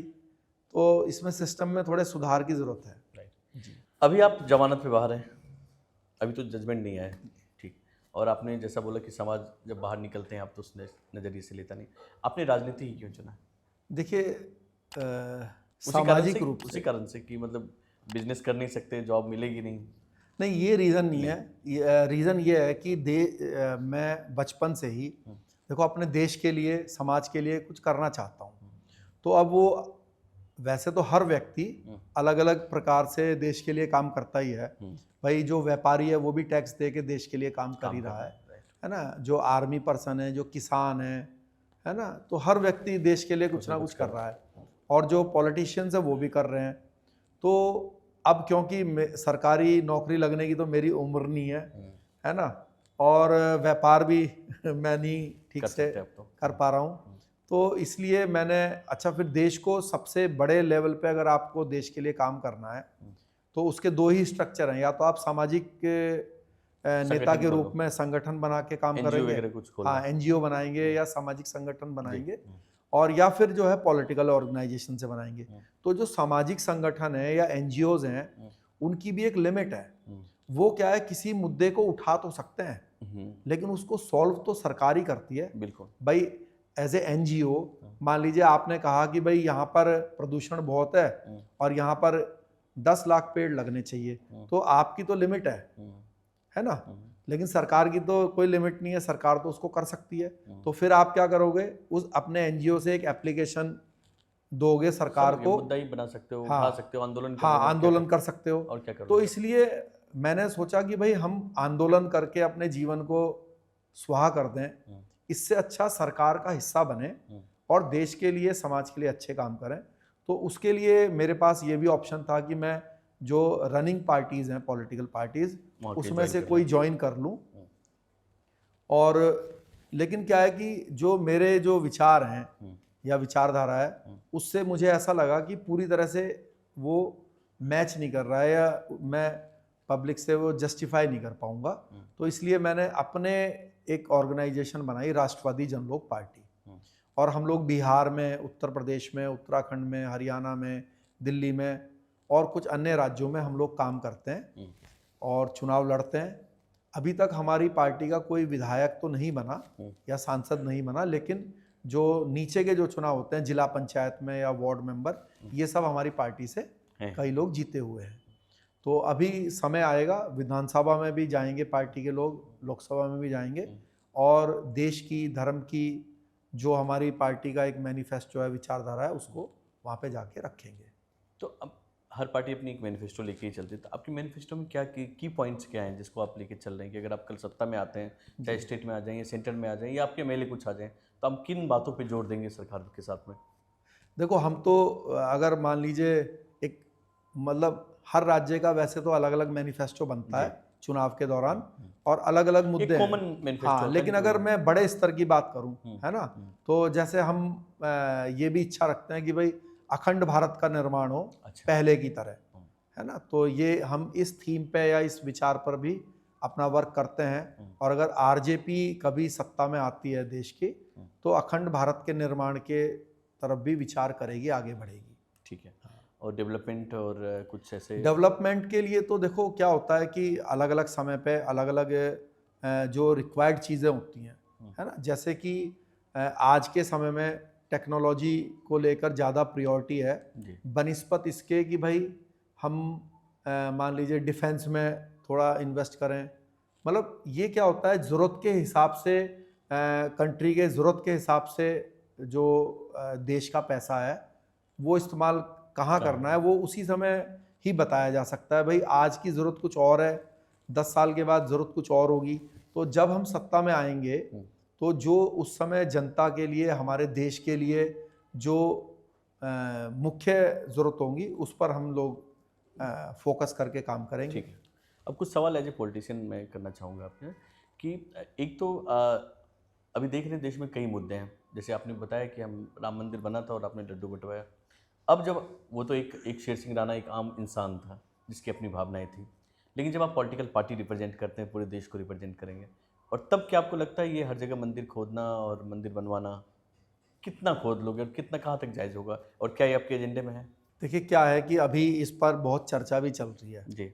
जैसे जो आरएसएस प्रमुख हैं मोहन भागवत जी, उन्होंने ये बात कही कि भाई हर जगह पर हम मंदिर मस्जिद की खुदाई नहीं करवा सकते। और जो राम भद्राचार्य जी हैं, उन्होंने कहा कि भाई मोहन भागवत जी को ये बयान नहीं देना चाहिए, और ऐसा तो हम करेंगे। एक्चुअली में जो दोनों के डायलॉग्स हैं, जो दोनों की बातचीत है, वो आप इस तरीके से महसूस कीजिए कि जैसे एक बच्चा और एक पिता होता है, ठीक है, या एक राजा और एक प्रजा होती है। तो जो बच्चा होता है वो क्या करता है, जब किसी मॉल के अंदर जाते हैं पिता पुत्र, तो बच्चा क्या होता है, हर खिलौने को देख के जिद करता है, ये भी चाहिए, ये भी चाहिए। लेकिन जो पिता होता है वो उसको एक चीज़ दिला देता है, 2 दिला देता है, लेकिन जब वो तीसरी भी डिमांड करता है तो वो ये देखता है कि यार अगर मैं इसको दिलाऊंगा तो मेरी पॉकेट अलाउड करेगी कि नहीं, ये मेरा जो भविष्य का जो वो है वो गड़बड़ा ना जाए। तो राम भद्राचार्य जी ने एक बच्चे की तरह बात करी, जैसे एक जिद्दी बच्चा होता है कि मुझे ये भी चाहिए, मुझे ये भी चाहिए। और जो आरएसएस प्रमुख है, उन्होंने एक पिता की तरह बात करी। वो एक पूरे देश को माइंड में रख के कि भाई राम मंदिर आंदोलन चला और आज वहाँ पे राम मंदिर स्थापित है, तो अगर उनकी ऐसी इच्छा भी है कि भाई दूसरे भी जगह पर मंदिर बनने चाहिए, लेकिन वो एक राजा की दृष्टि से सोच रहे हैं कि क्या हम माहौल है अभी, भाई वो एक बच्चे की तरह जिद नहीं कर सकते ना। क्या होगा अगर राम भद्राचार्य जी के रास्ते पर देश चले, तो अभी क्या है, देश का माहौल खराब हो जाएगा, दंगे हो जाएंगे, और एक चीज की जगह आधी भी नहीं मिलेगी। और मोहन भागवत जी का क्या वो है कि हम 50 साल चलेंगे, मौका मिलने पर चीज़ लेंगे, फिर नॉर्मल चलेंगे, फिर मौका मिलने पर फिर लेंगे।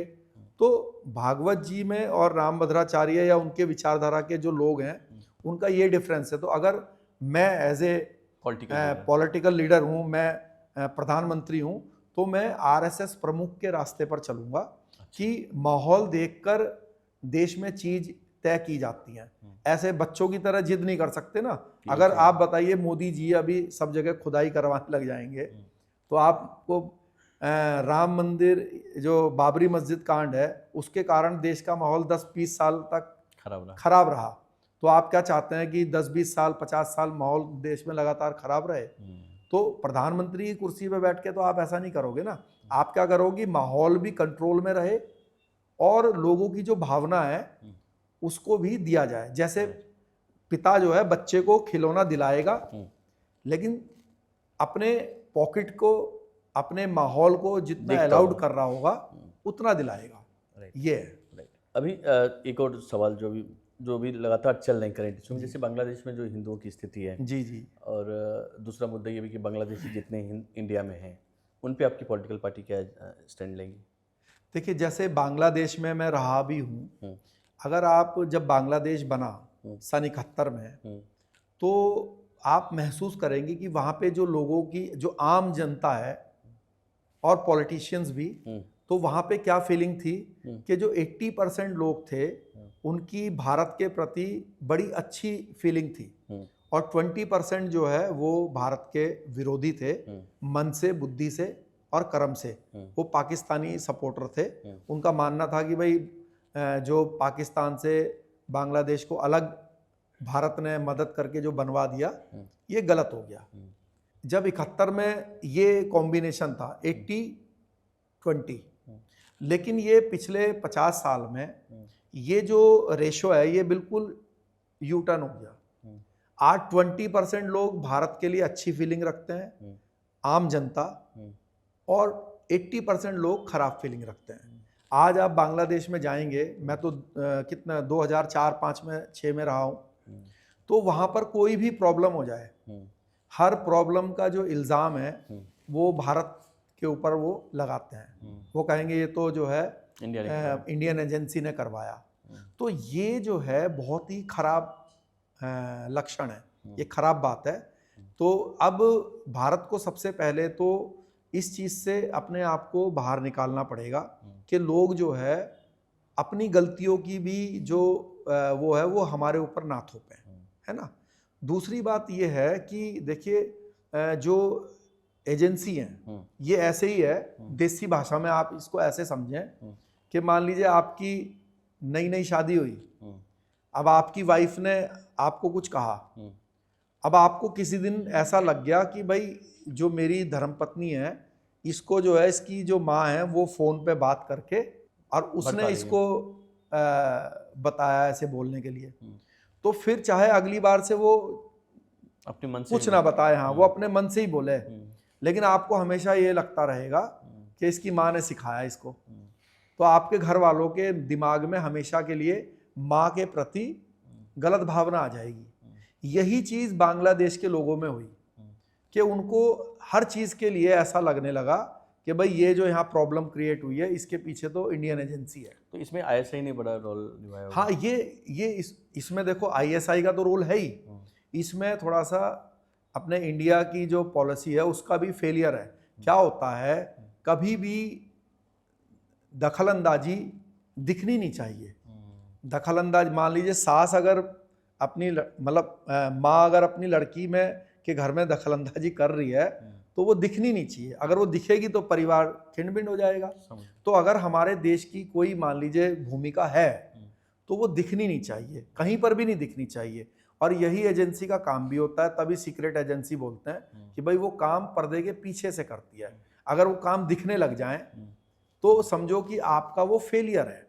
तो अब हमें करना ये चाहिए कि ये जो मानसिकता बदली है, इस रेशो को दोबारा से अपने स्ट्रैटेजी से जो है इसको चेंज करने की ज़रूरत है। और जैसे कई लोग ये इच्छा रखते हैं कि भाई इंडिया को बांग्लादेश के ऊपर अटैक कर देना चाहिए, सीधी युद्ध कर देना चाहिए, तो ये तो बिल्कुल जो है वही जैसे बच्चे की डिमांड वाली हाँ बात जो हो गई। बच्चे की डिमांड है वो तो ये तो वैसे ही हो गया। एक्चुअली क्या है कि लड़ाई का तो सीधा सीधा दो नियम है।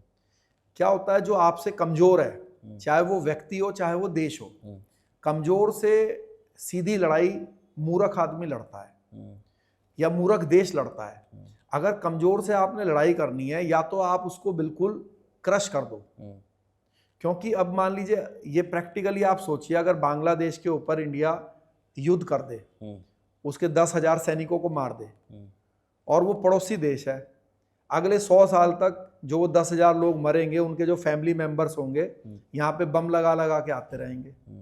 तो 100 साल की प्रॉब्लम आपने क्रिएट कर दी अपने लिए। तो बांग्लादेश की भूमिका से कैसे निपटना है कि आप नंगे को नंगे से लड़वाओ। तो बगल में दूसरा देश है, नाम नहीं लूंगा, तो आप जो है दोनों की लड़ाई करो, उनको अपना आपस में भिड़वाओ, और जब वो उनका मन एंगेज होएगा, फिर गालियां भी जो 80% है ना, वो इधर की गालियां जो है फिर वो उधर डाइवर्ट होंगी। फिर इनको थोड़ा जब आप गेहूं चावल दोगे तो फिर वो आपके लिए 80% जो है अच्छी बात करने लगे जाएंगे। तो धीरे धीरे जो मेंटेलिटी है वो चेंज होएगी और लड़ाई का फोकस कहीं और होएगा। और हर बुद्धिमान देश, हर बुद्धिमान व्यक्ति सीधी ना लड़ाई लड़के, जब तक मजबूरी ना हो, जब तक पूरी मजबूरी ना हो, क्योंकि ये बात बोलना कि भाई वहां पे हिंदुओं के ऊपर अत्याचार हो रहा है तो अटैक कर दो, ये तो कोई भी, ये तो एक मूर्खतापूर्ण हरकत है। देश जो है वो धर्म से ऊपर होता है। मान लीजिए कल जो है इंडिया और बांग्लादेश का मैच हो क्रिकेट का, और इंडिया की टीम से बैटिंग कर रहे हो अजहरुद्दीन, और बांग्लादेश की टीम से बॉलिंग कर रहे हो रामलाल। तो आप मुझे बताइए कि आप मैच देख रहे हो तो आप क्या इच्छा करोगे कि अजहरुद्दीन छक्का मार दे या रामलाल की बॉल पे, या रामलाल जो है वो अजहरुद्दीन को आउट कर दे? क्या सोचो? छक्का मारेगा अजहरुद्दीन, छक्का। तो इससे हमें क्या पता चला कि जो देश है, जो झंडा है हमारा, वो सुप्रीम है, धर्म उसमें सेकेंडरी है। तो देश हमारे लिए सुप्रीम है, तो हमें जो बांग्लादेश के लिए जो या किसी भी देश के लिए जो पॉलिसी बनानी है वो देश को आगे रखना है, धर्म उसमें फिर सेकंड आएगा। समझ। तो इसलिए हमारी पॉलिसी ये है कि मेरे मतलब अगर मेरे को ये चेयर मिले तो मैं 2-3 चीज़ें करूँगा। एक तो जो वहाँ के लोग हैं उनका मन अपने प्रति अच्छा करूँगा, सॉफ्ट करेंगे अपने प्रति, और कहीं और उनका, क्योंकि किसी ने हथियार खरीद ले हैं कहीं तो कहीं चलाएगा ही, तो उसको कोई और जगह दूंगा उन हथियारों को चलाने के लिए, कोई और उसका मोर्चा खोलेंगे तो, और फिर उनकी दोनों की सहायता करके दोनों का मन भी जीतेंगे। तो हमारे तो ये रहती, डायरेक्ट लड़ाई करना कोई समझदारी नहीं है। बट आपके इसी पॉडकास्ट में आपने 2-3 बार इन चीज़ों का जिक्र किया कि एक तो जैसे कि अफगानिस्तान अब जब गए वहाँ काफ़ी मंदिरें बंद थी जी। पाकिस्तान में की हालत पूरी दुनिया जानती है कि हिंदुओं के साथ क्या व्यवहार हो रहा है। अब ये बांग्लादेश, आपको लगता है कि हमारा कहीं ना कहीं एक जो रवैया है, जो सॉफ्ट रवैया है खासकर हिंदू कम्युनिटी के, ये कहीं ना कहीं हमारे लिए घातक है? क्योंकि अब देख ही रहे हैं, आपने तो सारा भ्रमण किया और देखा कि हिंदुओं की स्थिति क्या है, लोग छोड़ने पे मजबूर हो गए, जर्मनी शिफ्ट हो गए, आपने बताया कि वहाँ पे सारे लोग, तो कैसे सर्वाइव कैसे करेगा हिंदू? देखिए इसके लिए तो देखिए वो उस देश के नागरिक हैं, तो उनको अपने अकॉर्डिंगली वहाँ पे सरवाइव करना पड़ेगा। इसके लिए जो भारत की भूमिका है, एक देश की जो भूमिका है, वो एक तो शाह जी ने मतलब हमारे देश ने नियम बनाया भी है कि भाई जो भी इन देशों का नागरिक है और वो वहाँ पे अल्पसंख्यक है ना, तो वो भारत की नागरिकता उसको जो है इजीली मिल जाएगी। हाँ, तो अगर मान लीजिए उसको वहाँ पर कोई प्रॉब्लम फील हो रही है, ये मैं आपको देश की भूमिका धार्मिक रूप में बता रहा हूँ कि भाई अगर वो एक देश है और वो अपने जो रिलीजन के लोग हैं उनको थोड़ी सपोर्ट करना चाहता है, तो उसका ये माध्यम जो है मेरे ख्याल में वन ऑफ द बेस्ट है कि भाई ठीक है, आपको अपने देश में अगर कोई प्रॉब्लम फील हो रही है और आप वहाँ पे अल्पसंख्यक हो, तो क्योंकि उन्होंने तो धर्म तो नहीं खोला, लेकिन अंडरस्टूड बात है, उन्होंने कानून में लिखा कि भाई जो बांग्लादेश में, पाकिस्तान में जो अल्पसंख्यक है वो इंडिया की सिटीजनशिप ले सकता है। तो अल्पसंख्यक तो वहाँ पे हिंदू, सिख ही हैं, है ना, क्रिश्चियन, बौद्ध, जैन, ये लोग अल्पसंख्यक हैं। तो एक रास्ता उन्होंने खोल दिया। और दूसरा देखो, वो बांग्लादेश के अंदर जो हिंदू हैं, मैं वही आपसे बता रहा हूँ कि अगर डायरेक्ट वहाँ पे इंटरफेयर करोगे आप उनके लिए, तो ये तो उनकी कंट्री में इंटरफेयर है ना, तो उससे और नाराजगी पैदा होगी। आप मुझे ये बताइए, अच्छा आप मुझे बताइए, इसको आप ऐसे समझो कि जब फिलिस्तीन में कोई प्रॉब्लम आती है तो कभी कभी जो इंडियन मुस्लिम हैं वो धरना प्रदर्शन झल्लूस करते हैं। तो जो भारत के लोग हैं वो क्या कहते हैं, भाई फिलिस्तीन में प्रॉब्लम हो रही है तो तुम्हें क्यों खुजली लग रही है, तुम्हें क्या प्रॉब्लम हो रही है, तुम तो यहाँ शांति से रह रहे हो ना। तो ऐसे ही जब मान लीजिए बांग्लादेश में प्रॉब्लम हो रही है और आप यहाँ पर मान लीजिए कोई मार्च या वो कर रहे हैं, तो फिर यानी कि आपने भी देश के ऊपर धर्म को कर दिया, तो फिर दूसरे भी कहेंगे कि भाई देखो अब हिंदुओं को प्रॉब्लम हुई तो आपको भी प्रॉब्लम यहाँ हुई। ऐसे ही मान लीजिए कहीं दूसरे वर्ल्ड के दूसरे हिस्से में मुसलमान को प्रॉब्लम हुई तो एज ए मुस्लिम मैं इंडिया में कर रहा हूँ, लेकिन तब हम क्या सोचते हैं कि भाई भारत आपके लिए पहले ही प्रायोरिटी होनी चाहिए।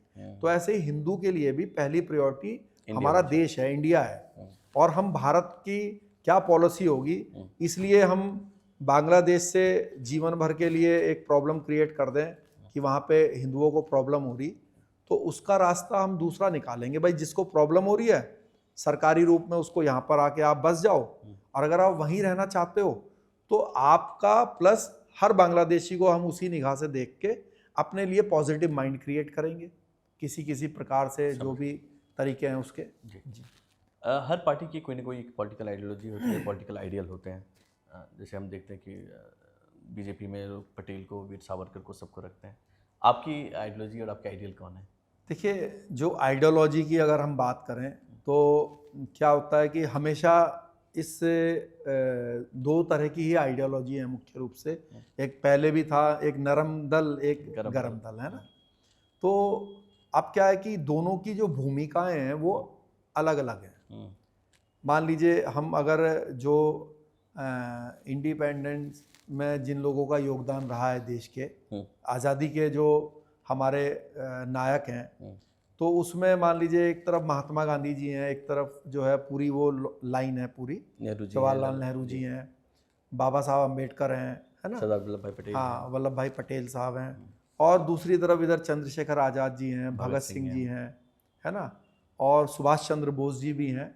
वो इनके दोनों के एक बीच के हैं, समझ लीजिए आप, है ना, नरम गरम दल के बीच के हैं वो। हाँ, तो क्या है कि अगर मेरी आइडियोलॉजी आप देखेंगे तो मैं सुभाष चंद्र बोस जी के आइडियोलॉजी का हूँ। अच्छा, हाँ, उस विचारधारा को फॉलो करता हूँ जिसमें नरम और गरम दोनों का सामंजस्य होना जरूरी है।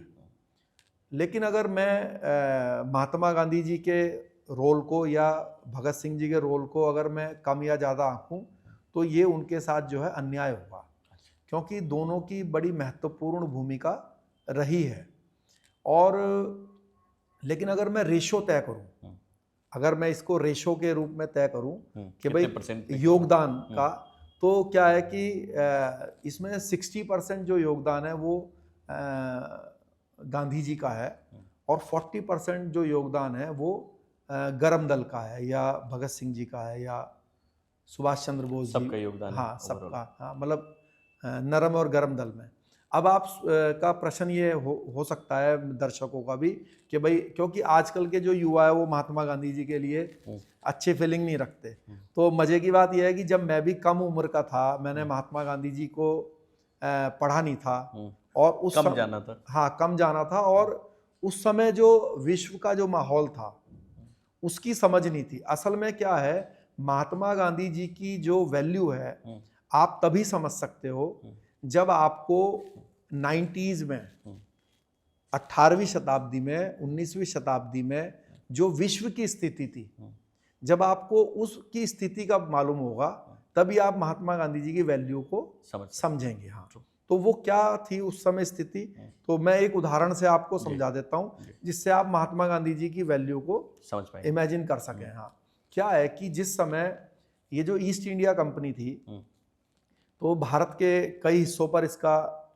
कब्जा था, और कुछ हिस्से पर पुर्तगालीज का भी था, गोवा वगैरह साइड में, पौंडीचेरी साइड में, है ना, और भी कुछ देशों का भी, हाँ फ्रेंच भी थे, है ना। तो क्या है, ये जितनी भी यूरोपियन कंट्रीज हैं पिछले जो 300 साल है, इन्होंने क्या किया कि अपने ताकत के दम पे अलग अलग ब्लॉक्स बनाए। जब इंडस्ट्रियलाइजेशन हुआ तो इन्होंने अपने माल को बेचने के लिए और अपनी इंडस्ट्रीज को बढ़ाने के लिए दुनिया के जो ऐसे हिस्से थे जो खाली पड़े थे, उसके लिए इन्होंने उनको हिस्सों को डिस्कवर किया, कॉलोनी सिस्टम का डेवलपमेंट किया, है ना। और या फिर जो है जिन हिस्सों की जानकारी थी और वो कमजोर थे तो उन पर कब्जा कर लिया। तो अब आप अमेरिका की बात करो भाई, जो वहां पे आज अंग्रेज हैं वो तो वहां के नहीं है, नहीं बिल्कुल नहीं, है ना। या आप ऑस्ट्रेलिया की बात करो तो ऑस्ट्रेलिया के भी ये लोग नहीं है जो आज वहां रह रहे हैं। बिल्कुल बिल्कुल। तो ये लोगों ने क्या है, ऑस्ट्रेलिया खाली यूरोप मिक्स है, पूरा हाँ, अमेरिका मिक्स है। हाँ, तो वो क्या है, यूरोप में बहुत सारे किंगडम्स थे, राज्य थे जी। तो हर राज्य ने अपने आप का विस्तार करने के लिए जो सबसे पहले इन्होंने करा कि जहां जहां खाली पड़ा हुआ है उसको पकड़ो। तो इन्होंने अमेरिका घेर लिया, इन्होंने ऑस्ट्रेलिया घेर लिया। फिर जब ऐसी जगह खत्म हो गई और नहीं मिल रही थी तो फिर इन्होंने क्या किया कि ऐसी जगह ढूंढी जो जहां के साम्राज्य थोड़े कमजोर हो और वहां पे अपना स्थापित किया जा सके। तो इस माहौल में क्या होता था कि ये लोग अपनी थोड़ी सी सेना का इस्तेमाल करते थे। तो अफ्रीका कॉन्टिनेंट में एक देश था, तो यूरोप में क्या है कि दोनों चीज तब आ चुकी थी, डेमोक्रेसी भी और राजतंत्र दोनों एक साथ काम कर रहे थे। भाई भारत के अंदर ईस्ट इंडिया कंपनी थी, मतलब इंग्लैंड के अंदर उस समय प्रधानमंत्री चर्चिल थे और क्वीन भी थी, दोनों थे ना, बिल्कुल एलिजाबेथ। हाँ, तो क्वीन की भी भारत में दखलंदाजी थी और चर्चिल की भी दखलंदाजी थी। एक तरफ कैपिटलिज्म बढ़ रहा था, हाँ, और राजतंत्र भी अपने हक, हाँ, तो ऐसे ही इंग्लैंड के बगल में स्पेन है, दूसरे देश हैं, तो वहां पर भी सेम ये था कि वहां पे प्रधानमंत्री भी था और राजा भी था। तो क्या हुआ कि जो राजा था, एक मेरे को यूरोपियन कंट्री का नाम नहीं याद आ रहा, तो उस देश के राजा ने सोचा कि तू थोड़ा सा और विस्तार कर ले, कहीं दूसरी जगह पर जमीन पे थोड़ा अपना कब्जा जमा ले। तो जैसे इन्होंने पहले अपने जासूस टाइप के छोड़े हुए थे, खोजी, वो अलग अलग देशों के अलग अलग एरिया में जाते थे पृथ्वी के और खोज के लाते थे जी वहां धरती खाली पड़ी है कोई। हाँ, तो एक ने आके बताया कि भाई अफ्रीका के फला हिस्से में वो पूरा एरिया खाली है, किसी दूसरे देश के भी वहां पर कोई वो राज्य स्थापित नहीं कर, मतलब कॉलोनी नहीं बना रखी, और हम वहां पे कर सकते हैं। तो ये बात पहले उसने, जो वो यूरोपियन कंट्री थी, उसके जो है प्रधानमंत्री से डिस्कस किया। तो उसने कहा कि नहीं भाई, हमारे पास ना उतना बंदोबस्त है, ना उतनी सेना है, और मैं वहां पे 1000-2000 लोग नहीं भेज सकता। तो फिर उसने राजा से जाके बात करी, तो राजा को आ गया लालच। राजा ने सोचा तेरी निजी इनकम ज्यादा बढ़ जाएगी। उसने बताया कि हम वहां पे नील की खेती कराएंगे और ये गन्ना वगैरह उगवाएंगे तो हमें आमदनी होगी, और भी वो फ्लावर्स वगैरह उगवाते थे तब ये जो अंग्रेज थे। तो इन्होंने क्या किया कि वहां पे जाके उस देश पर राजा ने चुपचाप उस पर कब्जा कर लिया। अब जब कब्जा कर लिया तो 10-20 साल तक, 10-15 साल तक तो चुपचाप चलता रहा। लेकिन एक समय क्या हुआ कि वहां पर जो वहां के नागरिक थे, जो ब्लैक पर्सन्स थे, नीग्रो, उनसे जो है उनकी जो, इसने 500 या 1000 सैनिक भेजे हुए थे, उनसे लड़ाई हो गई तो 100 से ज्यादा लोगों को उन लोगों ने मार दिया। तो जब मार दिया तो धीरे धीरे बात उड़ती सब जगह फैलने लगी, और जो यूरोपियन कंट्रीज थी उसके जो अखबार थे उसके फ्रंट पेजों पे ये खबर छपने लगी। और इस बात की जो ह्यूमन राइट्स था उस समय, जो ह्यूमन राइट्स थे, क्योंकि वो तो एक दूसरे से चिढ़ते थे ना, आपस में सब लोग लड़ते थे, तभी तो वर्ल्ड वॉर हुई। तो फ्रांस जर्मनी से चिढ़ता था, जर्मनी इंग्लैंड से चिढ़ता, मतलब सब लोगों की आपस में चिढ़ थी। तो उन्होंने जो है इसको मुद्दा बना लिया और उस देश के ऊपर इतना हाई प्रेशर रखा कि भाई आपने 100 से ज्यादा लोगों की हत्या कर दी, निहत्थे लोगों की। तो प्रधानमंत्री ने तो हाथ खड़े कर दिया, जी मुझे तो नॉलेज नहीं थी। तो इतना दबाव आया उसके ऊपर कि जो वहां का जो राजा था उसको आत्महत्या करनी पड़ गई। तो इस बात से हमें क्या पता चला? इस बात से हमें ये पता चला कि जब इस तरह की हत्याएं की जाती थी जिसमें ह्यूमन राइट्स की बात उठती थी, तो उन देशों के ऊपर हैवी दबाव आता था। इतना दबाव आया कि राजा को आत्महत्या करनी पड़ गई। तो इस बात को किसने समझा? गांधी जी। इस बात को गांधी जी ने समझा कि अगर मैं ऐसे आंदोलन चलाऊंगा देश में कि इस ईस्ट इंडिया कंपनी की मैं बदनामी कर दूंगा और इसको ये शो कर दूंगा कि भाई ये लोग यहाँ पर जो है ह्यूमन राइट्स का उल्लंघन कर रहे हैं, निहत्थे लोगों को मार रहे हैं, तो अगर मैं ऐसा माहौल क्रिएट करूंगा तो इससे जो है इनके ऊपर भी दबाव पड़ेगा। तो वो इस लाइन को लेकर अपने जो आंदोलन थे वो चलाते थे। लेकिन लोगों को लगता है जो भी उन्होंने आंदोलन चलाया, चाहे वो नमक आंदोलन चलाओ या असहयोग आंदोलन चलाओ, तो आप सोचो कि ये जो नमक वाला आंदोलन चला, तो जो इस समय यहाँ पे वाइसरॉयज थे उनको इतना अंदाजा नहीं था तो कि भाई ये इतना बड़ा रूप ले लेगा, तो उसकी गूंज इंग्लैंड तक गई, है ना। या जो वो असहयोग आंदोलन था वो उसकी गूंज इंग्लैंड तक गई। तो बाद में हाँ, भारत छोड़ो आंदोलन, फिर उनको बाकायदा वहां पे महात्मा गांधी जी को बुलाया गया, भाई ये कौन है ना। तो क्या है कि गांधी जी ने अपने इस रास्ते से बहुत हैवी प्रेशर में इंग्लैंड को कई बार लिया, क्योंकि दूसरे देश चिढ़ते थे, वो उसके ऊपर प्रेशर करते थे, भाई आप इस तरह से नहीं कर सकते। और दूसरी तरफ थे जो कि भगत सिंह जी थे या चंद्रशेखर आजाद जी थे, इनको अंग्रेज क्या बोलते थे कि भाई ये हमारे सिस्टम में एक तरीके से देश हथियार का यूज कर रहे हैं, हथियार का यूज कर रहे हैं। तो अगर वो हथियार के यूज करने वाले को हथियार से मार देते थे तो उसकी कोई आवाज उठाने वाला नहीं था। ये ऐसे है कि नक्सली मूवमेंट चलता है, कश्मीरी टेररिज्म मूवमेंट चलता है, मूवमेंट चल रहे ना, नॉर्थ ईस्ट के मूवमेंट चलते हैं, तो उसमें भी दो ग्रुप हैं। अब आप खुद इमेजिन कर लोगे, इससे आप महात्मा गांधी जी की वैल्यू समझोगे कि मान लीजिए नक्सली के दो ग्रुप हैं। एक ग्रुप है जिसमें पढ़े लिखे लोग हैं और वो धरने पर बैठे हैं लाल किले पर, ठीक है, और उन्होंने अंजल छोड़ दिया। और दूसरे हैं कि जंगल में AK-47 लेके 10 लोग घूम रहे हैं, ठीक है। अब यहाँ पर जो गृह मंत्री हैं उन्होंने कहा कि भाई ये जो 10 नक्सली घूम रहे हैं गन लेकर, इनको निपटा दो। अब 100 कोबरा कमांडो गए और मुठभेड़ हुई और मार दिया। तो इसका जो असर है वो वहीं तक सीमित रहा। पूरे वर्ल्ड में किसी ने ये नहीं कहा कि भाई इंडिया ने गलत किया, किसी ने नहीं कहा। लेकिन अब 10 लोग लाल किले पर धरने पर बैठे हैं। अब वहां टाइम्स ऑफ इंडिया वाले ने, हिंदुस्तान टाइम वाले ने फोटो खींची, अखबार में छाप दिया कि भाई ये डिमांड है, जंगल हमारे हैं, ये हमारा है, फला हमारा है। और पुलिस जो है उनको घेरा डाल के बस खड़ी हुई है, उनके लठ भी नहीं मार सकती क्योंकि वो तो शांति से बैठे हैं।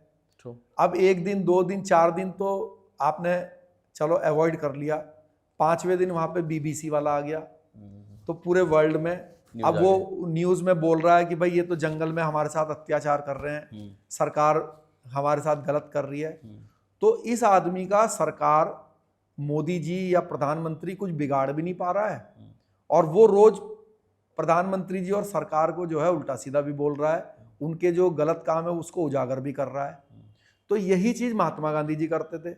वो ईस्ट इंडिया कंपनी के खिलाफ जो है रोज जो है उसके जो गलत काम थे वो उजागर भी करते थे, उसको बदनाम भी करते थे। और क्योंकि वो अहिंसक आंदोलन था तो उसमें चाह कर भी वो लोग, अंग्रेज उनका कुछ बिगाड़ नहीं पा रहे थे, तो उनका ये वाला रास्ता था। तो ज्यादा प्रेशर जो है आप अगर इमेजिन करेंगे तो अहिंसक आंदोलन बड़ा खतरनाक प्रेशर डालता है सरकार के ऊपर। आज भी जो लोग आपने देखा होगा ना आंदोलन पे, अब किसान बैठ जाते हैं तो दबाव आता है, लेकिन जैसे ही किसान डंडा लेके चलेंगे तो सामने से डंडा मार के भगा देंगे, फिर लोगों की सिंपैथी भी खत्म और वो जो प्रेशर था वो भी सरकार के ऊपर से खत्म हो जाता है। तो इसलिए, लेकिन मैं ये नहीं कहूंगा, योगदान दोनों का है, बस रेशो अलग अलग है, 40:60 है। महात्मा गांधी जी का एक अलग वो है। अच्छा, एज ए, ये तो हो गया एक मतलब आइडियोलॉजी, हाँ। अब हो गया as a person. As a person भी जब हम महात्मा गांधी जी को देखते हैं तो मैंने उनकी जीवनी भी पढ़ी हुई है और उसमें बहुत सारी बातों के साथ एक बात ये लिखी है। तो पहले जब मैंने वो बात पढ़ी तो मुझे खराब लगी, फिर मैंने अपने मन में उसको दूसरे नज़रिए से महसूस किया। तो वो क्या बात थी, उन्होंने कहा कि जब उनकी माता जी का देहांत हुआ तो वो अपनी धर्मपत्नी के साथ सो रहे थे और जो है मतलब एक पति पत्नी का रिश्ता निभा रहे थे। तो जब उनको पता चला तो वो उससे मतलब बीच में उठ नहीं पाए, और जब वो कंप्लीट हो गया तो तब वो गए। तो जब मैंने पहले पढ़ा इसको तो मुझे बड़ा ख़राब लगा। मैंने कहा यार ये कैसे आदमी है, माँ का देहांत हो गया, माँ का या पिता का किसका हुआ, तो ये जो है बताओ अपने वाइफ के साथ लेटे हुए थे और उठ के नहीं गए। लेकिन फिर मैंने इसको दूसरे नज़रिए से सोचा कि भाई ये बात दुनिया में सिर्फ महात्मा गांधी जी और उनकी धर्मपत्नी को पता थी। दुनिया में एक भी आदमी ऐसा नहीं है, शेर सिंह राणा भी ऐसा नहीं है कि आप अपनी आत्मकथा लिखे और उसमें एक ऐसी बात लिख दे जिससे कि सामने वाले मेरे लिए जजमेंटल खराब विचार करने लग जाएं। तो महात्मा गांधी जी ने मतलब जैसे बोलते हैं ना सत्य का रहा, तो आप बताओ इतना सच्चा आदमी कौन हुआ होगा कि वो आदमी जो है ऐसी बात भी अपनी आत्मकथा में लिख दिया कि भाई जिससे लोग जो है उनको भले ही गाली दे रहे हैं, लेकिन फिर दूसरी तरफ सोचो तो भाई ये सच्चाई की है तो समझो कि एक तो हरिश्चंद्र जी रहे होंगे सत्यवादी हरिश्चंद्र, फिर ये महात्मा गांधी जी हैं इतने सत्यवादी।